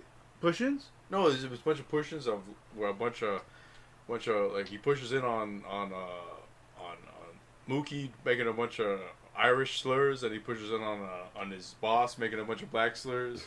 Oh, maybe kind of something like that, dude. But I think what's interesting is the first one, I think, is like what the Asians say or something like that. It said you need religion. What the Indians say, they say you need land. What the black men say, they say you need pussy. What a white man say, they say you need a piece. So like each race has like a specific thing you should go and chase down, and it's an interesting. Like I said, it's not fuck your ethnicity. It's kind of like flipped, and it's. Look, well, let me hear what you guys think, and what's worth chasing. You know, what's worth spending time. Do you have any? Do you remember these songs? Yeah, not particularly well, no. Oh shit. I'll go into Untitled 4. Yeah. Soulful backups, these jazzy keens, like a. I just know one of them's got CeeLo Green on it. It's probably the next one. No, I think it's good. It's coming up. CeeLo Green was pissed that they didn't put him on the original album. Oh shit. Yeah, he was mad. He was like. Basically wanted to spoil Untitled Unmastered because he's like, hey, motherfucker, you didn't put that shit on the album. What's up with you? Oh, shit. I mean, it's pretty sweet, dude. Untitled 4, though, like we were saying, just like a sputtering, panicking guitar, this low down, funk down bass. It's this fucking around that's realized in track 7, right? So the government is like mislead the youth, and the welfare don't mean well for you. Oh, is this that one track where it's just a guitar? Come on, come on. That's later on. That's in track 7. So like that's Levitate, and then Levitate. Levitate swerves into some acoustic shit. Yeah, dude. Gotcha. I fucking like it, and it's almost like it almost fleshes out this project, in that sense.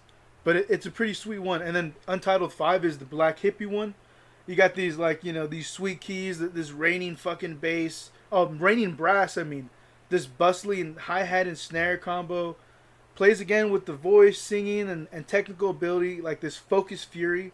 You know, it's hood activities. You know, it's J-Rock and Ab-Soul. You know, it's professional dream killer's reason why I'm awake. Like, there's lines in here that I feel like, all right, this line's pretty sweet, and I don't think it's just a throwaway line. Like, professional dream killers feels like a thought that he expands on later when he's talking about silent killers in Mr. Morale, you know? Silent killers, you know, like how many times I kill a girl's confidence kind of thing. Like, killers doesn't mean like I have to put a body 6 feet under. Killer can like, hey, I killed your dream. I said, no, you're fucking stupid, or you're not worth it, or whatever the fuck. You know, I love that shit. It's a fucking banger, dude. I'm living with anxiety, ducking on sobriety, fucking with the system because I'm fucking with society. Justice ain't free, therefore justice ain't me. Like, god damn, bro. Like, is this the track he did on one of the Emmys? And Common was in the crowd like, God damn! I don't know. I'm pretty certain. Yeah, this whole bar of like, I met you when you're inside your house. You met in the sun and beside your couch. Yeah. Yeah, like that's he did at the Emmys one time, and like Common, like he didn't freak out. He did like a standing ovation, and he's like clearly fucking like satisfied with this dude's performance. Right. So that was the same performance he did in prison attire. Then the lights come off, and it's revealed that there's a bunch of glow in the dark African tribal shit painted on him. Oh shit! And like everybody in the crowd starts, like everybody he's dancing with has that glow in the dark African tribal shit, and they're all dancing like in front of this like this big fire, this big like tribal fire. And they go into Black of the Berry from there, and it's like, yeah, it's some wild shit. Damn, I gotta look that shit up, dude. It's just some wild shit, because he comes out and like they're all in chains, and they're tied together and shit, and it's like some wild shit. It's like some Cool Hand Luke shit going down in that. Fuck. Yeah, man. This track, this Untitled 5, the best track on the album, and the whole album is like, I personally love this album more than I love T-Pab, and like, that's probably a sin, bro, because T-Pab's I've got to revoke your Kendrick license right here and now on air. Dude, it's happening. I'm taking his card and I'm punching it. Yo, he can't do anything about it now. Straight up it's love done. Untitled Unmastered. I've killed him, internet. He's dead. I spit on his grave. No, I got you. But yeah, like when we were talking about in the earlier projects where like there's shades of this, like and it's the Ab-Soul, it's the Black Hippie group, and like I love that it's kind of fully fleshed in this song. Okay, I was asleep during this because Ab-Soul, Schoolboy Q, and J-Rock are on this bitch. You know, my bad. Black Hippie, Schoolboy Q. Then I fucked up. It's not that. It's J-Rock. Okay, what did you think it was before? Because it was 4 people, right? Yeah, I thought it was J-Rock and Ab-Soul because they initially grew up. I forgot about fucking Schoolboy Q. Well, I'm only thinking of that Vice City track, which I forget who it was. Vice City. Was it Schoolboy Q's track? I forget whose track it was. Yeah, I don't know. Because it wasn't Kendrick's. But yeah. But there's like all 4 of those dudes are on the bitch. She a cheesehead, petty mouth. I fucking Ab-Soul just got a bat. Well, that fool just came in with a bat. Fuck. It's a great fucking song. I mean, dude, like I love that group. But Untitled 6, it's got this like knocking. It's got CeeLo Green, I believe, right? Yeah, CeeLo Green. So I feel like this is what has that guy been up to? Because he did "Fuck You," yeah, I don't know. And then he did this track, and then I haven't heard from him again. Yeah, the Gnarls Barkley, I remember when, and then he did the "Fuck You" shit, and then I can't imagine what his career is, turned into. Maybe that's why he was mad about it not being on the album. Maybe. Oh man, I won't get fit out here. I need a boost, baby. No, but I think this is kind of like Alien Girl, but more realized in terms of the vision, where like he's talking about someone that he wants to be with. It feels like he's got an actual jazz singer on the track. Yeah. CeeLo Green. The talent's up. Yeah, right. He's got the money and the reputation to bring it in now, dude. You got these howling horns, light keys, upbeat. You know how it's just fucking sweet. Like it ends with this like I think it's Zulu, but in translation it says I'm on my way to glory. Oh, it's like a chant. I mean, like that fucking. I can't do justice to it. No, like listen, I from only from a couple of weeks ago, the wannabe starting something Michael Jackson track. I assumed it ended with an African chat. No, that's just English. That's just straight up English. They're saying, "I'm not gonna change." Not gonna, it's. I assumed it was a chant, and I was straight up wrong. That was saying, I'm about to say. Yeah, that's straight up English, and like, damn, you know what I mean? I didn't know that either. I would have thought the same, man. So the more you know. Yeah, the more you know. Shit. We go into Untitled at 7. I got this eerie and haunting synth, this stuttering snare, this voice that's high and low, and it sings due to a beat switch, but it's the banger, man. It's the Levitate fucking track, and it's the foundation for track 4. Where like, hey, drugs don't get you high at this. Hey, yeah, drugs don't get you high as this. Yeah, that's what I'm saying. Bars don't get you high as this. Levitate. Oh. Loves, drug, fame, chains, juice, crew, hate won't get you high as this. That's crazy with it. Drugs will get you high as this. Yeah, dude. Drugs will get you high as this. Bars will get you high as this. That's what I'm saying, dude. This whole thing is fucking sweet, man. Like it bums me out that like you obviously pull from it right now, dude. Right. But and CeeLo Green and shit, but it's like fuck, it's a lot of fun, man. It's a lot of fun. Like if people who wanted bangers, like bro, there's some chill ass bangers on this shit. I don't know, man. It's just probably love it. because it swerves into what it swerves into. People want banger. People want just the banger. They don't want the acoustic shit after. You see what I'm saying? Yeah. That's what it comes down to. I mean, they can definitely trim that shit, put it on the radio, and Levitate would hit, bro. I think Levitate would be a song that people like. It's got this like. But then you'd have the people pissed off that they cut off the other shit. You cut off my man in the middle of his acoustic jam. What the fuck is I can't please everybody. Shit. Untitled 8, man. This like whammified. Yeah, remind me about that one. Yeah. It's. What's the melody? What's the melody like? Shoot. And it's breaking me down, honey. I ain't got no credit card scams, like. Was it like a straight funk jam? Yeah. Okay, I think I know it. I can't remember the. Oh, you want to know what? Oh, you woman. It's like. Do I dare? What? Ooh. Hey, oh yeah. You know what I mean? It's pretty sweet, man. That's what I'm telling you. This whole like, I guess I don't even know if it's a mixtape or what the fuck, but it's sweet, man. It's a sweet collection of songs, man. And well, I don't doubt you. What do you think the implication? Because there's a double entendre to the title of the album.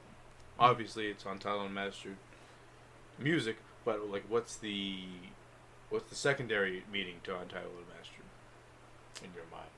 Man, do you think Kendrick thinks of himself as Scorsese thinks of himself as a student of film, as opposed to like somebody who's mastered film? So he's like, this shit that I'm good at, I'm still unmastered, but I've unmastered it. You know what I mean? He's humble in that way. Yeah, I don't know. You know what I mean? I never took, I guess, the title into serious consideration like that, just because I thought it was just very self-explanatory. Like, it's some bullshit, bro. Like, I just tossed this bull, but it's like I tossed this dope shit out here like it's bullshit. There you go. I even shit out gold, my boy. Enjoy. I shit this out one day. It was just for you. Yeah. Just for you. I looked you in the eye and I shit this one out. God damn it, I'm proud. Nah, but hey, man, that's Untitled Unmastered, man. You have any final thoughts? Anything else you want to add? It's a good little mixtape. I'm not gonna lie. It's definitely preferred in relation to O.D.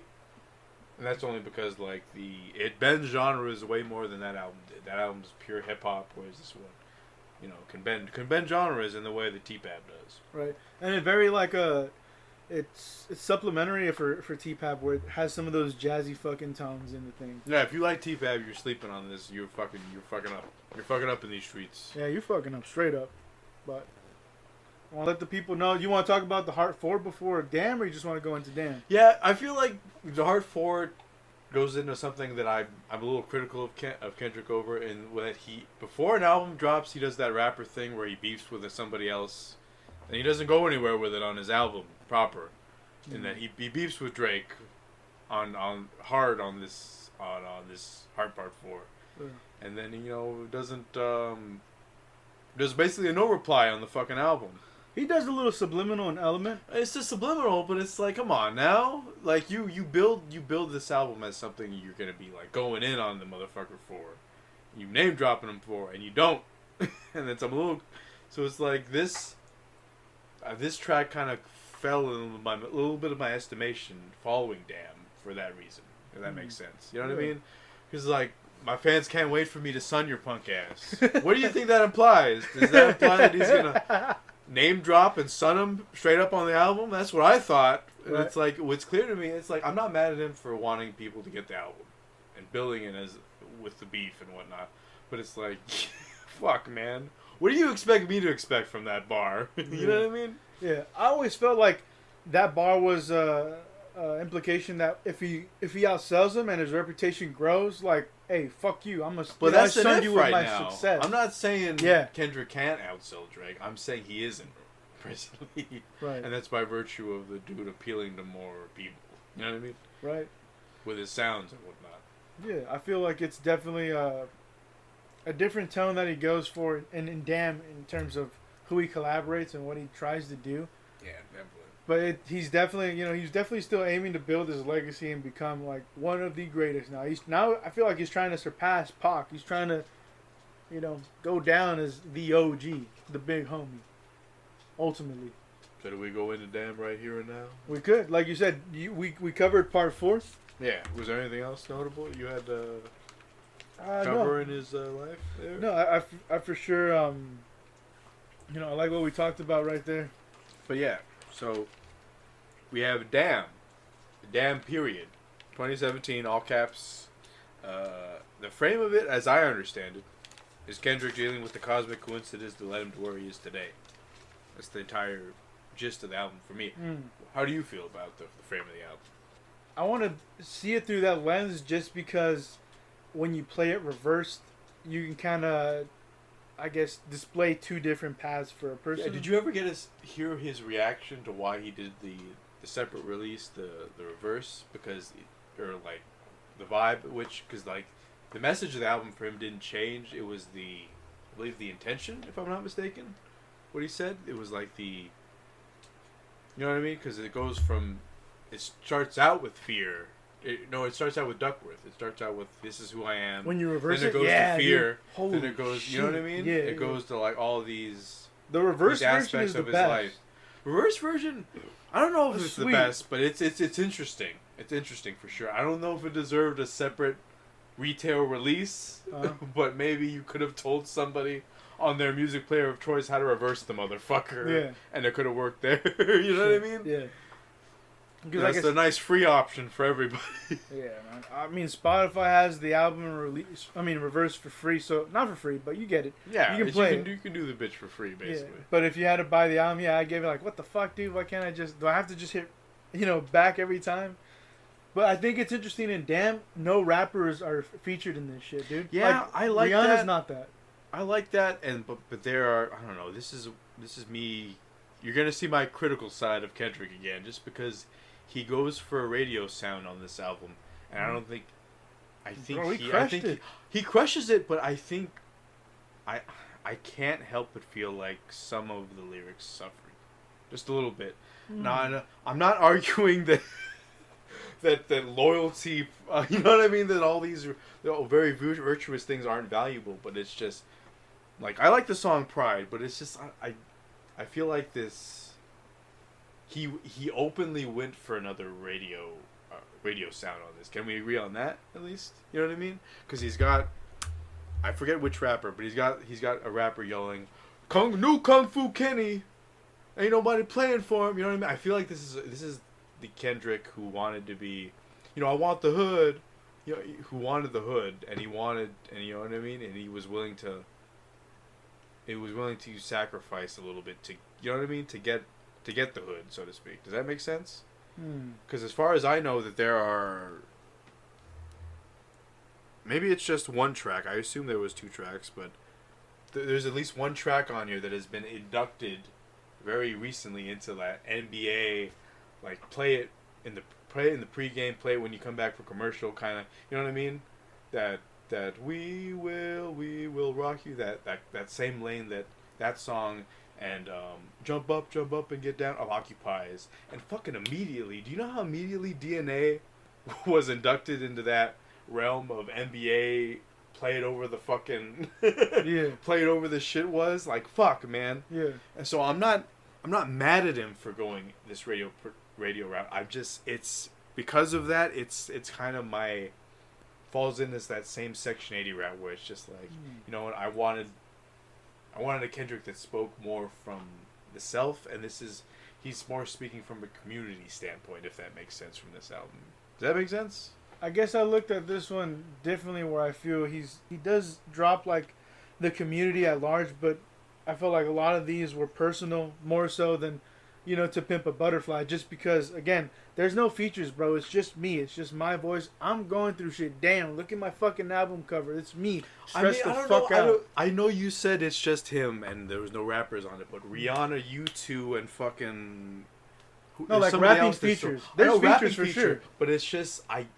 I disagree, though, but because U2 carries part of Triple X for me. You know what I mean? It's pretty sweet. You know but they're not rappers. They're not dropping bars. They're not but rappers. It's sweet. They're not rappers, but it's just, you know what I mean? It's not to diminish the album in any way. Yeah. But it's just, I don't know. I don't see it as they did the pure heavy Kendrick. lifting. Huh? You know, not heavy lifting, but I don't see it as pure Kendrick in that. Yeah. In the way that you see it. Does that make sense? Yeah, I mean, we're Ebert and Siskel on this bitch when they disagree on those. If you've ever watched that shit. Yeah. I feel like, remember that dude? You're like walking down a boulevard. Yeah. Like, that fucking guy. I feel like Kendrick took that guy and like, I'm gonna put Bono in that bitch. Fuck you. No, it's upgrade for sure. I'm not denying it's not an upgrade, but it's still.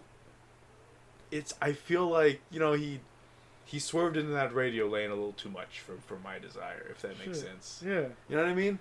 Yeah, I don't know, because the NBA shit, I like where you're going with that, because it's a pretty good example. I think Humble is probably. I think I said 2 tracks. Humble could probably fit into that realm as well. You know what I mean? Right. To that an NBA realm. I don't know. I don't watch frequently. I know I've heard DNA on a fucking NBA like broadcast. For sure. There's a song with Drake and Future. Just quick sidetrack. The song called Jumpman, and it's the same thing where it feels like it's a song that's meant to be a promo for the NBA. And DNA, I don't feel like it carries that same spirit. But if you're trying to do radio hits and adjust and correct, when I say an NBA track, it's not like that. It's not necessarily radio track, because there's a vibe to it, like you know. This is my original. You know what I mean? Tell me something. You motherfuckers can tell me. There's a vibe, there's a confidence, there's a bravado, and dare I say a machismo aspect to those tracks, where it's just like, I'm gonna get mine. I'm gonna, you know, no one's gonna stop me, kind of thing. You know what I mean? That works for those tracks, because it gets the audience pumped. I imagine it gets the players pumped. Let's be real with it. Mm-hmm. You know what I mean? So it's, you know what I mean? There's like a vibe to that Freddie Mercury track can have it. You know. We will, you know, that you know, jump in, jump.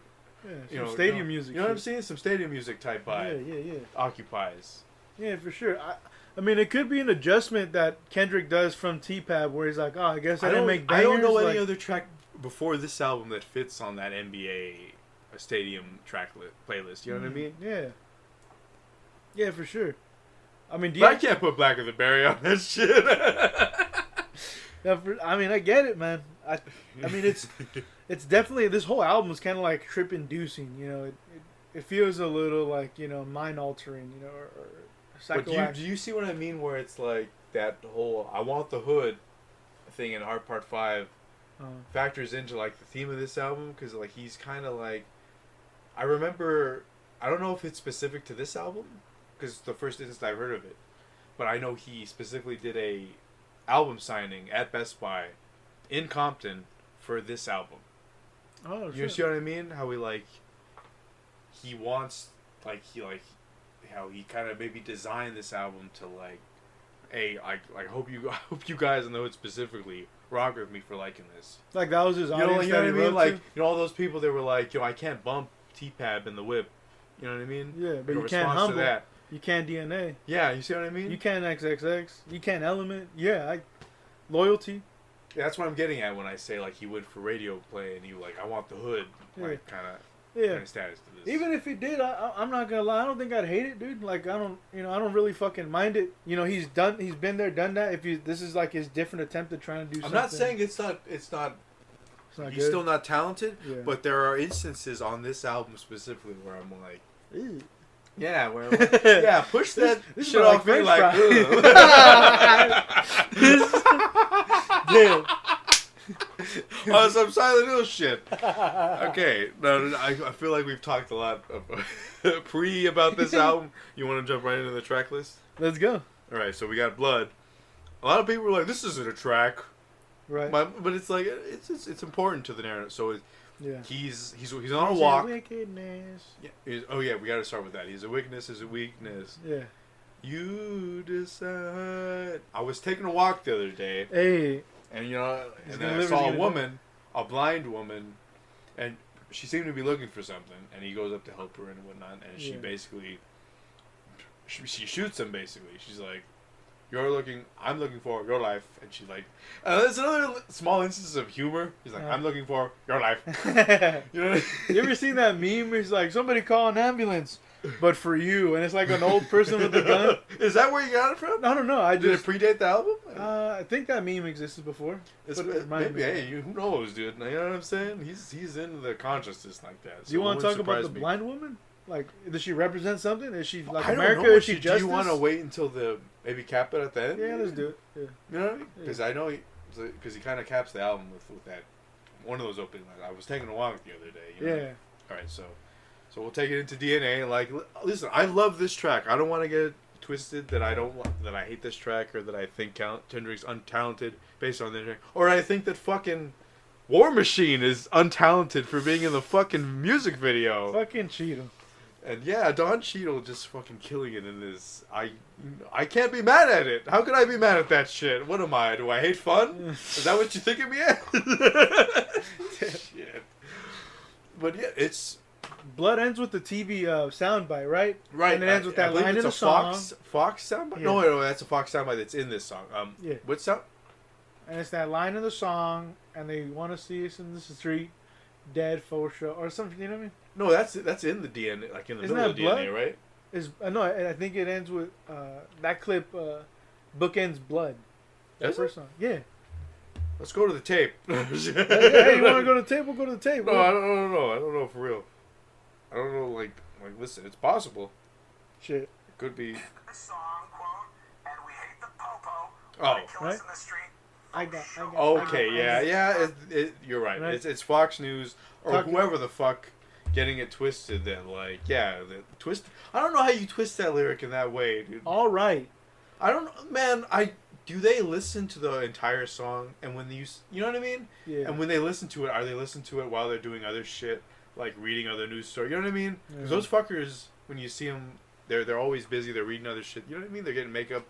They're focused on like how shit is written on the fucking on the telecast. You know what I mean? Or did they listen to it, or did they just listen to it? You know what I'm saying? Right. Probably too self-absorbed to like listen to something. Give an Because artist how full much attention.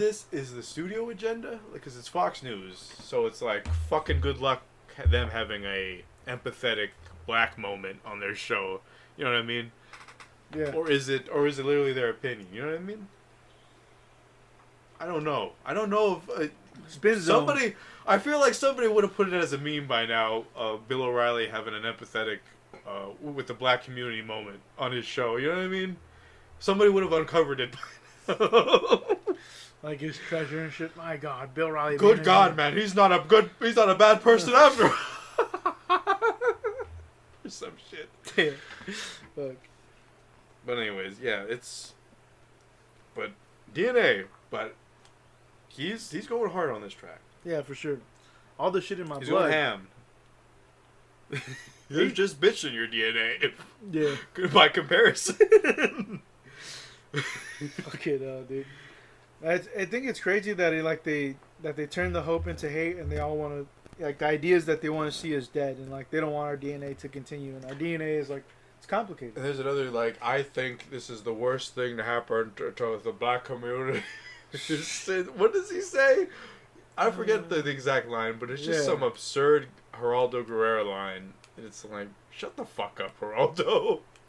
What do you know about the black community on some real shit? Fucking looking from afar doesn't get you knowledge, my dude. Fucking Geraldo, dude. Holding all those L's. Yeah, fool's holding all those. He's holding all those L's in his name. And in real life. So you want to get into Ya? So Ya is a particular track on here in that I don't think a lot of people like it. I like it, but I like it because I'm fucking weird. Right. There's almost a Creole / Jamaican vibe to this track, if you get what I'm saying. Yeah, I think it's the first track that kind of sounds reversed in the beat. So I don't know if like he's played with that sound before, but this one, I think it lends to like, you know, a bigger, I guess a bigger theme when you do flip the album backwards. You know, we're gonna put it in reverse. You know, like that whole shout out. I mean, I dig this line too. I think the image and TV screens. You got like these frumpy horns, these light jumpy keys. It's a pretty sweet, you know, a sweet song. But, you know, what else do you think about this track? Well, what do you think it's about? Because he's obviously got the hook. Radars is buzzing, and it's like, is he like, what radars is he talking about? Is he talking about, because this album, like, is it right to treat it as reverberations of 2016? Just as, you know what I mean? Yeah. Just as like a response to that fucking horrendous year in terms of its political discourse, we'll say. And divisiveness that happened across the country. Like, you know, left or right, they motherfuckers don't have your priority in mind. And, like, you know, we let ourselves get caught up in this shit, you know? It's like you became the Dodger fan, I became an Angel fan, and, like, you know, go to war. The Ya shit, dude, I just thought, like, it was about his image and, you know, the way, you know, like, he's on the radars and it's buzzing, you know, the way his image is on the TV screens, you know, like. Did it strike you as accepting in any way? Like, he's just like, fuck it, Ya, you know what I mean? Ya, or was it more of a, like, him coming to terms with shit? Maybe he's coming to terms with the idea that now he's becoming this figure that's gonna be scrutinized, like, whether it's through music or political, and it's like, all right, bro, like, we here now, but this is what happens when I become king. King Kendrick leads to this shit, bro. Like, right? I'm under the microscope. Do you think this track in particular embodies the emotion Kendrick feels on the album cover? Because to me, it's a very, god damn it. Like, damn, like, god fucking damn it. Like, this song specifically? Yeah, this song's... Not to say that it's the flagship of the album, but it's... I can kind of see as, like... Because you look at his cadence in the album, it's very, like... His cadence throughout this song, it's very, like, ya. It's, like, fucking just... You know what I mean? Yeah. I can kind of see it as, like... How people could see it as, like, a flagship title. Just some, like, fucking... Fuck. You people and your fucking expectations and whatnot. I always took feel as like the representation of that image, just like, you know, there's a lot going on in that song, so I just maybe the feeling of frustration and just like, you know, down in spirit essentially. Drained is probably another word that comes to mind. Yeah, for sure, man, for sure, drained. But from there, do you want to take it to Element? So we talked about it being a subliminal. Yeah, it's still subliminal though. You know what I mean? Yeah. I'm allergic to it. Is that basically the line? Mr. 1 through 5. That's my only logic. Fake my death. Go to Cuba. That's the only option. Well, he's comparing himself to Tupac, and he's done that before. I think isn't Drake talking about Mr. 1 through 5 in his song before? That's why. Okay, so maybe that's my slightly more Drake than I have, which makes me sus of you. No, my dear good man, we can't be friends anymore. podcast is over. The Champagne Poppy Bros are no more. No, but what? You remember what song that was on Drake's end? Was that Hotline Bling? I don't know. Oh yeah, no. I don't know. I know he's called him Mr. Oneself, Mr. 125 before. Yeah, Definitely. last name ever, first name greatest, dude. I don't think he dropped it on that song. No. But I'm just, hey, you know how it go. And plus, like, unlike Kendrick, like, the reason why no one talks about that song is because Drake is on the track with, like, 3 other heavy hitters on that track, specifically. Oh, yeah. The last name ever, first name greatest, he's on the track with Kanye, Lil Wayne, and Eminem. Oh, shit, I didn't know that. And it's like, really, though? On this track, motherfucker? There's at least 2 motherfuckers that top you in that era specifically. That man is own fucking hype man. Yeah, I mean him and every deranged woman out there. No, I'm just kidding. Not everyone. A lot of you women like him, fool. Don't get to lying on me. Right. But Element. Yeah, I mean, it just feels like he's writing for a city, and he's trying to lift the black artists too. I mean, he writes the fucking song there, and is that a reference to? There's a difference between black artists and black artists. Right, and I don't know if that's just a difference in T-Pab and the emphasis of like, hey, he pivoted away from making music for everybody, maybe started looking within and trying to pull stories within himself, his parents, his community, his friends, everything, man. Like, and just try to put that on stage and be like, bro, like, we exist and we can still make bangers out of this shit. Music is like, because when you get behind the mic, dude, like, what do you have to fucking say on some real shit? Like, anybody can write some bullshit ass poppy song, you know, and pass it off and try to make money on it. But true artists are like, hey, bro, I need to put some shit on this mic. Oh, gotcha. Yeah, it's just, I don't know, man. I feel like a lot of my reference for this song specifically comes from the video, which is just like astoundingly video was really striking. And that's where I was. This is where like Kendrick and Dave Free, like, they like got in their like visual bag for this album specifically, because you remember that video, dude. Yeah. There's a lot of striking images that like I don't know, you'd believe if I told you they were like came from like black photographers and whatnot. Specifically, I know the one with the bug it did come from. I'm not sure if any of the others. The one with did. the girl on the fence, I think too. Now that you're thinking about it, I think that had to be a shot that because there's also a shot where like the kid's got like a tiny little pop gun and he's like tracking a car with it, and it's, you know what I mean?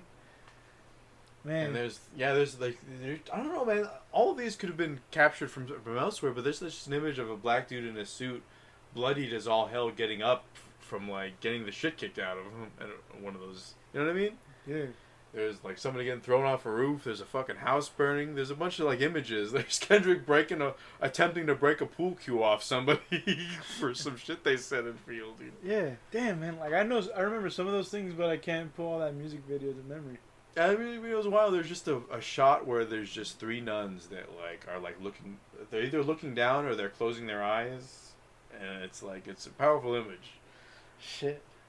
Regardless if I can't fit it into like the actual narrative of like, the song. Yeah. Because it's just, I don't know, it's got that vibe of it. You know what I mean? Yeah, for sure. Any closing thoughts on Element? I'm gonna make it look sexy. You're gonna make it look sexy every time? Should we move it into Loyalty then? Isn't Fuel after? Oh, excuse me. Should we move it into Feel? Yeah, let's go to Fuel. Yeah, so when we get to Feel, they have these like ethereal keys once again. Yeah, man, it's like a spooky beat, almost. A little haunting. Yeah, definitely haunting. Yeah. Or maybe spooky is the wrong word. Haunting fits better. Yeah, it's definitely a trip. You know, you got these mellow hi-hats and snare combo, playing with pitch again, the vocal energy and the technical ability. Is they saying a new kind of moment on the track? Am I hearing that wrong? A new kind of moment. A new kind of moment. You know what I mean? Yeah, I don't know. Because it kind of sounds. Yeah, I guess you're not supposed to decipher that shit. You know what I mean? You're supposed to roll with the emotional vibe. You know, that's the one thing I didn't check out. I should have checked out like what are the. Samples. That's what I mean though. It's like you most of the time when these garbled samples come on, unless they're expressly like heard in the track, like maybe on a future track on this album, like Duckworth, like you're not, you know what I mean? Yeah. You're not supposed to hear them, kind of thing. So I guess you're more supposed to ride with the emotional shit, the feel of them, I guess, if you can't understand what they mean. Yeah, for sure. Because he like I think he mentioned it earlier in his career. Like, yo, like I want to be blunt. Like I'm not, you know, I know there's motherfuckers who are better with using, let's say, $10 words, but you know, I want to say what I say and want to simplify it, and like that's what makes it so accessible. You know, and I fucking love that about him. You know, a lot of people look at this one like he's not the best pen lyricist or MC, whatever the fuck. You know, I think he's made a damn good case of why he's one of the leading talents, and I feel like shit, damn dude, ain't nobody praying for me. I can't help y'all and forget my health, kind of feel. Right, we're gonna see. Yeah, that's what I mean. Where we're in the midst of a trilogy right now of albums, which like he's kind of arriving at this thought of shit. You guys as a whole, as a community, he's saying really don't have my back. You know what I mean? I gotta kind of depend on myself. Yeah. I gotta make sure I got me because, you know, I don't know how many of you motherfuckers gonna ride for me. Right? It's tough. Yeah. It was a culmination of Mortal Man, basically, kind of being echoed in this track. Yeah, for sure, man. For sure. Yeah, like he's definitely opening up in a different kind of way in these albums. Over there, do you want to kick it to Loyalty? Loyalty, loyalty, loyalty. Yeah, this track, this is probably... Would you argue that this is the most radio-friendly track of the entire album? Yeah, and when you talk about 90s, dude, this is the track when I go... Really? Oh, 90s? When you hear this track, what 90s artist comes to mind? I don't know if there's a specific artist. It's just a vibe? Like it's just more like a 90s vibe? Yeah, it's just the energy behind the whole music. Maybe like the slightly G-funked... It's not quite... what's the term when they... Is this not it's not quite vocoded, but it's kind of vocoded a little bit. Vocoded? You know like how like their voices sounds like... Take you to the grapevine. You know what I mean? Oh, you know what I mean? Shit. Slightly vocoded. Like Okay. how it starts out with that. Yeah. You know what I mean? You know what I mean? Yeah. But it's vocoded a little bit. For sure. Is that what you mean when you say like a 90s vibe? Like that G-funk, like vocoded, like... There's a musical artist that's associated with that shit. And I Yeah. have him on here and I just always forget his shit. He's just, Oh yeah, Zapp. Zapp or Roger Troutman. Shit. Roger Troutman is probably the safer bet there. Right. Yeah. Yeah, no, for sure. This it's just got a sweet like sound to it, dude. I don't know if it's More R&B or bounce what to the fuck. downs. Shit, So hell rough, yeah. so tough out Yeah. here, baby. Yeah, for sure. This motherfucker got like a lowrider bounce, dude. Straight. It's got Peace and these ringing fire. keys. I love that shit. It's Does very... Rihanna remind you of anybody? Does she remind you of like a 90s artist based on her flow at all? No, not at all. Because Okay, Lauryn Hill, TLC, like a lot of those female artists that like I'm acquainted to or even listen to, experience, whatever the fuck. No way. It's way different. Because Rihanna, it Right. seems like when she started rapping, she kind of had Yeah, like she does have some bars on here. She qualifies She does. more as rapping than anybody And the else whole thing. on the album, I'd say. She drops some bars. yeah. You I start with your money and your fans. And you learn to yourself and the man. yeah, and I think it's another like tool to have in her tool belt because she didn't come up rapping, but Right. she can do that. Sweet, and she's got the voice. Like, I ain't mad at it. I'm not mad at it either. She got some bars. Shit. I love this song. One of my favorite ones, not the favorite, but one of my favorite ones, dude. Like this album, I know you hate it, but like this is I don't hate this album. I don't know. I'm just saying it's more in the span of Kendrick albums. And let me tell you, a Kendrick album I don't like is still better than most albums. right. But it's in the scheme of Kendrick albums, I do tend to favor this one a little more, like I do Section 80, which is on the lesser end. Oh, shit. And it's just only because he goes after that big radio sound, and I want him to be fucking weirder. I want my artist to be weirder than the radio sound, and maybe that's my fault as a fan. You know what I mean? Yeah. He'll come out with this thing that appeals to everybody. I'm like, ugh, it's not weird enough. Shit. Untitled Unmastered, man. You gotta check that shit out. What do you mean I checked it out? I checked it out. It's weird. I love it. I love it more than this album. I'll tell you that much. Oh, shit. But it's a I ain't mad at mixtape that. more than it is a studio. Yeah, no, for sure. It's like 34 minutes long, dude. Yeah, Right. like some of these other movies are like short films. I love that weird shit. Why don't you get it twisted? Give me that weird shit, goddammit. But yeah, Shit's sweet. I love Loyalty. Listen, and maybe it's just by virtue of me having not a whole lot of experience with this quote unquote love shit, I'm like, hey, what do I know about real loyalty? I mean, I know I've had dogs that are fucking hella loyal in the world, but in the context of this song, he's talking about like romantic loyalty. Yeah, like a ride or die. And I'm just like, well, everybody aspires to a ride or die. I can't deny it. Yeah. But maybe that's why the song doesn't jive with me as much, because I don't have a personal quote unquote connection to it, Yeah, as it were. But yeah, we want to take it to Pride. Pride, yeah, which is the first of like a kind of like a back and forth in some of these songs, huh? I mean, I don't know. I ride with Pride a lot. I feel like Pride is like a perfect. It's like that. It's just a little bit weirder than everything else, just because it's like it's got this very slow, almost rock based kind of beat to it. It's just like this very drunk guitar, almost kind of like. Just, you know what I mean? Yeah. Just kind of going through to this drum, and it's like, I don't know, I enjoy Pride a lot. Because that's kind of, in the scheme of, like, fitting the sonic vibe with the emotion that or what Pride means to people, I feel like he got it pretty solid with this track specifically. Yeah. I think that's what's awesome is, like, he has Pride and he follows us up with Humble. But with Pride... You have, I think, These Walls reference in the song, too. Yeah, These Walls, something, have been in vain. Yeah, I got you. Yeah. And, like, I think it's interesting that he goes back and he goes, hey, my I know pride. These Walls, I know they can talk back. Yeah. Yeah, and, like, his pride took him to that fucking level. And, he still talks about it now. And obviously, it's not a whole ass song, but. Is that him singing on the chorus? It can't be. Not that Kendrick can't hit that, but it's like, that's a pretty specific cadence. It's almost like an Anderson .Paak kind of thing. Vibe out here.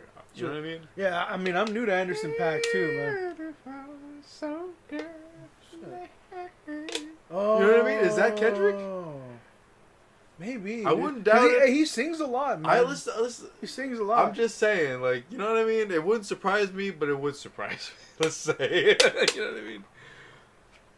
Maybe I wasn't there. No, that's definitely him. That's definitely. I have no doubt that. I just the higher notes that Yeah. I'm like, you know what I mean? Those Anderson .Paak notes. I'm like, can he hit those, Kendrick? Andy Maybe. Packy. It's very possible. I can't I don't fake know. humble because your ass is insecure. That's him for sure. Yeah. He fucks with pitch shift mid verse. I don't know if he's doing that artificially, or if he's fucking with his voice. You know what I mean? Yeah. Yeah, I don't know. I don't know how he attacks it. That's interesting. I always thought it was just like technical, like someone just fucked with some shit. So he just keeps the same. But that kind of fucks with me in like it's you're putting out.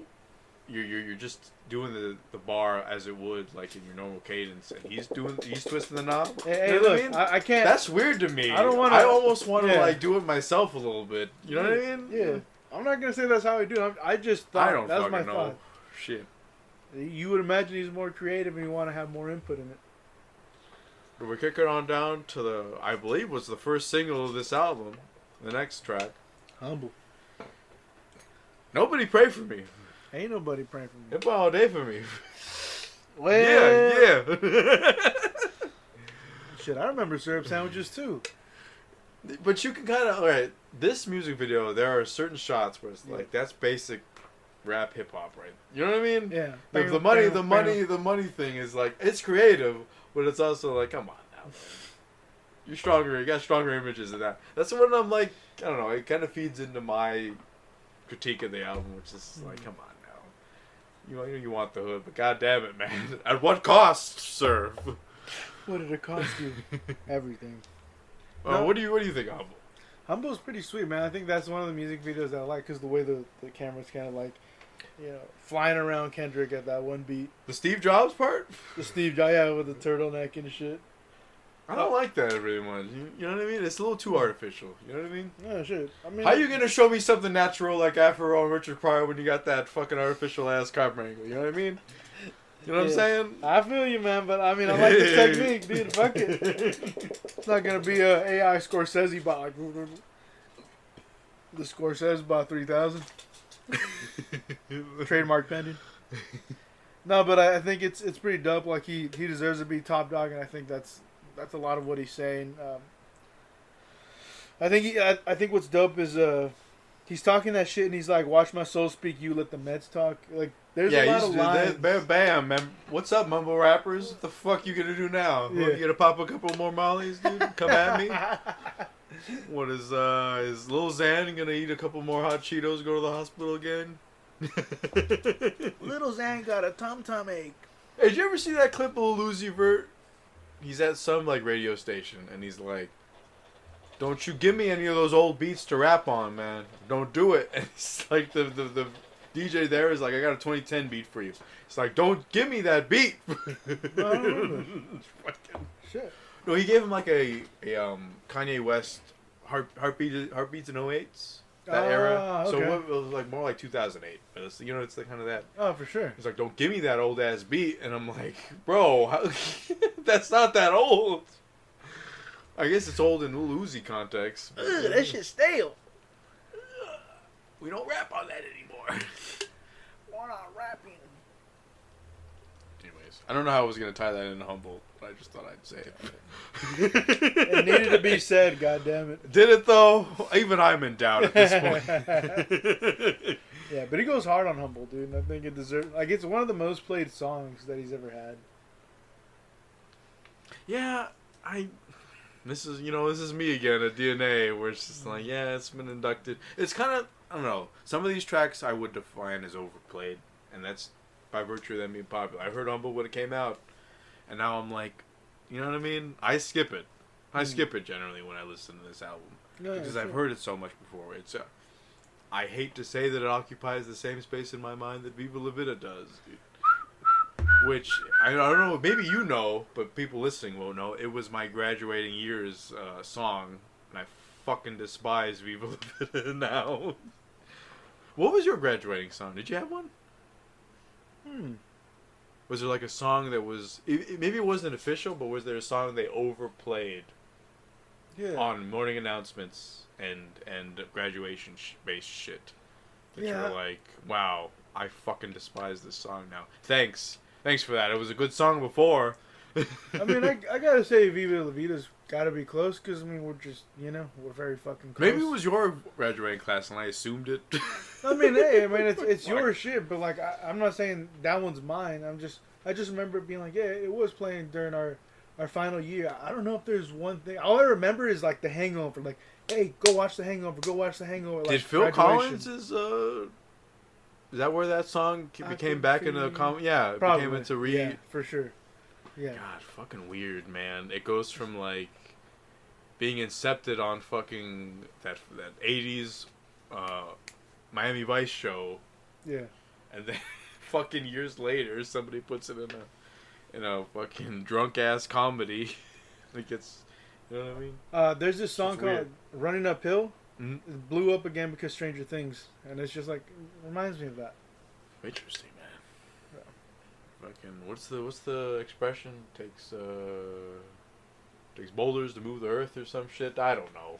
I don't fucking know. I'll get a fucking expression book, and I'll meet you on the next podcast. And some fresh gabagool. From there, do we want to move into lust? Lust, hey. Hey. Tell me I'm fucking crazy. I got Barbra Streisand effect or what's the African poet's name? Erykah Badu? No, African poet. Like I believe Erykah Badu is African American. Hey. Just bullshit. He was parodied on that Dave Chappelle episode. Nelson Mandela. Oh shit. I got Mandela affected on this track specifically. Because I assumed Andre 3000 was on this track. Man, that'd be dope. And I got fucking Kendrick hoodwinked me, dude. He hoodwinked me into thinking Damn. Fucking 3 Stacks was on this bitch, dude. And it was just him, dude. You motherfucker. Damn. So, congratulations to you, Kendrick. You sound a little bit like 3 Stacks on this track. I'll give you that. That's good shit. Shit, man. I mean, Need some water. Yeah. You can't despise the 3 Stacks can get on that shit if he wanted to. That's that high, like that's that high, that high voice that he's been able to like fuck with over the years. Even and when now he's just mastering. rapping, like you kind of hear like a 3000 influence. I don't mean to be the guy that points out the spot on the screen in the movie theater, but the spot on the screen in this song is that it's like Think about that. Put 3 strikes on this shit and he murders it. Yeah, he would. Dare I say more than Kendrick, dude? And that's only by virtue of experience, dude. That's for sure, man. I think the You've overall... been in this game like fucking 15 years longer than Kendrick, at least. Yeah. Outcast legend. Yeah. Atlanta hip hop. Do what feels good, and I think falling into falling into sin and comfort is the main theme of this shit. Yeah. I mean, that shit's easy, man. That shit's easy to just fall into do the shit like, stay home and play some Madden, like, fuck on your Credit baby card mama. scam? Credit card scam, yeah. Sip some lean, Shit. It's just wild, and it seems like he's like you said, he's forgiving it. He's like, hey, just do what feels good, but at the same time, It could lead to some dangerous shit on, some real shit. There's a lot of just do what feels good can lead to other people getting fucked up. yeah, that's too much play and no work. Right, you know what I mean? Yeah. Yeah. Fuck. But I guess, I don't know, I guess it's not a real good hook if it's like, do what feels good as long as it doesn't hurt other people. Oh, it's some real shit. Yeah. You know what I mean? Yeah. Doesn't have the same, For sure. doesn't have the same vibe to it. But do you have anything other thoughts on Lust before we hit it into Love. Zakari featuring? Hey, so we went Zakari. Kendrick's best thing. I wanna be with you. Yeah. I wanna be with you. You know what I'm saying? It's not his best. It's not his best work. It's just like It's a little flashback time real a little bit. You know what I mean? right. I mean, yeah, he just wants to It's not the last time on this album we'll talk about this shit either. That comes later. Yeah, it's probably one of the weaker ones, but it's still fun to listen to. You know, I get the sentiment of this song. Who doesn't like love? I'm not saying that shit. I'm a human, despite popular opinion. This for a robot like Zuck. Like the Zuck. I also like love. Looks back and forth. Assuming people believe it. But yeah, it's just, I feel a lot of reflections of loyalty in that it's hard to argue with the messaging of this track. You know what I mean? Who doesn't like love? Who doesn't like loyalty? Hey, he's just telling you what I'd rather you you like. to trust me than to love me. Hey, at least it's not you should got booty to fucking love. Right here, love is love. You don't Hey, gotta teach prove it their like own, that. dude. Some people like, sometimes the booty is attached to people they love. You know what I'm saying? Sometimes, hey, you gotta go diving right into the winking eye. Okay, let's. You're getting ahead of yourself, buddy. You're getting too ahead of yourself in terms of butt loved. What else are you supposed to do? But it's love, dude. That's what hate love. I don't write love. I think. Have we said all we can about this track? Yeah, man. He just wanted a booty to rub on. You know what I mean? Is that love right there? I mean, that's the feel. You know what I mean? Like that's the vibe that you've been carrying on from Alien Girl. I'm just picturing you on the search for love. He's going through your checklist at the very top. Hey, just a booty or something you can love you. A booty to rub on, dude. Kid, I just gotta rub it, For good luck, dude. Yeah, You guys, sometimes you gotta rub the cake for good luck, you know what I'm saying? And then from there, we're going to Triple X. Hey, we talked a little bit about this Police Sirens beat, Bono in the bitch. Oh, you two, the whole band, huh? I love this track, dude. I feel like if this wasn't the only weird part on the album, I'd like this album a lot better. But this is the weirdest pull of the entire fucking album. You gotta imagine, YouTube, how long since YouTube was dumped onto that iPod that people bought automatically? Hello. How long? Like from a time perspective. You know what I'm saying? They were dumped on that album, which was like they're dumped on that iPod for free, forced, some would say, at the peak of their popularity. And when was that? On some real shit. Late 2000s. Late 2000s, so or mid 2000s, let's say somewhere around there. 20s. Let's say 2006 for sake of argument. Okay. It's fucking 2017. This album drops. Yeah. It's a ballsy move to put YouTube on anything. Yeah.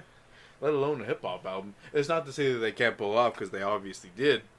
But fucking, you know what I mean? Having the, would you even call it foresight to put U2 on this track? Or would you call it a gamble?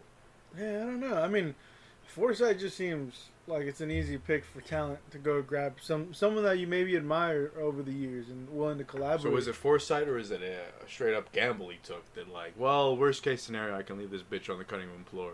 I don't know. I think it was money. I don't know if it was a gamble. I think it was like, you know, a little too money. Like, this shit's gonna work more than like, I got you. So it was more of a sure thing to him than it was a gamble. I feel like it because how many people does he collaborate with? And I feel like those songs are some of the stronger songs. But maybe it speaks to how little I know about U2 is do they have potential for a hip hop vibe? Yeah, I don't know. Yeah, you know what I mean? I don't know. My exposure to them is shit before this. I don't know about you. Yeah, I mean, it's like that. I don't know it was their band to m.A.A.d. This is all I knew about What'd them. you say? A band to m.A.A.d. before this is all I knew him as. All right. That band that got, was fucking... came equipped with some people's iPods back in the day. Oh, right.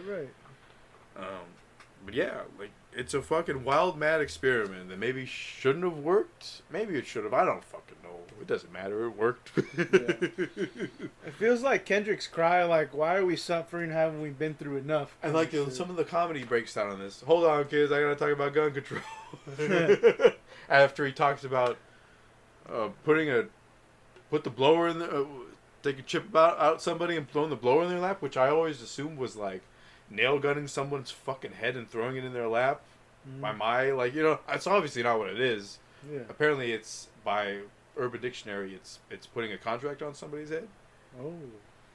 But I always took it as like you're fucking murdering them themselves and you're throwing the murder weapon in their lap. Like, fuck, I did that. Tell the judge, motherfucker. My print's all over that shit. Well, yeah, I did that shit. Shit. You know what I mean? Yeah. That's what I always took it as, like, justified murder in his mind, and then, confession. Like, straight up. Not even confession, because confession implies that, like, there was an interim where, like, I don't want to tell anybody who did it. You know what I mean? Yeah. What would you call that? You know what I mean? Yeah. There's a word for it. It's not confession, by my ears. I don't know. Just like, bitch, I did that? It's just cold as hell, dude. It's like, goddamn. That shit is cold. That's just straight up murder on a track right there. That shit murder. I mean, he ain't afraid to retaliate, especially if someone kill his. That's what he's basically saying. So that's why he's a hypocrite. Yeah, who can't sympathize with that shit? Yeah. You want to get even. It's human nature. So I guess we'll go on to Fear now. Hey. I would say the best track on the album. Best track, hands down. He's speaking from 3 different perspectives here. He's just rapping. I mean, he's not just rapping. There's a chorus, but there's 3 solid fucking verses, man. I can't get mad at this shit. Right. I can't touch this track, dude. I think the only track that comes close is the final one. Quite frankly. For sure. I think it's a definitely like interesting track, detailing his fear of the 27 Club. What do you think about what do you think about him using a sample that's been utilized fairly not often, but like it's common in hip hop by now, and flipping it different? You know what I mean? Poverty Paradise, I believe, is the track. Poverty Paradise. I never heard that track. There's a way to find and make it on this world. Well, it's like one of those older, like, not Isley Brothers era, but kind of sort of that era of like 70s music. It's fucking good, dude. You know what I mean? I love that. Like, it's been utilized a bunch in a bunch of tracks. I can't place them now, but it's like, but it's like you gotta, in hip hop at least, when you use like a track that's already been spun, so to speak, like you gotta like there's a pressure to like you better spin it another way, motherfucker. You better have something new to, you know what I mean? Shit, yeah. Something new to pop on that shit, and I think Kendrick brought the heat, dude. Damn. I think he definitely did. Part of the I feel like part of the motivation factor was penmanship was the beat, it being so prolific in hip hop, as it is, and like you know what I mean. Having to, I gotta utilize all 3 like eras. What do you think of the use of 7? He's obviously 7 years old, 17, and then 27. Yeah. Yeah, I thought that was interesting because like the different stages, the different things that he fears, Who can't sympathize with fearing their parents? Right. I think the large and small things that he fears, the physical, the spiritual, the material, everything. I'll beat your ass. You know, I'm hiding out. Life's a bitch. Pulling panties to the side now. My boy, like, you know, there's a lot of anxiety in him, and I think he's detailing some of the moments that, you know, that form that anxiety. You know, that's, you know, don't be fucking on Shireen. You know, don't fucking up your grades and all this crazy shit. Fear like that. And then in 17, you got like basically Good Kid, M.A.A.d City vibes. Right. It's just he's fearing gangland violence. He's fearing getting capped. Basically, all of it leads back to gangland shit, dude. He fears getting capped on the streets. He fears getting capped in Candyland. You know what I mean? Like he fears getting assumed as gang affiliated by the police. Right. And then I believe it swerves into all the fears of T-Pab when he hits the 27 verse. Where it's just like, you know, getting fucked by taxes. Right. I was talking about that story about Rihanna and what yeah. the bad girl would feel, dude. And the 27 Club, as you touch on it, which I believe includes Jim Morrison of The Doors, Janis Joplin, Kurt Cobain, and Hendrix. And yeah, Jimi Hendrix, as portrayed on that iconic poster that people have had in their rooms of the melting clocks and shit. You know what I mean? Yeah. I believe Kurt Cobain is you're standing in the doorway, and there's all three of those other dudes are just standing there sipping milkshakes in this like timeless void. Damn. Fuck, it's a powerful image, man. It stuck with me. Shit, I didn't know that that was out there. Yeah, it's out there. It's like it's basically like the aspect ratio of your television screen kind of type poster. So it's a horizontal frame, but yeah, it's just Kurt Cobain, hands in his pockets, kind of like there's this almost like unwillingness to accept his place now in this 27 Club. Shit. Yeah. Damn, this should be powerful. We have fear that he's wicked. Wondering that if he's living through fear, living through rap. I'm wondering if that's the only thing he feels because he's numb, and like that's the image. I fucked up. That's the image, is like the feeling of being numb in the damn shit. Where and what do you think the Deuteronomy stuff files in on this album? Do you think it's Kendrick really changing his religious perspective, or do you think it's, I don't know, a crutch, if you would? You know what I mean? Like something to latch on to make sense of all of how he feels. Yeah, I'm not sure. I would think that he's shifting potentially, that he's being sold down this interpretation of, I guess, African Americans' legacy and well, they specifically call out Latinos as well, that we're right. also Right. kind of looped into this cycle of suffering, so to speak. I would imagine that's what he's shifting towards, but maybe it's just kind of not like a skip, but like in Good Kid, M.A.A.d City, you have the parents pop in through voicemail and shit. It's a little homage to that. I don't know. I feel like maybe it's, I don't know, maybe it speaks to my naivety, but I feel like it's this voicemail is real. I feel like because it's just so fucking random. Yeah. Your cousin going off on you on Deuteronomy and Islamism in this way. You know what I mean? That's why you feel the way you feel. Yeah, you know what I mean? It's too... How do you write that? You know what I mean? Yeah. Yeah, for sure. I feel like you can write that, you know, that I live performance a little more specifically than you can this voicemail, if that makes sense. Yeah, I don't know. I know these Black Israelites probably a little more prominent in New York. I would imagine they have, you know... There's a character almost entirely devoted to him on the Wire, which I know you haven't got into it yet. I'm telling you, man, Wire's good shit. I know you know it already. I know you just watched The Sopranos. Yeah. Put a good word in for The Wire now. No, I gotta watch that shit for sure. But anyways, yeah. Anything else to say on Fear? It's a packed song for sure. No, it's good. It's almost like what's that song? Sing About Me, I'm Dying of Thirst. Definitely. In terms it's of condensed though, even more, because it's like almost half the length. Oh shit, yeah. Yeah, because Sing About Me, I'm Dying of Thirst is like 12 minutes, and this is like 7 and change. It's like 7:41. Right. Which, no, not that band. Let's not bring them into this. Fuck. My friend's over, yeah. Wait, that's not them at all. Oh shit! I fucked up. People are gonna demote me for not knowing 7:41. Yeah, some fucking, I can't remember the damn lyrics. You don't know your pop punk. Oh man, I don't know my pop. Oh no. Yo, I read it like it's an offhanded story. I ran into a buddy of mine who was a coworker buddy of mine who's got like a Blink-182 tattoo on his leg.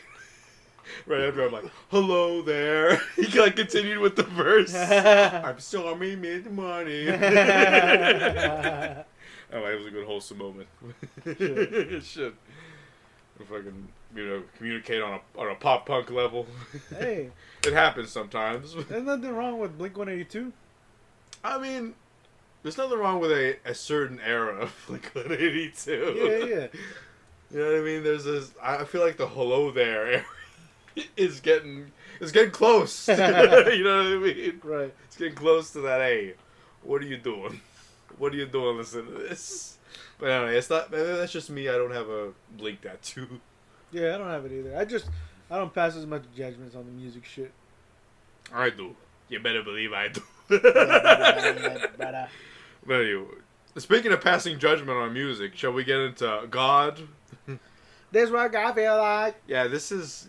Remember when I said we're coming back to like some of the worst hooks argument? This is it. I feel like this is the skippable, the most skippable on this album. I'm not a fan of this. This is the most victory lap ass shit I've ever heard from Kendrick. Yeah, even if it's skippable, I still think there's some bars like, ever since a young man, all I want to do is be a gunman. No, I get definitely Shooting up the charts. But it's like, running. what track on Good Kid doesn't say that better?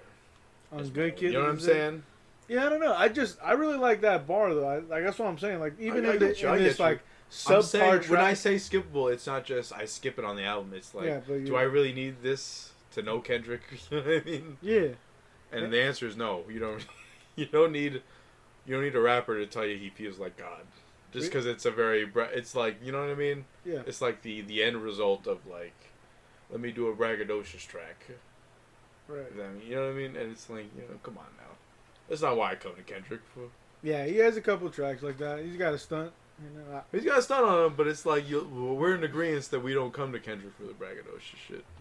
Yeah, I gotta look back if there's anything that was super great. It's not to say that we don't enjoy him. It's not to say that we can like borrow some of that confidence from him, for the sake of better mental health. But it's not. But there's a difference between like that and like this is essential.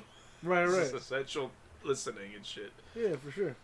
It's definitely, with God, I just thought it was more of a I guess how it fits in the theme of the album where you talk about humble and pride, love and lust. I just don't think it fits at all. If I'm honest, because it's like everything else on this album is very human, right? Human shit, and God is obviously superhuman, right? I just looked at those last two tracks as like Fear God Duckworth. You know what I mean? It's almost like but the whole album doesn't spell out anything. It's not like it's not like a sentence or coherent in any. Right. It's not like Dead Space 1. Like yeah, for sure. Level names and shit. Yeah, that's true. Nicole isn't dead on this shit. Yeah. You know how it go, but there's still moments that I do enjoy from God, but yeah, it's probably one of the weaker ones. I don't disagree with that. And it's probably a little substance in it too. So it doesn't move the album like some of the other songs do. So that's the problem with some of these tracks and the entire Well, it's like discography. you told me like ever since a young man, what other bars do you think are sweet? Are non-braggadocious skippables? You know what I mean? Because I'm trying to think of them, and it's like he's talking about the charts, he's talking about all this braggadocious shit, and I'm like, that's cool, but it's like, I don't know, maybe I'm looking at a track called God in the wrong way, in that it's precisely for braggadocious shit. I'm calling myself God, for fuck's sake. This is what God feel like. You know what I mean? Yeah. So, everything I do is gold. So it's Yeah. So you know what I'm saying? Like it's not the track I wanted, but like I don't know. I'm not gonna deny other people's enjoyment of it. Right. For sure. No, you know, the sound kind of matches the feeling. It's got a little. I feel like heavenly. the best part of the song is I don't rush it, rush it, rush it,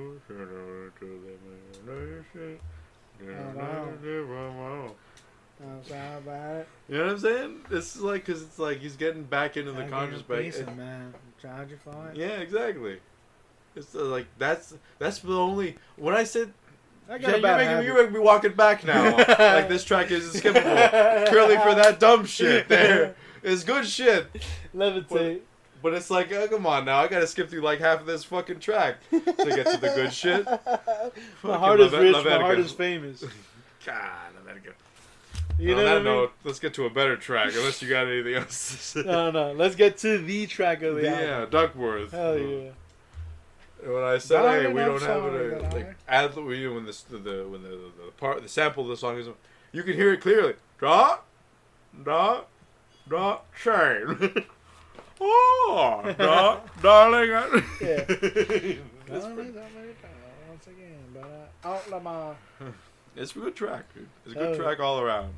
I kind of like that first portion of the beat more than any other portion, which is me. It's just my take. It's not a dig against this track, but it's just that part where it's darling, and it's, that's like, if it would have just stayed that for like the 5-minute portion of the track, I would have been fine. But like, I guess the nature of modern day hip hop is like, you gotta have a beat switch or it's not good, type shit. Right. And I'm not hating the other beat switches. I feel like the second one's pretty dope because it takes on a very solemn tone that fits with the story being told. And then I feel like the last beat switch is kind of, I don't know, kind of a little too soft and a little too close to the first one. You know what I mean? So it's like, it's not as hard as the first one, and in addition, it gets a little soft. You know, back when, you know, Anthony said he can kick it. Yeah. Nah. But, you know, it's just a little, you know what I mean? It does swerve back to that hustling on the side with a 9 to 5 to freak it. Cadillacs will really run a Sunday around the week. So it swerves back to that first track, but it's still like, you know what I mean? Am I wrong in assuming that first beat wouldn't have held water for the entire track? Yeah, for sure. But I also view it in the whole... I can't hate I don't hate the beat switch, but I just do feel that way, that like you could have held it with the first beat. Yeah, I mean, I'm not as critical just because I enjoy the shit. So I don't look at it like, oh man, this shit could have been, you know? Because I look at other things like that too, with any game, movies, like whatever the fuck. But, you know, with this music, again, with Duckworth, I feel like, it's my favorite fucking jam of the track, dude. I really like the samples. I like where it takes it. It's like, it's almost like a quick little story about Kendrick Lamar, and it's, you know, it's perfect, you know. I can bump that shit in my car, no problem, dude. That shit's nice. I got you. But with you talking about the story about him kind of surviving and shit, ends with so I was taking a walk the other day, and who am I today? And like it's more like of an existential thought where it's like, well, fuck, dude, like, you know, if he took this path, dude, you know, I wouldn't have been. Maybe I'm still swimming in my daddy's nutsack, or you know, or I'm. Whatever the fuck. Know, but it's like, you really know what I mean about the my thoughts on the framing of it, which like this album is about the cosmic coincidence that brought him to where he is, and this kind of like this last track kind of confirms that for me, and that like if his dad didn't give him those free biscuits, shit would have been raw for Kendrick, or non-existent depending on the timeline. Yeah. And I don't know, man. I still really. Where I draw like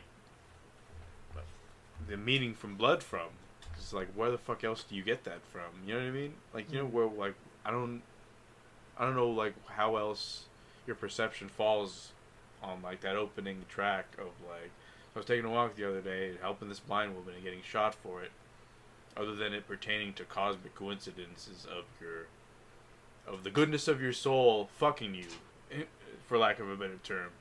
Like, you're coming up to help this woman and like you get fucking shot for it. You know what I mean? Yeah. It's a similar cosmic coincidence, only reversed in a way that, you know, that cosmic coincidence is very negative, him getting shot for that shit. Compared and a positive version of it is him becoming the greatest rapper of all time, by virtue of his dad giving Top Dog a couple free biscuits. Yeah. Yeah, that's interesting. I like, you know, that's a new way to fucking see it for me.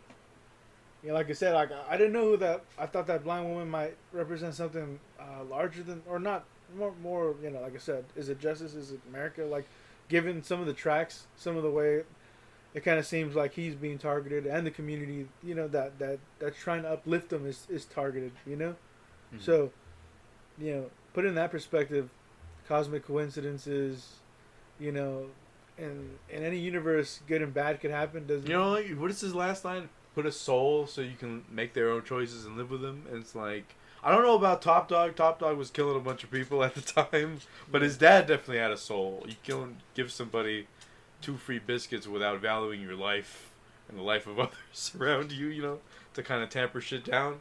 Yeah. It's like, you know what I mean? It's like, he's kind of like recalling that, you know, I don't know, maybe I have a soul by virtue of my dad, kind of, you know what I mean? Kind of like reaching out at that moment. Yeah. I don't know. Maybe I'm getting too deep into it now, but That's an interesting take. I don't know. It's wild shit. It's wild as a motherfucker. Was that Duckworth? Well, yeah, it was Duckworth. What is your favorite track then? Is it this one? I probably go with Fear just because it's like, you know what I mean? He's just rapping like, who can't fear, dude? I fear all the shit he feared at any given point, dude. I fear now to this day. Yeah, for Shit, sure. man. What about where were you when this track dropped? Or the On album? this album, not track. So the album, I was in a very transitory period. This album dropped, and I was in Humboldt, planning to come home to Corona, California, and like, I don't know, man. I remember bumping this album when you drove me home from Humboldt, and it's like, it was kind of like, it kind of took on this very like transitory meaning for me, or just like, you know, how your perspective shifts with time and shit. This is how I kind of looked at the album, just given where I was at the time. Yeah. But I don't know how you feel about it. Nah, it was definitely Where were you? pretty sweet. I think this was released in April, maybe. Yeah, it was definitely first half of the year.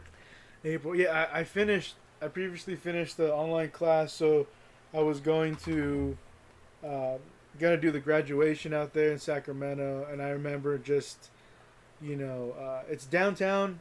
It's the Golden One Center. It's like this little basketball for the Kings. So we had our graduation there. Then we spill out to the streets. We go eat. We celebrate, and like, dude, like Humboldt's playing on this. There's this guy like taking this like bike taxi, and like he's playing Humboldt on his speakers, and like it's fucking, you know, it's fucking sweet, dude. I can't help but like love that shit. And like going home in the Uber, like Like you Kendrick being comes there on. was a cosmic coincidence. Huh? Yeah, bro. It was just a sweet fucking time, because you know it's tough, dude. It's like this whole bullshit that you go through, you accomplish something, and then like, you know, there's this album, there's this artist, there's this song, and it's. Did you feel when the release of this album? Do you associate it with a weight lifting off your shoulders?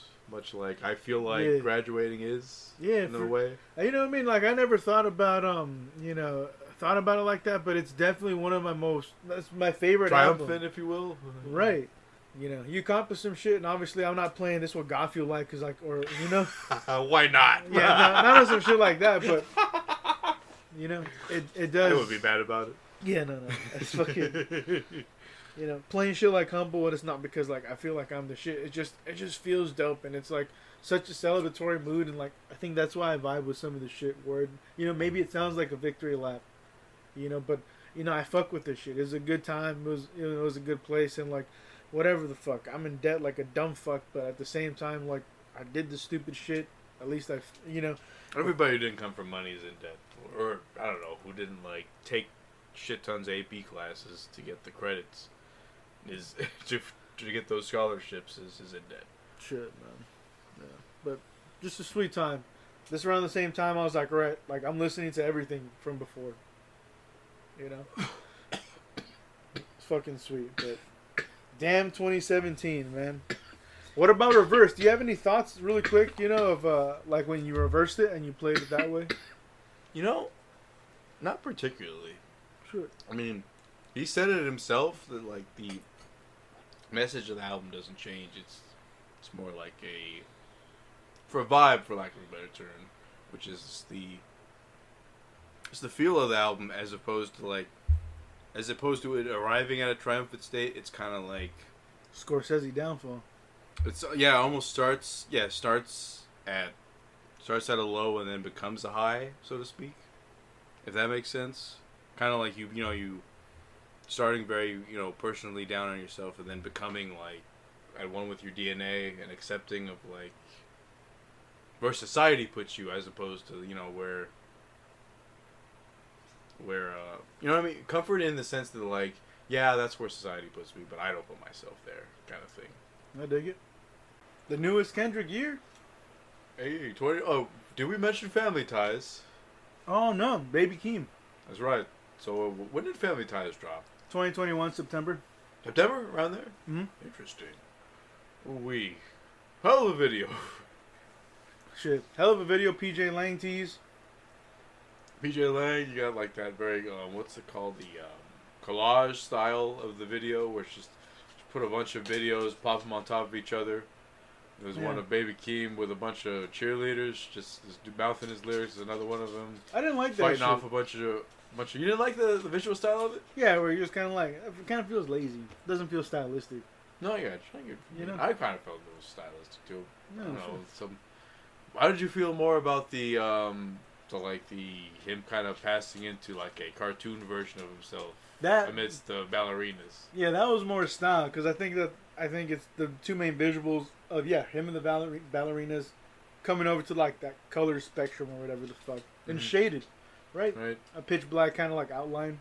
It's pretty sweet. It doesn't fit all the way perspective wise if you watch it as much as I have, but hey, what are you gonna do? Because he's profiled when he walks through the color spectrum, and he's not profiled when he's a lower third, like downward profile. Huh. You know what I mean? Does that make sense? Sure. In the ballerina image. Yeah. Anyway, we're getting a little technical. But hey, a good video, then K-Dot pops on the bitch. He's in a bunch of Matrix videos. He doesn't even appear in the shit for the first couple. He's like, I'm wondering our top 5 tonight. And like, Keem's got to be like chaperone to his fucking, his screen. Yeah. So there's a bunch of like fucking, interesting visual cues there. One daughter, but they all my sons in this bitch. One daughter, but they all my sons. Precisely. They're only ever like side by side in that collage where they're in front of that very that blue neon building. When Kendrick is donning a sombrero, if I'm not mistaken. That's right. Which is kind of hard to pick out your first time watching, just because of the way it's filmed. It's like it's very dark, so it's like, is that a fucking sombrero Kendrick's rocking? You gotta kind of be watching it and be like, yeah, he's rocking that sombrero. He down. He down. We'll let him have it, I guess. As a fellow Latino American, we'll let him have this one. He's earned it. I'll allow it. He's safe. But yeah, that was kind of him letting us know that we're back. Well, he's kind of shouting out the overnight activists and all you motherfuckers that thought I was silent during the Black Lives Matter protests. I have not been silent. I'm just don't identify with you bitches. Which is interesting because people are looking to him to be the voice of like this frustration. But it's like he's supposed to pop out a "We Are the World" track every time some shit goes down. I don't know. Maybe I feel like that's what people wanted from him. And I don't it's know like, what they want. Do they want him in the front lines? I feel like they wanted a "We Want the World" track from every time some black related shit goes down in America, and it's like that's a little untenable for one man to ask one man of that shit. Yeah. Don't you think? In a country as flawed as ours, to like every time some shit goes down black related, fuck me, man. It's a heavy burden. Yeah, it would be. And on the subject of heavy burdens, we bring in the Heart Part 5, which he dropped it with the video, man, and fuck me, dude. Let me just ask you before we get into the video, what was your exposure to the Will Smith incident of the Oscars 2022? What was my exposure? Probably like on the Twitter timeline or something. So you didn't, I assume obviously you were watching live. Yeah, no, I've dipped out of the Oscars. I mean, we're well known on the pod, on the formal pod, non After Dark pod that we don't ride with the Oscars, dude. We don't Ride ride with that shit for a long time. Yeah, so even my exposure to it was like, it was the night it happened, and it was like a very quick drop on like YouTube. It was like nice. What is it? You load up YouTube and it's like the algorithm gives the you algorithm some is shit? like, yo, Chris Rock got his shit smacked. And I'm like, what? Like, I don't believe this shit. This shit fake as hell. Yeah. And no, the first couple videos I watched were real as hell. I remember sending them to you, my brother, my mother. Just like, I didn't fucking believe that happened. And I'm like, my mom might have been watching live. I don't know. Apparently live, they censored it. The action of him. It was I think he smacked him, and then they went dark for a little while, which is they cut to black. They cut back to video, and the whole "keep my wife's name out your mouth" was silenced. There was no audio for that portion. So the only way to see that shit was on YouTube. In its full effect. Someone capturing it as it happened. Yeah, and I'm like, fuck, man, that's some wild shit. Yeah. And like, I believe it was 2 or 3 weeks after the fact. Yeah, that's pretty close. At best, it was like a month after the fact. Yeah, because when the this heart video was dropped. April. Yeah. And I'm like, fuck, man. This is some wild shit. This is some wild shit for multiple reasons. Not just the Will Smith shit, but the face tech The shit. deep face. Yeah. The deep fake face Yeah. technology. I guess the scenario is if you have enough money and, I don't know, pre-existing shit to base it off of. Because OJ and, like, Smollett, Kanye, they've all been in the public eye for some time now, and surely enough for an algorithm to like guess what they look like in a given scenario. And it's like, fuck, man, Yeah. some wild shit going down there, technologically speaking. Nipsey Hussle on the shit too. Fuck, man. Nipsey Hussle is like, even it's wild how little I know about Nipsey Hussle and how hard that hit for me. Because I know he died. Yeah. That much I know. But it's like, I don't know much beyond that. He's a famous rapper that died. He was shot, killed before his prime, as some would say. Sure. And for that to hit with only that much information, as hard as it did, is pretty fucking wild. Yeah. A lot, Do you think there's a scenario where Triple X would have been there and Nipsey Hussle wouldn't have, had he been alive? Because, like, who do you go for if not Nipsey? I think you would have to be local legends, because Nipsey was so big in the community. Right. I think it'd have to be some shit, and some people who. I only know that because Kendrick rides a little bit with, like, at least the unposthumous releases of Triple X. Oh yeah, he ride with them. Yeah, he rides with a couple of them. Oh shit, I didn't know. Now I gotta listen to them shits. Specifically the unposthumous releases. If he's dead after it came out, don't ride with it. He dead, amen. Shit. Yeah. But yeah. R.I.P. The Heart Part 5, dude. The Heart Part 5. What a crazy fucking track with crazy visuals. Marvin Gaye sample. Oh shit. That's right. You think he's Which you need money to get a Marvin Gaye sample these days. You need K-Dot money.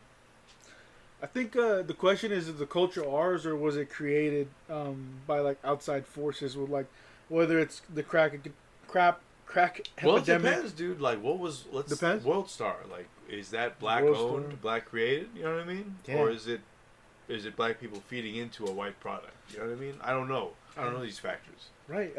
World Star specifically, I wouldn't know, but like rap, like people signing artists and Everyday putting them to culture, stages. like everyday struggle, a show based on young people fighting old people. Is that made by is black that, people. No, is that show someone wanted or show somebody created based on what they thought somebody wanted? You know what I mean? Yeah. And it's like the audience has a part in both those scenarios. It's just they're different in every scenario. Right, They asked for it. You know what I mean? You asked for it. If they thought you wanted it, well, why do they think you wanted it? You know what I mean? Yeah. Yeah. It's important, like, social questions to ask there. But I'm not equipped to ask, not being a member of the black community. Right, but their struggles are well documented as opposed to like It's true. what obstacles It's are true, in but the on neighborhood. a personal level, I'm not able to comment on that. You know, if that makes sense. For sure. I mean, guns. I think the promiscuity. What is it called? Promiscuous Yeah. behavior. Yeah. And any other woes, dude. Like, it just made me think whether, he sees that as culture, or like again, culture that was influenced by like foreign, or outsiders, whatever the fuck, agents that aren't down and living within the shits. That's the R5. That's what I got. I got you. Yeah. Hard 5 is. He's a thinker for sure. Yeah. It's. Some would say the peak of like Kendrick inspiring thought, just because it's a unlike this 2-disc album we're about to talk about, it's singular. It's like 4 or 5 minutes of your time, Yeah. as opposed to like the hour or so. But you know what I mean? Yeah. It's more digestible in that aspect. But Yeah. it's good shit, I could say. Sure is. Caps the Heart series.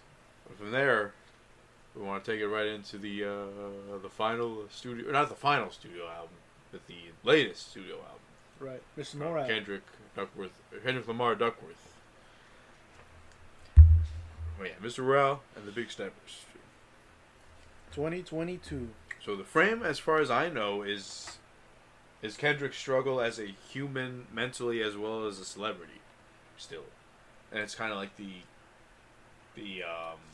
conclusion of the trilogy in this trilogy of albums that has been Damn and T-Pad, Right. as well as this one, in terms of like his struggle with the self and celebrity. And I feel like this is the album where he kind of comes to the point where like that celebrity shit really doesn't matter.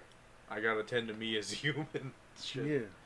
And he kind of like, for lack of a better term, sheds the ego celebrity shit, the ego-based celebrity shit by virtue of therapy sessions that he has on the album. Right. Something he was hesitant towards. Yeah. Especially in terms of opening up, which is weird. It's weird to hear that like he's like dancing around the question, but then to hear all these other albums that sound introspective in nature.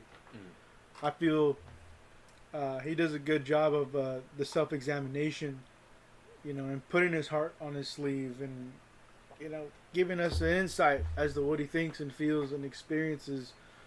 And this, let's say, capping the trilogy so far. Yeah, it's a break from the other albums. No, actually, Do you think it's a break from the other, or do you think it's the encapsulation of his individualism kind of put on an album? You know what I mean? Does that make sense? You know what I mean? Because Right. like, I've said multiple times that I wanted weird Kendrick, and this is some weird shit that he's in terms of sonically that he's going for. Like, it's not weird talking about mental health. At least not I don't think it should be weird. You know what I mean? But the sonic place he goes to on this album, because like, if we're just gonna, I don't know if you were done talking about the frame at all. I think just the way he's opening up, and I think some of the things that he's able to do with exploring some of the themes. Like, we'll get into it in the specific songs, but it's just like the first track, like it. A lot of people have described it as a play almost, in terms of like the use of piano, kind of leading the. You know what I mean? If we're getting into United in Grief. What is a bitch in a miniskirt? That is you. You know what I mean? Right. He's kind of like, I don't know. The sonic level he's going to is minimal, but it turns into something else. You know what I mean? It starts out very minimal, but it turns into this weird.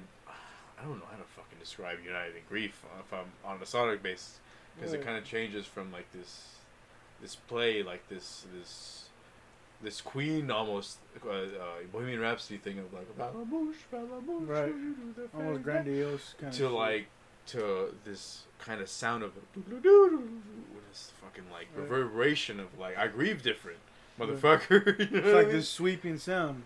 It's like, you know what I mean? And between that, there's like a barren drums that are playing, and it's like, you know what I mean? Where it's like scaled back, but it's not. When people say scaled back and minimal, they usually describe it as lazy, and I wouldn't just consider this album lazy. Yeah. In that way, it's just scaled back in a way that's fucking weird.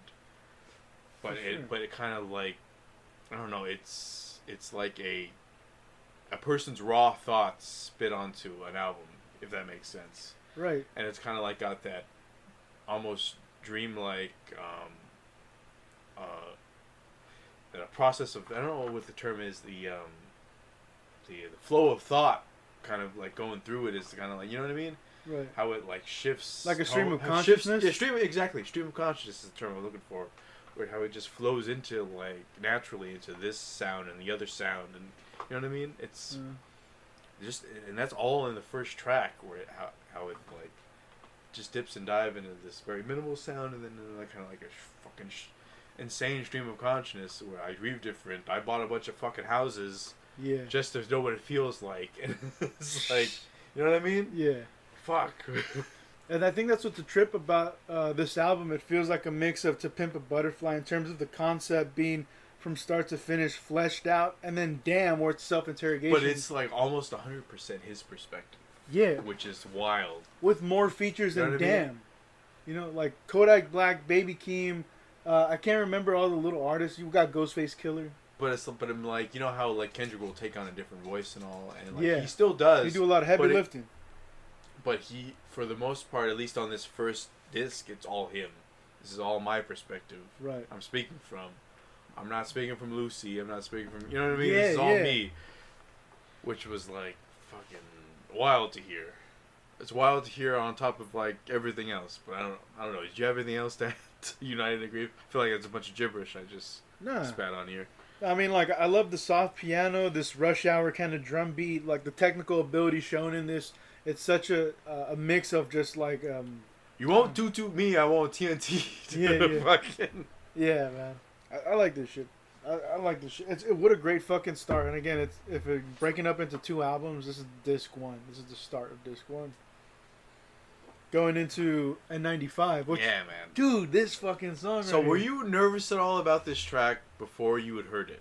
Because it's obviously, without hearing the track, you can assume political statements via the name. Well, You know what I mean? Like there he's were like, some political like statements. He's though. like they're political statements, but they're not That's not the pertaining. point. They're not pertaining to the virus as we know it. They're not. You need to wear a mask, or you shouldn't wear a mask. Yeah, Like, no. There's nothing Yeah. like that, No. which is what I thought it was going to be. It was a very hard-nosed stance, where like I'm taking this stance on this, and Right. cutting people out. Whereas Waiting for what him he to speak actually on it. takes is a very absorbable stance on every side, regardless of where you, because it's not a political affiliation. It's just a step off of this technological shit every now and again. You know what I mean? Examine yourself is basically what I got from this track. Take all the other bullshit off and examine yourself. Yeah, definitely. Talking about that 95, it makes you think of the mask, but it's the mask that people have. It's the mask that you still have on after you take off the 95 It's the mask that people were wearing before COVID, essentially, is what he's talking about. Yeah, shit's been fucked up since before, you know. And I think, what do you do with that aesthetic? You know, what would you sell your soul for credit? What would you sell your bro for leverage? Yeah, did you catch the religious dude. reference in the video? There was some kind of religious reference with Baby Keem and all, and their scene where he's like, "What you do for aesthetic? You sell your soul on credit. You sell your." It's already funny because of his cadence, but it's kind of, I don't know if he intentionalized it to be funny, but like that music video, when you see Baby Keem stand up. Oh, and that's how much he was crouched down next to Kendrick. You know what I mean? It's a little. It's pretty fucking funny, man. Yeah. I don't mean to be the guy that does the stain on the movie screen, but like, go watch that video and like see how much Baby Keem had to crouch down in order to get to his cousin's size. Short King season. Kendrick Lamar, dude. Hey, listen, man. He's not any less powerful for how short he is. It's just funny. No, that shit is funny, dude. That shit's funny. But yeah, apparently that scene specific, because you're like, where do they get a scene like that where they just pull Baby Keem, Kendrick, essentially by a lyrical standpoint, trying to like, basically playing a part of Lucy, trying to lure him into something, and it's like apparently it is from a Bible passage of some kind. Which one? I don't know. I'm a terrible Catholic. How should I know? But but it's like you see that and you're like, that was a Bible passage. I imagine, I don't know, because like you look at the N95 video, there are certain portions of it that are color and certain portions that aren't. Like there's that portion where Kendrick is like, all decked out in a garden, and he's got like a light. You know, he's got one of those beauty lights, kind of like the ring highlighted light? onto him and shit. Yeah. And it's like it's a weird like moment of color in an otherwise black and white video. Aside from how it's bookended, of course you have like the kid on the beach, Right. and then Kendrick on the beach at the end. But it's like for every other part of the video, it's pretty much black and white. You know what I mean? You've got Kendrick in various Andre 3000 attire. I'm kidding. He's at a piano at one point. Yeah. You know, looking very, very decked out and you know, very, very, very, very cleaned up, as it were. Right. He's a portion where he's just chilling in a bunch of in a row of chairs, and suddenly a car careens into some of them. You know what I mean? Yeah. Was that practical, you think, or do they composite that shit? Yeah, I don't know. I imagine for safety. I imagine for safety they composited it, but like, you know what I mean? Shit. Can you imagine? That should be That's a lot of trust to put in your director's hand. Fuck. Well, you gotta get some fucking splinters in the eye at least. That ain't Ashford. I don't know what is. Fuck. But anyways. Very futuristic EDM like kind of vibe to the whole. Did you? sound. So I believe it was Baby Keem that produced this track, and did you kind of hear any of the? I don't want to say like he's got some Pharrell vibes, but he does have a couple of Pharrell vibes in the sense that he utilizes a lot of cheap sounding synths to like accentuate tracks. It's like and fucking N95. You know what I mean? You can kind of hear it a little bit. Baby Keem's got. I know we talked about it a little bit. He's got some prowess as a producer that he's kind of like utilized in his later effort, the Melodic Blue, more so than like his mixtapes before then. But yeah, he's got like a predilection towards that kind of cheaper sounding synth sound, but it kind of makes it work for him, specifically on this album. I mean, N95 isn't the single for no reason. Do you have anything to add about N95? Nah. You out of pocket? You out of pocket. Him calling out counterculture on this thing. Yeah, he does call it out. Calls it out, dude. He's like, hey, I don't play with that shit. I don't like that shit. Neither does Dave Chappelle. That's why you're not coming. But anyways, we'll kick it over to Worldwide Steppers. Dude. Fucking wobbly, anxiety-ridden worldwide steppers. Oh, I'll tell you what this track is to me, dude. This is the track you've seen, Only God Forgives, by Nicholas Winding Refn. Have you not?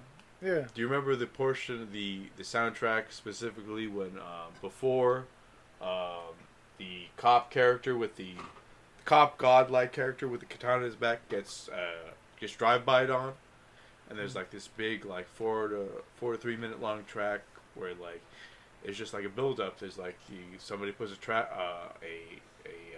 hit on his head, and like this dude with a scarf kind of comes up to a motorcycle, and he like rides it for like 3 or 4 minutes, and there's a very brooding, foreboding track going on the whole time. That reminded me all of this track. This whole beat on Worldwide Steppers reminded me of the Cliff Martinez track in a Nicholas Winding Refn movie before somebody gets drive-by shot. You know what I mean? Yeah. You see what I'm getting at in Right. terms of the vibe? Because like it's foreboding as fuck. Yeah. Something about to happen. Yeah, for sure. Definitely at the edge of your seat. Kind of feel a little uncomfortable. You didn't like the uncomfortableness of it? Or No, I like it. you I'm rock just, with it, I'm or just do trying you- to like describe the sound. It's like not everything's like a sweet or a banger. Like it, you know, some shit kind of gives you like a different kind of feeling. And What'd you think about the lyrical content? And Kendrick describing basically God dang, taking man. pride in fucking white women as a way of getting revenge for his ancestors. Yeah, that's sick. I mean, the Palisade views for some sex line in Untitled Unmastered comes full circle here when he's I talking guess about... pride is the wrong word. What's the trophy, I guess? Some Yeah, I don't know. relief, reward? I don't know what the fuck the word would be, but it's... You know, he's seeking something positive by way of something a little fucked up. You know what I mean? A little racist, a little fucked up. In Yeah. his own words. Yeah, I don't know. It's definitely... You know, I guess revenge is the only word, but like I don't know if it's kind of twisted revenge when all parties are dead by this point. Shit. I think when he talks about silent murders, Yeah. I think that's an interesting line too, because like spirit crushers, like saying someone like telling High someone they blood can't pressure achieve flooded the something catering, is one thing. When high blood pressure flooded the catering, he's talking about like you put a bunch of soul food on that menu, I assume, and a bunch of very, very greasy food that like was good, make people feel good, but at the same time, it may not be the healthiest choice for him. Yeah, for sure. If we're to believe like how much high blood pressure runs in not just African American culture, but like Latin American culture as well. For sure, dude. With the worldwide steppers, I think he's laying down a lot of shit too. Because it's not just specifically targeting one thing. He don't want to pass judgments. He's like, where do I come from? Like more of a fucking the existential thoughts that he's had throughout the whole fucking discography. Killing someone, that's an interesting kind of concept to kind of throw out. It's someone where it's your words matter, your actions matter, and shit, even your thoughts. Do you think that's the essential nature of the song? Is to watch what you say in addition to your actions? I don't know. I just thought just watch where you're aiming at. Like chill out. Don't. It's kind of tough because Silent Killers. I don't know if like that's the whole gist of the fucking song, but it's one of the main parts that I kind of walk away with. I gotcha. Do you think it's about a singular thing? I don't think it's about a singular thing. I think it's one of like the grayer tracks on the album, which like it's not necessary. It's hard to nail down in terms of content. Right. Because like he's talking about generational hatred essentially right here. He's talking about murder, indirect murder, but it's and how like just how your actions can have consequences in that way in regards to indirect murder and shit. Right. This dude talking about how media, media killed. No, media is the new religion. They killed consciousness. Yeah, I can get that line. There's some crazy shit, and I think especially his relationship with media, like we saw in Damn, can't help but lend to that support or lend to that argument. Do you want to kick it into Die Hard? Yeah, I think Die Hard is on Obama's playlist for this year, 2022. Oh shit! Yeah, dude. We got Obama multiple times on the pod. People are gonna love this podcast. HiiiPower. Hey, we mentioned Obama twice. That must mean we love him unconditionally. I must mean he's our boy. He's our boy. That is. Yes, we hate everything from the other side. You got us pegged. No, but on some real shit. But Die Hard. To me, I feel like a lot of echoes from Loyalty and or Love. Do you think it's overplayed? It's bullshit? No, it's not overplayed or bullshit. I just think it's one of the more radio-friendly tracks, let's say. Yeah, for sure. Yeah. Yeah. It's very like, hey, you gonna move to this shit. Right. I pop the pan away, right? Pan away, you pop the pan away. I'm a die-hard. It gets ugly. Too passionate. It gets ugly. You know what I mean? Yeah. I'm not hating the track. It's not skippable. I don't think there's any skippable on this two disc edition, but it's not my favorite track, let's say. Right. You know what I mean? Yeah. It's definitely one that gets you moving, but yeah, I agree. It's not one of my favorites. I feel like that's by virtue of it not being in the right context for me. I've always listened to this album, me chilling by myself one night. You play this in the club, who knows what would happen? I feel like it's one of those. If there was a club anthem track on this motherfucker, like it's either. I don't feel like Purple Hearts works as well, but we'll get to that later. Yeah. You know what I mean? Just by virtue of how slow it is. Yeah. But yeah, Die Hard. What do you make of it? I like it. Very tropical, wavy synths. Like it's not my favorite, but when I like how he doesn't go full dumbass Drake. You know how when Drake goes for a tropical sound to put an accent on and shit. Oh, that I don't.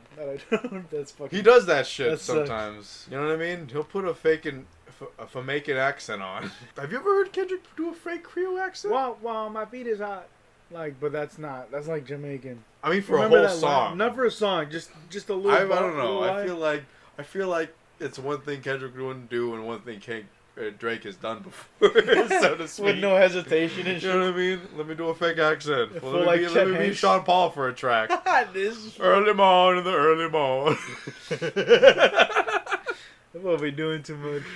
That's what I mean, man. The flavor of the week shit. He's hyped on that shit. But anyways, Die Hard. Yeah, Die Hard. Do you have any other thoughts on it, or shall we move on? Yeah, we got the gist. I got you. Probably one of the best tracks on the album. If you're a dude who's grown up with a machismo father time. Father time. Yeah, no, that's just pretty sweet. I love. That's a banger right there. Boy. Yeah, That's a certified classic banger right there. for sure. I like the idea that he presents like you can't mistake machismo for manhood. Exactly. You know, it's It's to do different things. do different things. Manhood is a responsibility, like, and it's pure responsibility. It's not no like I gotta kill this fool to be a man shit. Yeah, yeah, for sure. It's definitely not. You don't. I Attack gotta stomp this everybody. fool's BP out for the sake of my manhood. Sure. You know what I mean? Yeah, no slapping BPs. Raised on tough love, though, essentially. Right. This the chorus by Sampha. I don't know if you're. Do you have any? Not Do you have familiar. as little exposure to Sampha as I do? This is Yeah, like dude. your first time with. Yeah. Dude's got a good voice to him.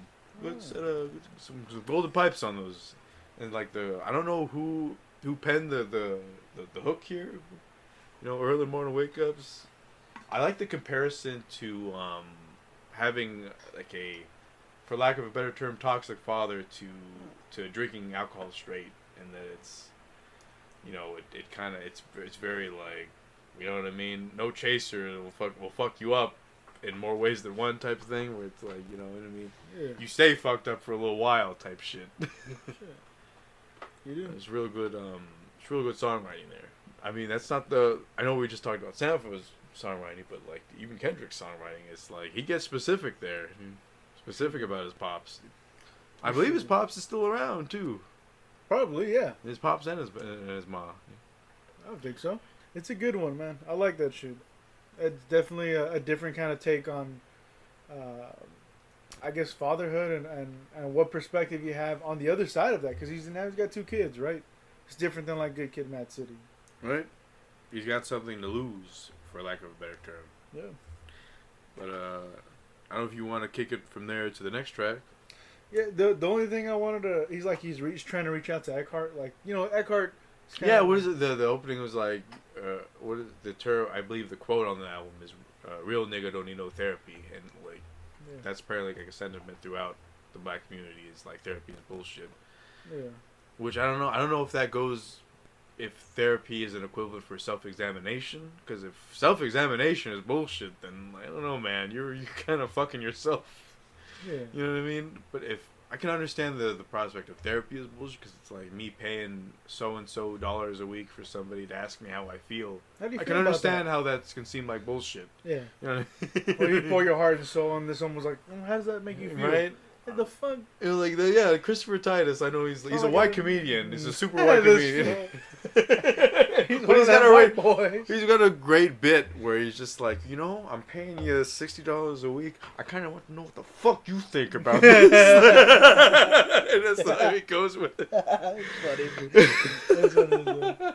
No, like, yeah, Christopher Titus, like, on the subject of, like, some media that explores mental illness, Norman Rockwell is Bleeding is a tremendous stand-up show where Christopher Titus goes in depth on some machismo fatherhood shit, much like this album. So like, you know, it's I say he's a white boy only because, you know, like it's this song, The Father Time, kind of does pertain to more of like a black or a person of color kind of upbringing in a sense. You know what I mean? Because it's You like, think so? So you think he did sway away from making music for the people? well, I don't know. Listen, man, I'm not white, so that's what it comes down to. Maybe like, you know, somebody can listen to this and like, and get down with it. But like for me personally, like I don't know, man. You know, like I just know my experience. Right. That's what it comes down to. Maybe the proper response is like, oh, I don't know if this is resonant to the white community, so to speak. I don't know. From there, I don't know. Do you have anything else to add on Father Time? No, I got everything I wanted to say. So then we got Rich Interlude. Rich interlude, jumping keys, running to a finish line. Is Kodak Black? Kodak Black. Controversy on this album just because of you know, people point to him and his sexual assault accusations and like, well, why did you put him on this album if you're this moral person, you know, so to speak? And it's like, well, there are lines in the album that reflect that Yeah. very response. I'm more Kodak Black than pro black, I believe is the line. Right. Right? And it's, fuck. So I listen, but as far as like, I don't know, how do you feel about people being up in arms about? Because I feel like there are a lot of people that pegged Kendrick and kind of like put him in this box of, you're a modern conscious rapper, you shouldn't put any of these mumble fuckboys on your tracks, kind of thing. Yeah. You know what I mean? I mean, That was kind of the perception, and like a lot of people are kind of like, oh well, this is Kendrick's downfall because he put this alleged rapist on a track. You know what I mean? He gave a platform to this guy, so to speak. It's got to be tough. I mean, this is the cancel culture going after him as well, and like I feel like though people, cancel. I don't interrupt you, but it's like they didn't watch the Hard Part 5, did they? Yeah. You know what I mean? Well, he doesn't fall on one end or the other. Just he kind of sees a bit of that in himself more so than like being fake activist, and you know what I mean, acting like you have like the cleanest set of morals. This When, fool like, told you on Family Ties already. I've been dodging those overnight activists. yeah. This is 365 for me. Yeah, we're getting ahead of ourselves on the 365 for me. One protest for you. Yeah. Kind of shit. It's got to be fucking tough, man. But I don't feel passionate about like anti-Kodak. I'm just like, Yeah, me neither. Like I didn't know anything about like his accusations or anything. Like I think he's got a very dirty South. Maybe it's not dirty South. It's like, but it's an accent for sure that kind of makes him a little hard to understand at certain points, and that's really my only beef with him as an artist. It's not much lyrical content. Yeah. Different flavor. Yeah, but I don't know if you wanted to swerve it right into Rich Spirit. Hey, swerve on him. Swerve on him right into Rich Spirit. You got that bedroom bass straight up. Are you afraid to play this song as well? I gotta lower this. Are you afraid to let the fam know you're a Rich Spirit? You can't know at all costs. Possibly with somebody. Okay, I mean, this one's got pretty sweet lines. The aloof Buddha, you know, I'm Christ with the shooter. Stop talking, or stop playing with me before I turn you to a song. Fuck. Oh shit. Yeah, it's got these sweet synths. They're kind of like slow. Gio get you life for a chicabooya. Yeah, man. Fucking Rich Spirit. It's kind of hard from Interlude to Spirit. I don't feel like it's as smooth as a transition. Yeah, I guess As see it's what you written. mean, because it's like this kind of build up that Kodak brings to it, to this kind of straight line of a track, for lack of a better term, in the sense that there's no, you know what I mean? There's a build up to that Kodak track, and if we're talking about like build up in terms of Rich Spirit, it's a straight line. And not to say that it's bad, but he's kind of rapping in the same tone. You know what I mean? Yeah. You know what I mean? He's rapping. He's not. There's no like there's no like roller coaster going up the rails kind of vibe to it. If that makes sense. Yeah, for sure. Which not that it needed it, but it's like you think in terms of like progression, in terms of like how they're named. Like you get Rich, Rich Interlude, going into Rich Spirit. Like that's gonna mean something. Right. You have anything else to say on Rich? No, that's pretty much it. Like, the sound's pretty interesting, but Rich Spirit, Broke Phone. That's kind of like a drives back into the N95 shit, where it's like cut off the Wi-Fi, cut off, get rid of the shit. Right. You know what I mean? He doesn't. He's got a broke phone, and he's like, I'm not getting it fixed. I'm not getting a new phone. Fuck, I need that for shit for. You know what I mean? Yeah. I'm a Rich Spirit. God damn it. Yeah. Shit. Hey, spiritual over the material. Yeah, precisely. But from there, we get into The Poetic Justice Part 2. Poetic Justice Part 2. I would call this musical theater, dude. And this is like, you know what I mean? Yeah. Musical theater, and I don't know who the fuck. I didn't know who the fuck Taylor Page was before this track, and I'm ashamed of that, dude. I'm telling everybody right here, right now. I'm ashamed I didn't know who Taylor Page was, because she put banging? so much effort into this part here. You know what I mean? Yeah. Well, it's just you go through this track and it's like there are portions of this track where her voice is audibly cracking. Right. Which I'm assuming in your life you've heard like some intense arguments with the folks, and some shit's gone down and whatnot, and you've only heard those at like specific moments, dude, and like those only hits so hard because like Taylor Page commits to that, man, and it's like fuck me. just the voice acting prowess on this woman is immense, dude. I don't know what her. I know she realized she's an actress before this. Like, Oh shit. I'm scared of the film in a good way I'm of the big film I scared. see her in. You know what I mean? It's a force to be reckoned with. Yeah. Just based off this shit alone. Yeah. The fucking the movie. We knew Kendrick could act, but like, I don't know who Taylor Page is. This Yeah. shit hit me like a ton of bricks. Yeah, no, the fucking that movie Poetic Justice with Tupac and Jackson, like they have that back and forth, and I didn't know he wanted to like pull from that and get inspired and make this. Definitely an interesting way to present male and female relations. Is there? I gotta ask you, because you got the experience on your belt.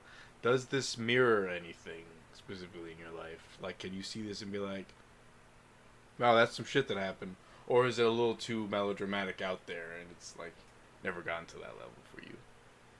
Yeah, no, it's definitely gotten there. So it's like you can't hate it because it's there. It's like when you're with someone and like there's passion involved, like Right, and they know enough about you that they can use like shit against you, like in the way like fuck. But man. the way she goes about it though, like there's also like a personalness. Yeah, you know what I mean. Yeah, and then I've never experienced that level. Oh, like, that level of that personal. like personal. Yeah, I'm a fuck. fucking like that's toxic, dude. Like that's that ain't good.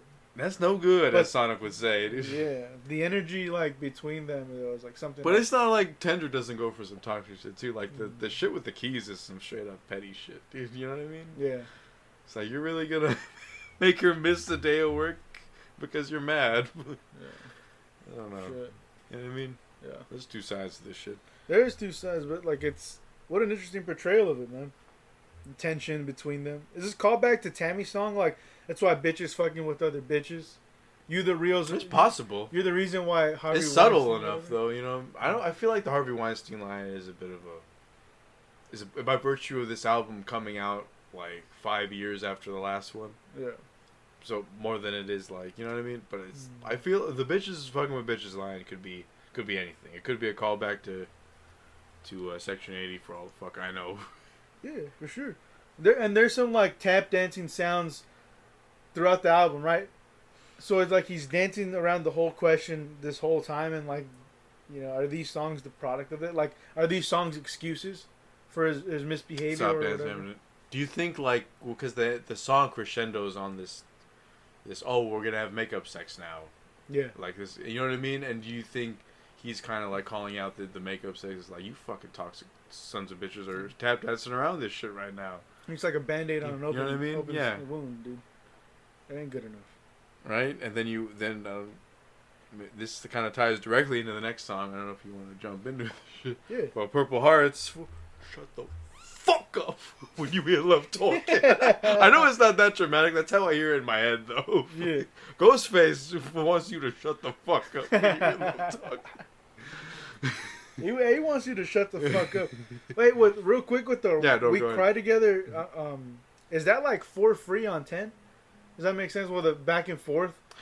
I feel like You ain't shit. For free was the stream of consciousness for free was just so fast. You know what I mean? Yeah. And I feel like you can follow this one a bit better, No, just by for sure. virtue of the Alchemist beat being just a little more. You know what I mean? It's not as jazz influenced. It's a little more. It's not to say that it doesn't rock like it does, but it has a. It's like tipsy and shit. Dude. Yeah, but you know what I mean. It's more followable. Whereas like for free, you're gonna have to watch that shit 2 or 3 times to catch everything at least. Shit. But do you think that's the next music video off the album? People have been asking for it. Man, that'd be People good. are like, "Fucking do We Cry Together, you coward!" It's tough, man. It's tough. So I wouldn't put it past him. Did you have anything else to drop? No, that's all I wanted to say. Go- I'm like, fuck. It just popped in right now, man. But Purple Hearts. What's Do you up? think this is the second most radio friendly album? The second most? That is- compared to Die Hard. Yeah, I don't know. Are you getting the theme? Love One's big on the radio is what I'm getting at. Yeah, Purple Hearts. Is that just like bruised love? You think that's the idea behind the song title? Yeah, this idea behind the song title, I think, is that when you go through a relationship, you get specific scars, And like the Purple Heart thing is like, you know, it's like a wink and a nod at like this military accommodation you get for I don't know if it's bravery. I think it's for injured in battle. Oh shit! Yeah. Yeah. So you know what I mean? It's kind of like what it's getting at there. Oh, I like that, dude.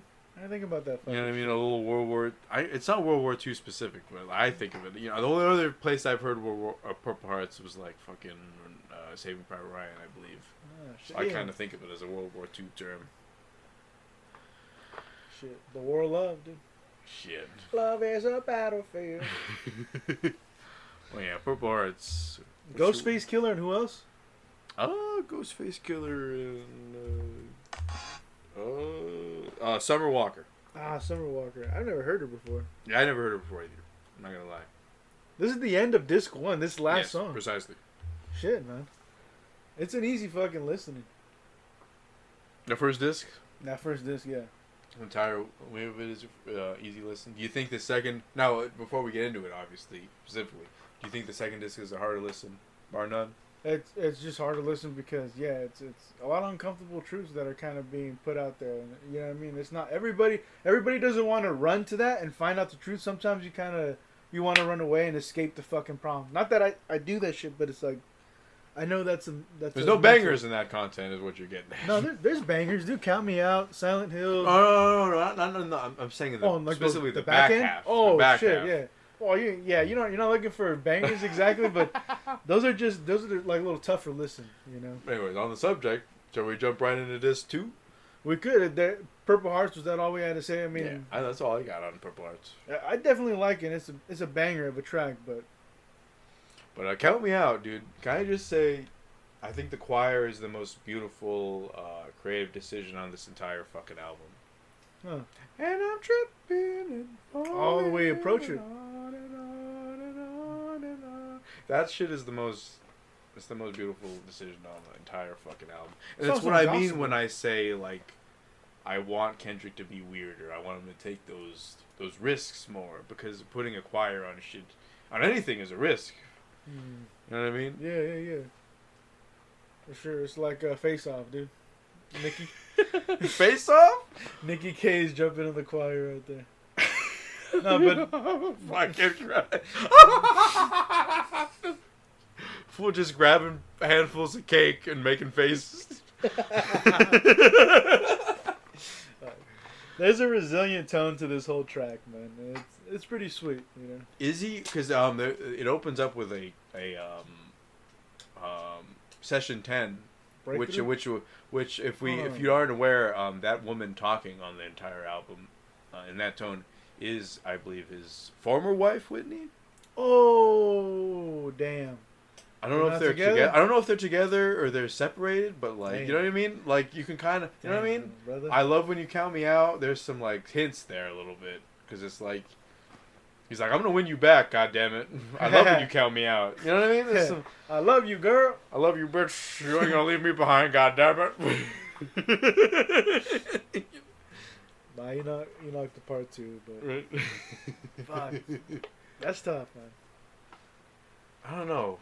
Like I don't know if that reads on the album, or I don't know if I've heard it from people who know too much tabloid news wise. You know what I mean? Shit. But it's like I don't feel like you kind of hear it. Obviously, it's not Whitney doing Taylor Page's part on "We Cry Together." Yeah. But it's like, that was a decision to bring her in the studio, and it's like that's either a whole lot of ego or a whole lacking of ego, and I wager it's the latter, given the album's content. Yeah, for sure. But fuck, I don't know. You got anything on Count Me Out? Yeah, he's got an interesting line. He's like, I couldn't find, even when I couldn't find God, I found myself through a song or through music. And it goes back to like that Heart 2 opening where it's this fucking, it's this artist and he's talking about what gets him through life. And he's like, the Marlboros, the 2 packs of water, whatever the fuck, the 2 bottles of water, and, music. Being Or suicidal. Kodak's line. I remember I used to survive off a tuna fish. Or survive off a tuna pet. Oh, shit. We're getting ahead of ourselves though, a little bit. But yeah. Yeah. Help me out. And then we go into the first truly somber track of the Yeah, second rank. for Crown, sure. dude. Crown. Pacing You can't piano. please. Yeah, you can't please everybody. Yeah, you can't Can't. please everybody. Love gonna get you killed. See, he talks about seasonal love. Can't satisfy his appetite, his ego, or everybody. I think it's, yeah, it's not like so much a breaking point, but it's just like throwing your And he's hands up. talking to his fandom a lot throughout the album, dude. It's Yeah. like, you motherfuckers, I go 5 years with being silent, and some of you guys turn tail on me, dude. And it's like, fuck. How do you think that makes me feel? God damn it, right? Yeah. And what's wrong with that, dude? Shit, man. That's I don't know. That's the cusp of what he was talking about at the end of T-Pab. So, Yeah. where are you gonna be when my legacy in question? Or if it's challenged Right. by accusations. It's tough, man.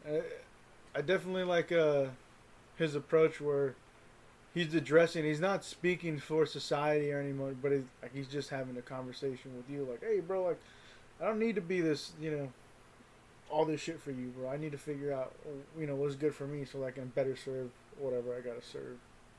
Yeah. He's always giving back to community. Like, you go overseas and shit.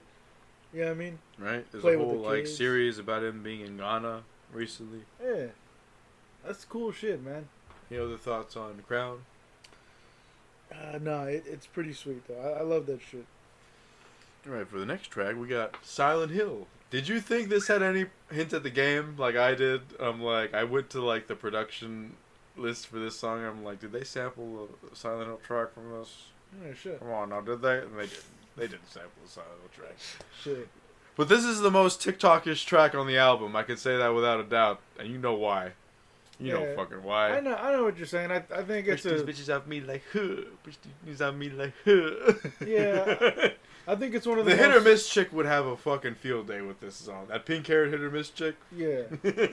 Yeah. I think it's definitely one of the more experimental beats in his whole discography, where it's not just regular fucking synths and regular pianos and this drum. No, it's like it's a silencer added into the beat, dude. And I think that adds a lot of flavor to the sound on top of having Kodak drop Do bars. you think this was more of a Kodak track than a Kendrick track? No, but he steals the song. He definitely. Did he still? Oh, well, did Kendrick let him steal the song? But it's like, look, Maybe. think about his bars that he drops. And pick my daughter up, she need all the love. I mean all the love. Yeah. I mean all of us. It's not like I don't feel like Kendrick was going for broke on this track. Right. You know what I mean? Yeah. Maybe he's letting his boy shine. Yeah, you know what I mean. Yeah, for sure. I never viewed it as that approach. But it's But like he you could. both know Kendrick is capable of better bars than that, easily. Yeah. But we also hear songs like in the previous Range tracks, Brothers? Like, what the fuck? Range Brothers, but we just Top talked of the about moment. damn. Top of the moment. Let's get this shit. Let's get this shit. Yeah, he gets into his dumb bag every now and again. That's what I'm gonna call it. His dumb bag. His Kanye West troll shit. I mean, I don't know if it's that bad. You know, he's not talking about fingering buttholes and bleaching buttholes and doing all sorts of butthole stuff. Or is he? We forgot to mention something about Purple Hearts, didn't we? Now, I gotta ask, well, since you're the one that's been in love and you're just... Is it love if you never eat the ass? I'm too old for that young blood. It's past my It's just time. the confidence at which the line is said. It's not a Kendrick line. Yeah. It's the Summer Walker line. Yeah. It ain't love if you ain't never eat my ass. Which listen, I gotta disagree, and I don't know shit all about love. I've never considered that a prerequisite. Damn. I'm in commitment, but goddamn, that's too much. Ooh, Fucking rather 6 months pay or some shit for a ring cost. shit, yeah. Yeah, some shit. It's the only ring I'm kissing is all I'm saying. Damn. Anywho, back to Silent Hill, regularly scheduled programming. Yeah. I just like the banging bass and the bass drums and the sky high synths, dude. It's sweet, you know. I don't want your ice boy, I want your life, but fuck, I still might rob you. Yeah, that's kind of an echoing theme of T-Pab with his boys that, like, you know. Yeah. You get a chain, I'm gonna bleed him. You know what I mean? From there, we got Savior, a Baby Keem track, dude. If we're getting right down to it. Yeah. Are you happy for me? Are you happy for me? Smile at my face, but are you happy for me? I'm out the way. Are you happy for me? Anxious. I can see what you mean about because Baby Keem is really good at that anxious vibe Kendrick goes for, because his voice is kind of like naturally at that pace where it's like, Yeah. you know what I mean? He's talking about Shark Tank, tidal wave. You know what I mean? I just want to platform. Yeah. I want to take everything I asked for. It's kind of like a natural desperation to his voice. I don't know if it's. No, I haven't listened to Blog Views. Maybe it's accentuated in this track more than it is in other tracks, but it's like, you know what I mean? It kind of works with like that higher pitched Kendrick, that hold up, I think about this for a second. Yeah. My people's on skates type shit. Yeah. What do you think about his lyricism, Baby Keem? Because you said he's not trying to be a rapper as much, but he's got some kind of bars that like I'm seeing a pattern. It's white panties and minimum condoms in reference to his mom, which a cold bar to drop on your ma for sure. But is it not lyrically sound?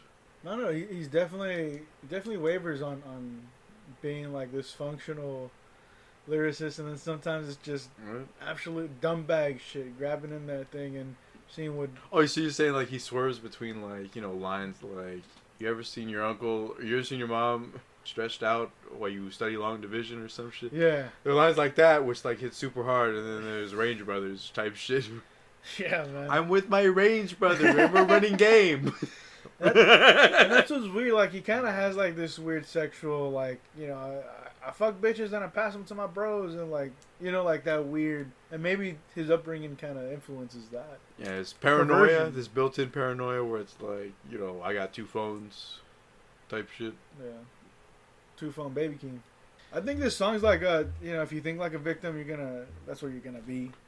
The next track, of course, like Kendrick coming in with the Kendrick made you think about it, but he is not your savior. Yeah. Covered with J. Cole, and like he references, I believe, a basketball player in reference to the vaccine. Yeah, on this track. Kyrie. Yeah. Yeah. Like, fuck, man. He's basically telling you to stop I don't know if it's as specific as stop giving the paparazzi a job, but it's kind of getting there a little bit in terms of like stop looking towards celebrities for everything. Yeah.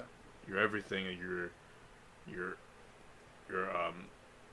like your IRL entertainment as well. Like it's like fuck, man. Like they're already in movies, for fuck's sake. Leave them alone.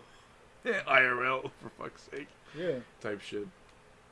Yeah, for sure. I think it's tough because you've been programmed that way to look towards celebrities and hear what they have to say, and you have shows and podcasts. I don't know about that because you and I have both seen not Killing Him Softly, the San Francisco Dave Chappelle show, 2004. Yeah. And he specifically has a bit there about Ja Rule that is funny, but it also speaks to like, hey, fuck all this celebrity. Right. You know what I mean? The celebrity shit. Yeah, but depending on them and whatnot. But celebrities and influencers do have, they have an audience, and I think they have a that's pull, the but thing, it's like dude. We don't fuck with I don't that, know but how people you get. do. I don't know how you get through to those people. Maybe you can't get through to those people. You don't. What do you mean you can't get through to them? NPCs. You can't get through to them and be like, listen, fucker. You can't have their favorite celebrities tell them, hey, stop what you're doing right now. Stop it. Yeah, I don't think so. I think they're locked in. That's fucked up. I mean, if people was free thinkers, why would they have platforms for these celebrities and give a fuck about them? I don't know, man. I just thought some of that shit would die off eventually. You know what I mean? The TMZ crowd would die off eventually. Maybe I was a tad bit naive in thinking that. Yeah, because I mean, celebrity gossip has been in mainstream for a while, right? I don't know, man. I just thought people think more about mental health.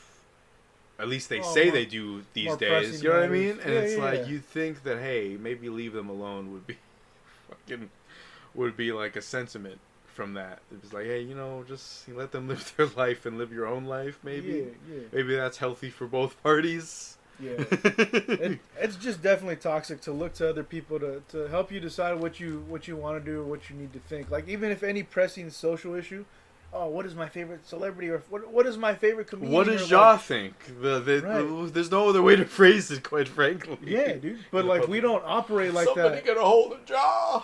Yeah. But the world need to know what Ja think, and that's the problem. That's fucked up. Right. Fuck.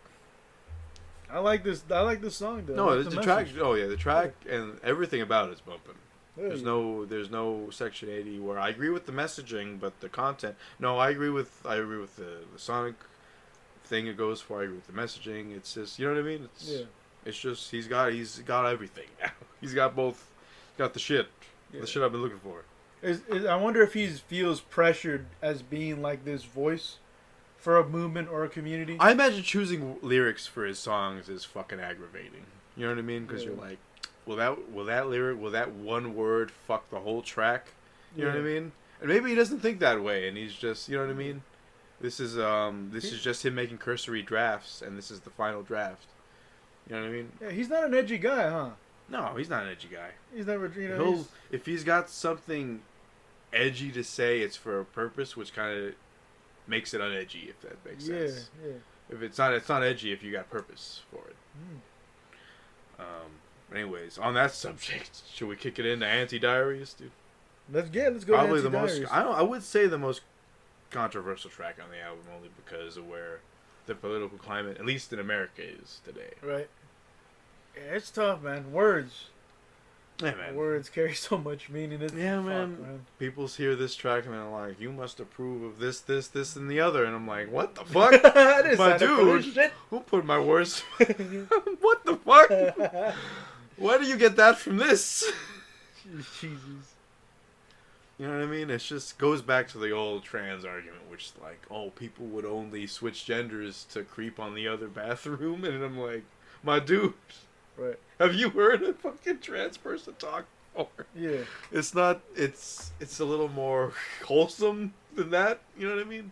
No. I don't know, man. It's fucking weird. Yeah. And by virtue of that, this track hits strange, just because of like it's very. It's. I don't know. It's a strange production wise, and I feel like he picked like a strange production to ride it with. If that makes sense. Right. It's I think Or maybe not weird is wrong. Maybe it's more like a low key kind of like almost reminds me a little bit of "Sing About Me," in terms of how low key it is, or real. I think real is the more closer sonic comparison.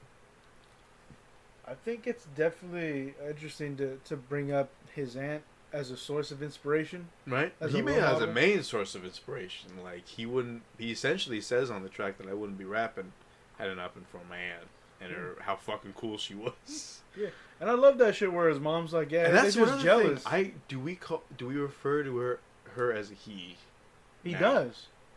I'm saying do we though, and it's like up to us. It's that's kind of some of the confusion around the song. Some of the frustration around just people dealing with like the new trans communities, the switching up of the pronouns and whatnot.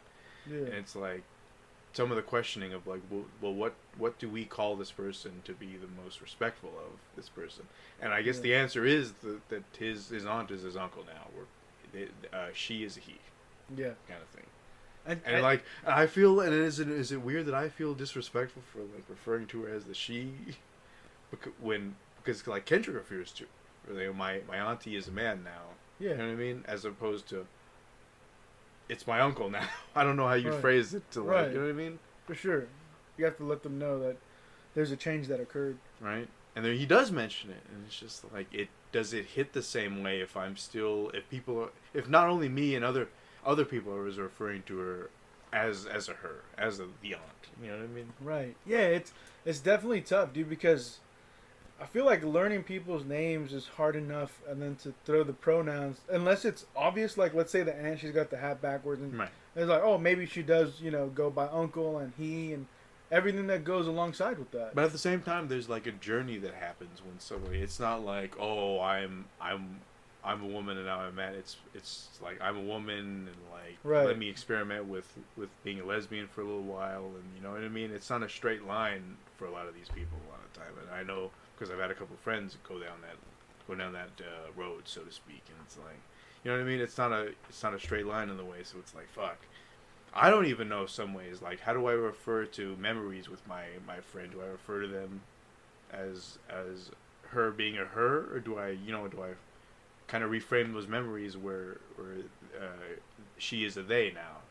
Yeah. You know what I'm saying? Like there are some aspects of it where I'm miseducated by, and it's like it's kind of like that thing with like gay people where it's like you can't ask a gay people, is it proper to do blank around gay people? Because it's like it's not a gay person's job to educate you on shit you don't know.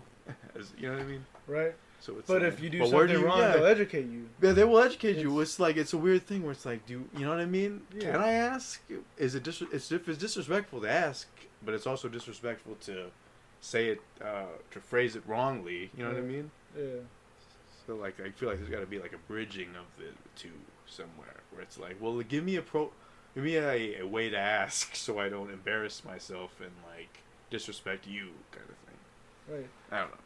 I'm just saying that like there are like people put all this shit about like trans community and like, oh, this bathroom shit. The bathroom shit is all bullshit. But like some of the pronoun shit is like, I don't know, there's a conversation to be had there. Right. Type thing, you know what I mean? It's confusing because then like that's just work for one person and then multiply that by 10. Like let's say it's just like, well shit, dude. Like I have to rewire my whole fucking brain to validate their experience, you know. And it's wild. Like, does anyone validate your experience? Are they gonna go through that work to validate you? And maybe where it's you know what I mean? I don't know, but they're like there's tough. levels to it, of course. Yeah, where for it's sure. like I'm a normie cis male, and it's like, Yeah. you know what I mean. And You you're can make- reduced you to that. You You can okay make with it? what you can make the argument that it's like I've had privileges, so to speak, and you know what I mean. And it's like You dark as it's hell, the- my but, boy. but it's like but there are privileges that that we're unaware of, so to speak, with regards to being cis normie and living in the world Right. of cis normies. You know what I mean? Like more And if- stories are for us. Yeah, and right? it's just like if we're gonna like get deep into the smut, it's like think about most like 90% of the porn out there being kind of designed for either cis normies or lesbians or whatnot. You know what I mean? Right. But it's like I don't know. It's beyond. I don't know, man. I feel like it's a topic that you and I can never tackle alone on some real shit. Right, because we have to experience that shit too to kind of speak on it, You know what I mean? Thoroughly. But it's like, but I feel like putting out like frustrations we have there in civil ways, like it. Yeah, you know for what sure. I mean? It adds to it. It's not. Yeah. It's not. I mean, I don't have any. We're not reducing Yeah, anybody. I don't feel like anything trans people do is wrong. I feel like the media, like they do for a lot of shit, they narrow in on one negative aspect and they kind of like blow it up, which is why I bring up the bathroom shit. Right. Like, you know what I mean? Someone's gonna have to go through all the work to like become another gender just to peek on other people in the bathroom. It's just a little wild to me, dude.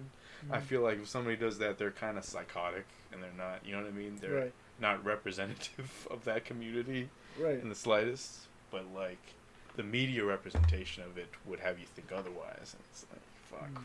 It's a lot's changed since Dan. Definitely. 5 years, man. Just 5 years. A lot's changed. But anyway, What a way to start conversations though with anti-diaries. right? Precisely. I feel like this conversation we just had was like the intent of this track in a lot of ways. But I don't know if we wanted to kick it to Mr. Morale there. Mr. Morale, some fucking intense synths open up this track as well as heavy breathing. Yeah. And it's like, fuck, what are we about to listen to right now? And like Kendrick kicks it in with some like, it's like the shit on his mind and state is heavy, dude. Yeah. You know, the track kind of reminds me of like the Black Panther album. Like there's this Ops song with Vince Staples. No, I get you, yeah. Like it's Is that the one that they utilize in the chase sequence? Probably. You Probably.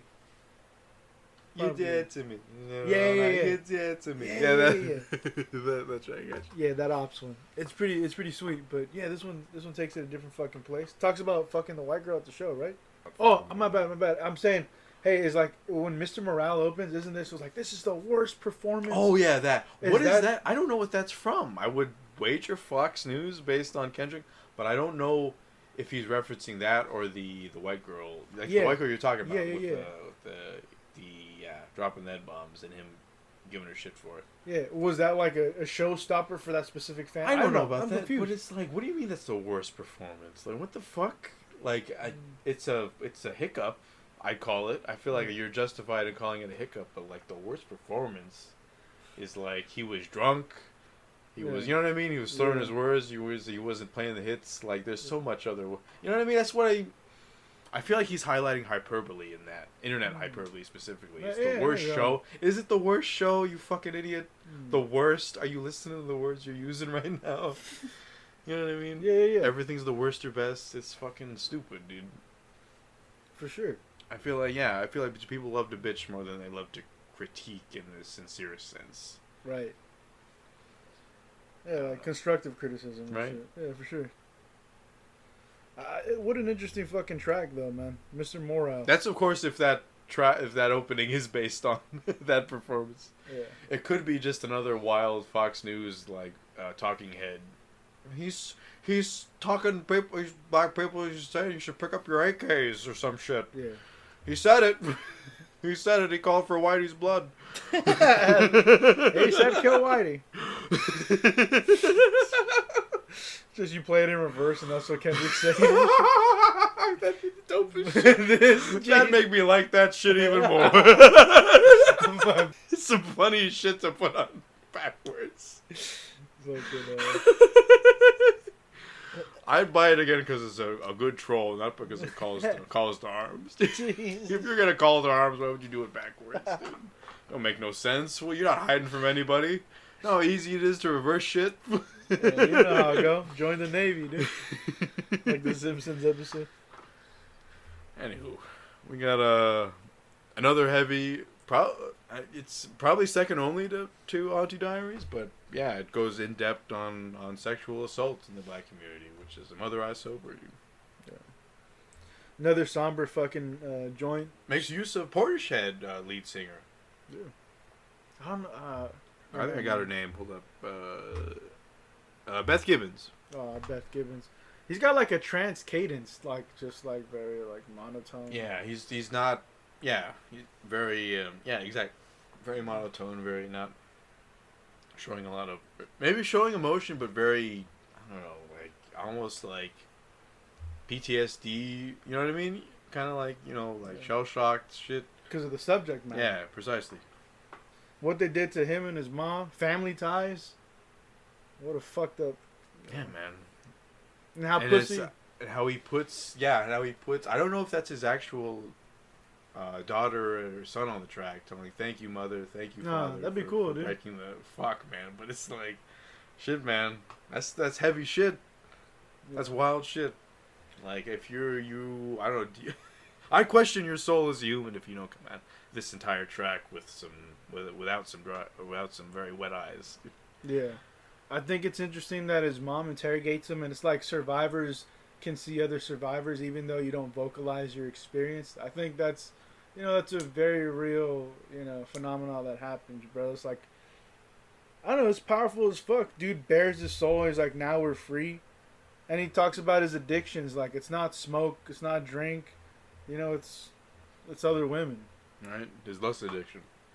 Well, Ask Whitney about my lust addiction, as he says on a preview. Which, fuck, man.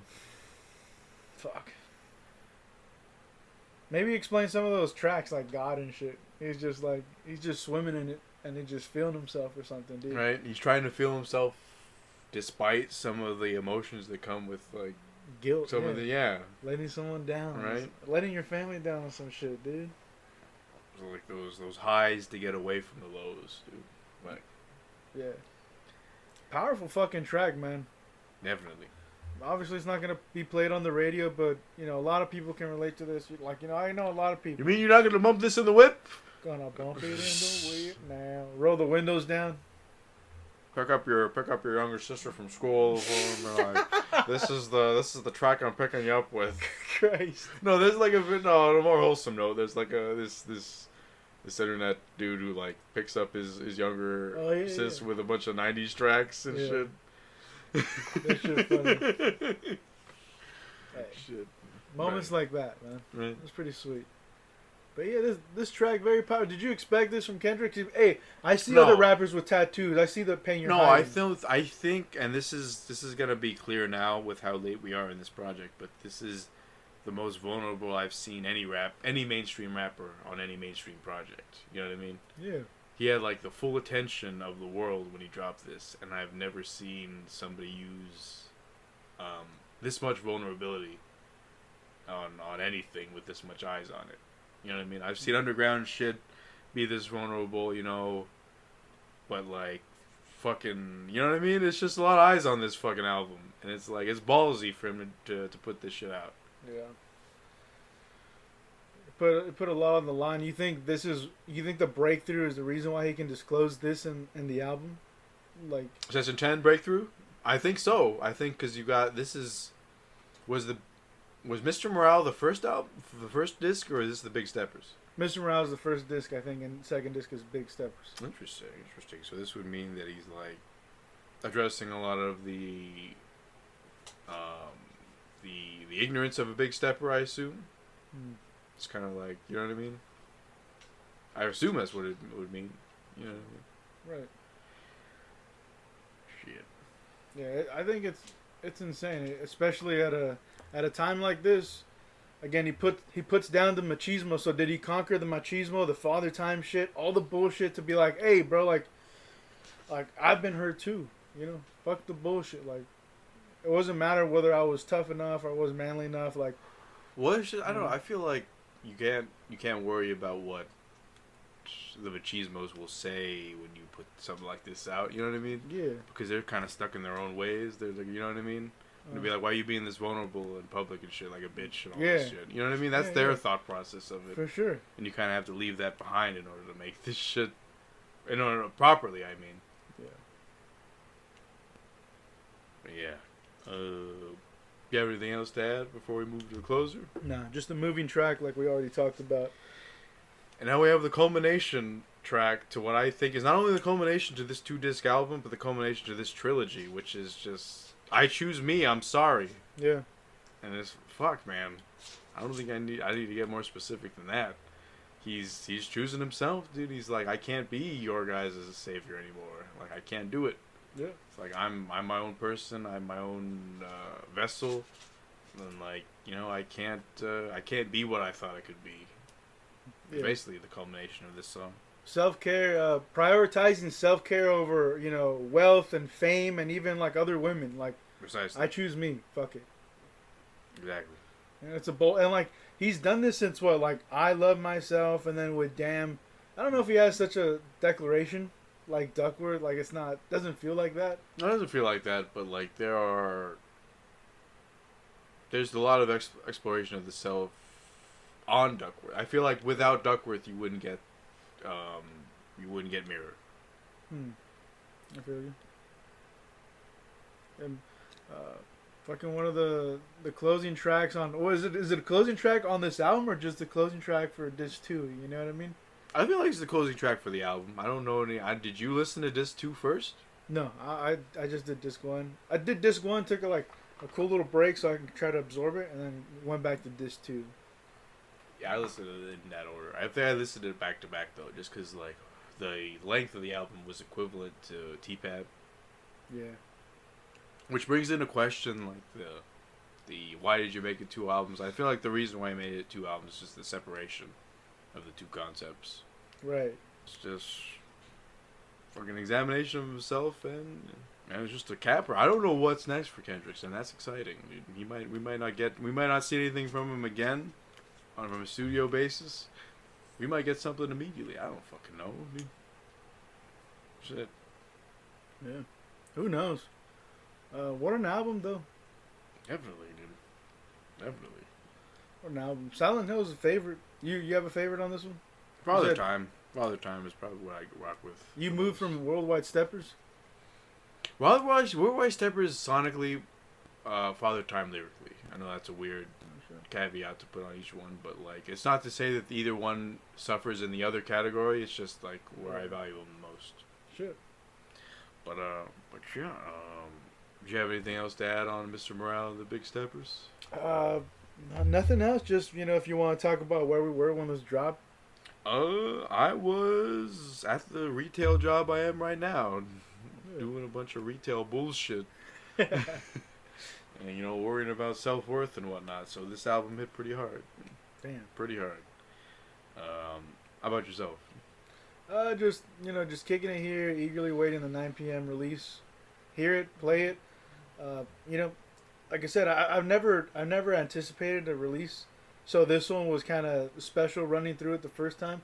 A lot of shit that made you want to move, and then by the time you get to like The back half. yeah, like this sobering, somber fucking the back half of that. Holy shit, dude! Where did this fucking come from? And it's a culmination of this dude's like perspective, and intelligence and Right? artistry. Shit. Yeah, man. I can't put it any better. Shit. We had a hell of a fucking time running through these albums. None of them was a fucking chore, dude. Not even No. Overly Dedicated or the No. Untitled Unmastered. Oh, but from there, do we want to kick it into our own personal rankings of these 5 studio albums? Let's do it. So I think we'll go like I'll do number 5, you do number 5, and we'll just go from there. All Maybe right. like explain why we picked them at where they are. Okay.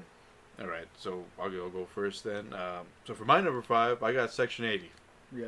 That's for obvious reasons. There's a lot of, it's not a terrible album. It's just there's missteps in like in the concepts. There's a couple victory lap tracks I don't think fit the concept. In addition to there being a couple voices where I'm like, you ain't from Compton. You ain't certified. But yeah, what was your number 5? Nah, I gotta agree. Section 80 takes the cake for that specific reason. It's not. There's no cohesion.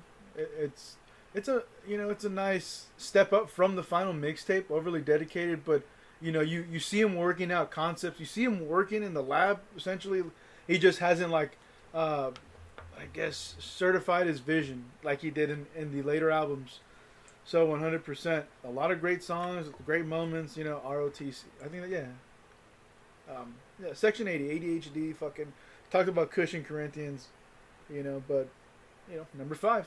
Oh, for sure. For my number 4 of Kendrick's studio discography, I got Damn.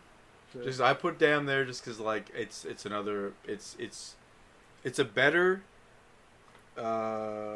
album, but I feel like Kendrick went a little too hard on the studio friendly tracks, and that's why I put it at number 4. I think it's better than Section 80, obviously, more fully formed Kendrick and all, but I don't know, man. There's just a couple like God and like that's really the big slip up. It's like he's God pretty much. I'm like, why did you put this here? And like I don't know, I also think some of the more weirder cuts on the album stick out to me as being better. I like Ya. I know a lot of people don't. Yeah. You know what I mean? But I think Fear and Duckworth are untouchable. I think a lot of the message of the album is really. It's assuming people listen is really important. It's these important qualities to have in terms of love, loyalty. Being humble and shit. Yeah. But I don't know. There's a lot to learn from that, and assuming people listen to the lyrics. But, Sure. Well, that was my number 4. How about you? Yeah, number 4 it's probably I don't know, controversial, but To Pimp a Butterfly. Ooh wee! Because it's militarized black people talking about. They're calling to arms. He says. No, just kidding. Like, and no, what a fucking. It sucks to I don't want to shit talk it. I think it's fantastic from start to finish. I just with the same reason we brought up the bangers are kind of few and far between, but there's still songs that you can enjoy and bump in the whip. Like I can bump Institutionalized. I don't give a fuck. You know what I mean? Right. But this album specifically feels like it starts to teeter towards, hey, I'm making music that's a little more specific in my experience as opposed to trying to make these grander fucking ideas that anyone can plug into and be accessible. Like To Pimp a Butterfly, even with the album cover, it feels like, so Weighted in the black experience. yeah, man. I got you. And like that feels like a victory that like I can't claim. Like that must feel great. Like not that like, oh man, I want one of my boys to make it. It's just like, fuck it, dude. But Right, I got you. for sure. To Pimp a Butterfly, yeah. You're number 4 for sure. All right, kicking over to the number 3s. My number 3, I don't know if this is controversial or it might be average. My number 3 is Good Kid. Oh shit. Good Kid, M.A.A.d City. Oh shit. It's a banger of an album, don't get me wrong, but I just feel like what he offers in his category that I haven't mentioned is just so much better. And it's these top 3 for me were hard to parse through because it's like it's all bangers from there throughout. These are all there's no skippables on these albums that I bring up now, and it's like you're asking me to decide between my babies, dude. It's fuck. I mean, they're not my babies, of course, but like you know what I mean. They're fucking important to me, and it's like I only put Good Kid there because I don't know. I feel like I don't know. I feel like in a lot of what I say about Damn and Section 80 does kind of half apply to Good Kid in the sense of like more a radio friendly Kendrick and whatnot. And you know it's a good album all the way through. It's bangers all the way through. But you know I gotta keep it 100 there, and like you know it's the putting Drake on a track is a little is radio safe even in 2012. That's true, dude. That's true. That's a good that song is a good argument for trying to jump on the radio. No, for sure. But yeah, that's my number 3. How about where you hanging? Yeah, number 3's got to be the latest one, Mr. Morale and the Big Steppers. They're great tracks, but compared to the other ones from start to finish, those are more preferable and easier to listen to. Like again, it's not that there's, it's good, challenging shit towards the end. You know that makes you like, hey, sometimes we want to run away from the bullshit. Sometimes you gotta, plant your feet on the ground and, try to diagnose the shits. Try to get to the source of it. Mr. Morale, like, some nice features like Kodak Black, Ghostface Killer, Baby Keem, but none of those dudes like are on the same level as, let's say, the Good Kid, M.A.A.d City kind of feel. From start to finish. I'd rather have a different kind of sound from those dudes than, have it with these specific like newer artists, even though they're all fucking great, man. Like there's a lot of moments that I love in this fucking album, and it's nothing that I want to put away and I want to avoid. You definitely get the ball rolling from the jump. So I can't hate the shit, but at the same time, it doesn't feel like the same kind of classic level as the other two do. Yeah, sure. I can feel you there, definitely. I'm not disagreeing with any of your picks. I don't know. You seem justified in your actions a lot. For sure. But I think we'll kick it there to the number 2 picks, and my number 2 is To Pimp a Butterfly, dude. And I'm not gonna lie to you, dude. I can agree with a lot of what you're saying based on like not being black and not being able to fully be enveloped in the black experience. But at the same time, I feel a lot of these tracks don't strictly just apply to being black. Like they institutionalize, who can't sympathize with like feeling weird coming home after a long stint of being somewhere else, you know what I mean? Like and like, tracks like Complexion, they definitely have a black edge to them, but it's like, fuck man, everybody's been looked sideways for your last name and shit, you know what I mean? I guess probably the least like sympathetic, like if we're talking about like a track or a track list that is strictly like a black experience, would be The Blacker the Berry. But even then, it's like I feel like a lot of us know black people who have struggled in like in the inner city and whatnot, and have I don't know, have developed like insecurities based off of that, and it's like your identity, right? Yeah, exactly, and it's like it's fucked up. You know what I mean? So even if they don't pertain to you personally, I feel like a lot of these tracks, in addition to being extremely melodic and like fucking just cared for over like a loving studio stove, so to speak. You know what I mean? Yeah. You know what I mean? It's just I can't. I have to put it as my number 2 for that reason, dude. It's just sonically alone. If I were to take the lyrics out, it'd probably still rank 2 for me, just because the journey it takes you on. I mean, the just where he goes, and the cherry on top to me is just like the humanity he sprinkles on top of it with his lyricism. Yeah, it's a rich album, man. Definitely. That's my number 2. What's your number 2? Yeah, number 2 has to be the classic Good Kid, Mad City. Just because you listen to Overly Dedicated and Section 80, and it takes a while to get going. And with fucking Good Kid, Mad City, dude, from the jump, like that's the best opening song in his entire fucking album release. Shireen, the master, aka Master Splinter's daughter. Holy, dude, like you hit that, and then you keep going, song after fucking song after song after. Like the only arguable song that feels a little out of place is the Compton, but again, if that's just a declaration I'm giving back to my city, even though the city tried to kill me, like fuck that shit, I'm trying to put us all on. You can't help but respect it, and the whole cinematic, like truly, dude, like I don't have to sit there and try to get the music videos together. Like I can sit there and listen to it, and dude's painting the picture and does it so effortlessly, and the jump from like talent from the year before to this. I don't know what the dude was on, and the features were pretty sweet too. Even in the remixes, dude. Even when he extended the shits, and it was as long as a fucking short movie. Like I loved every minute. Even like Black Boy Fly, The Recipe, the remixes of The Recipe and Don't Kill My Vibe. Like straight up top down. What a fucking banger of an album, dude. Right. Holy shit. Definitely. Like not even just his best album. Like I know I have it too, dude, but a lot of people are gonna consider this like the hip hop album kind of shit. Like a lot of people crown it. I'm not mad at it. That was my number 2, man. You have a number 1? Shit. Well, if you've been keeping track at home, you already know what it is.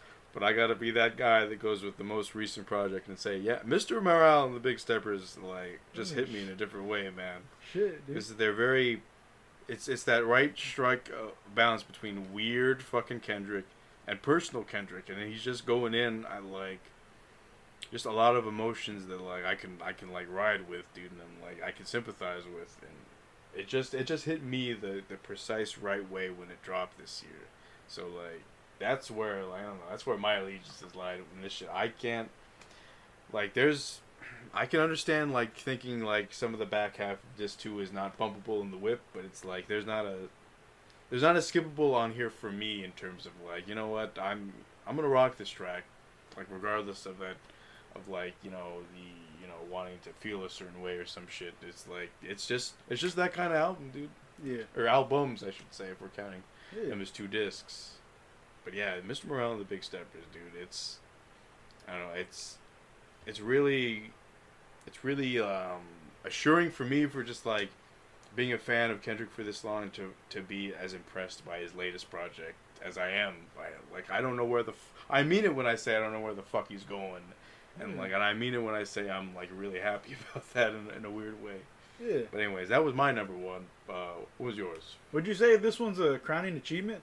I would say it's a crowning achievement on some real shit. Honestly, like if I had he won the Nobel Peace Prize already. I would have given it for this album one? particularly. Yeah. Just because of how much he speaks to like the human soul in this shit. You know what I mean? Yeah, for sure. Doesn't feel as like exclusive as like the other one. Exactly. Yeah.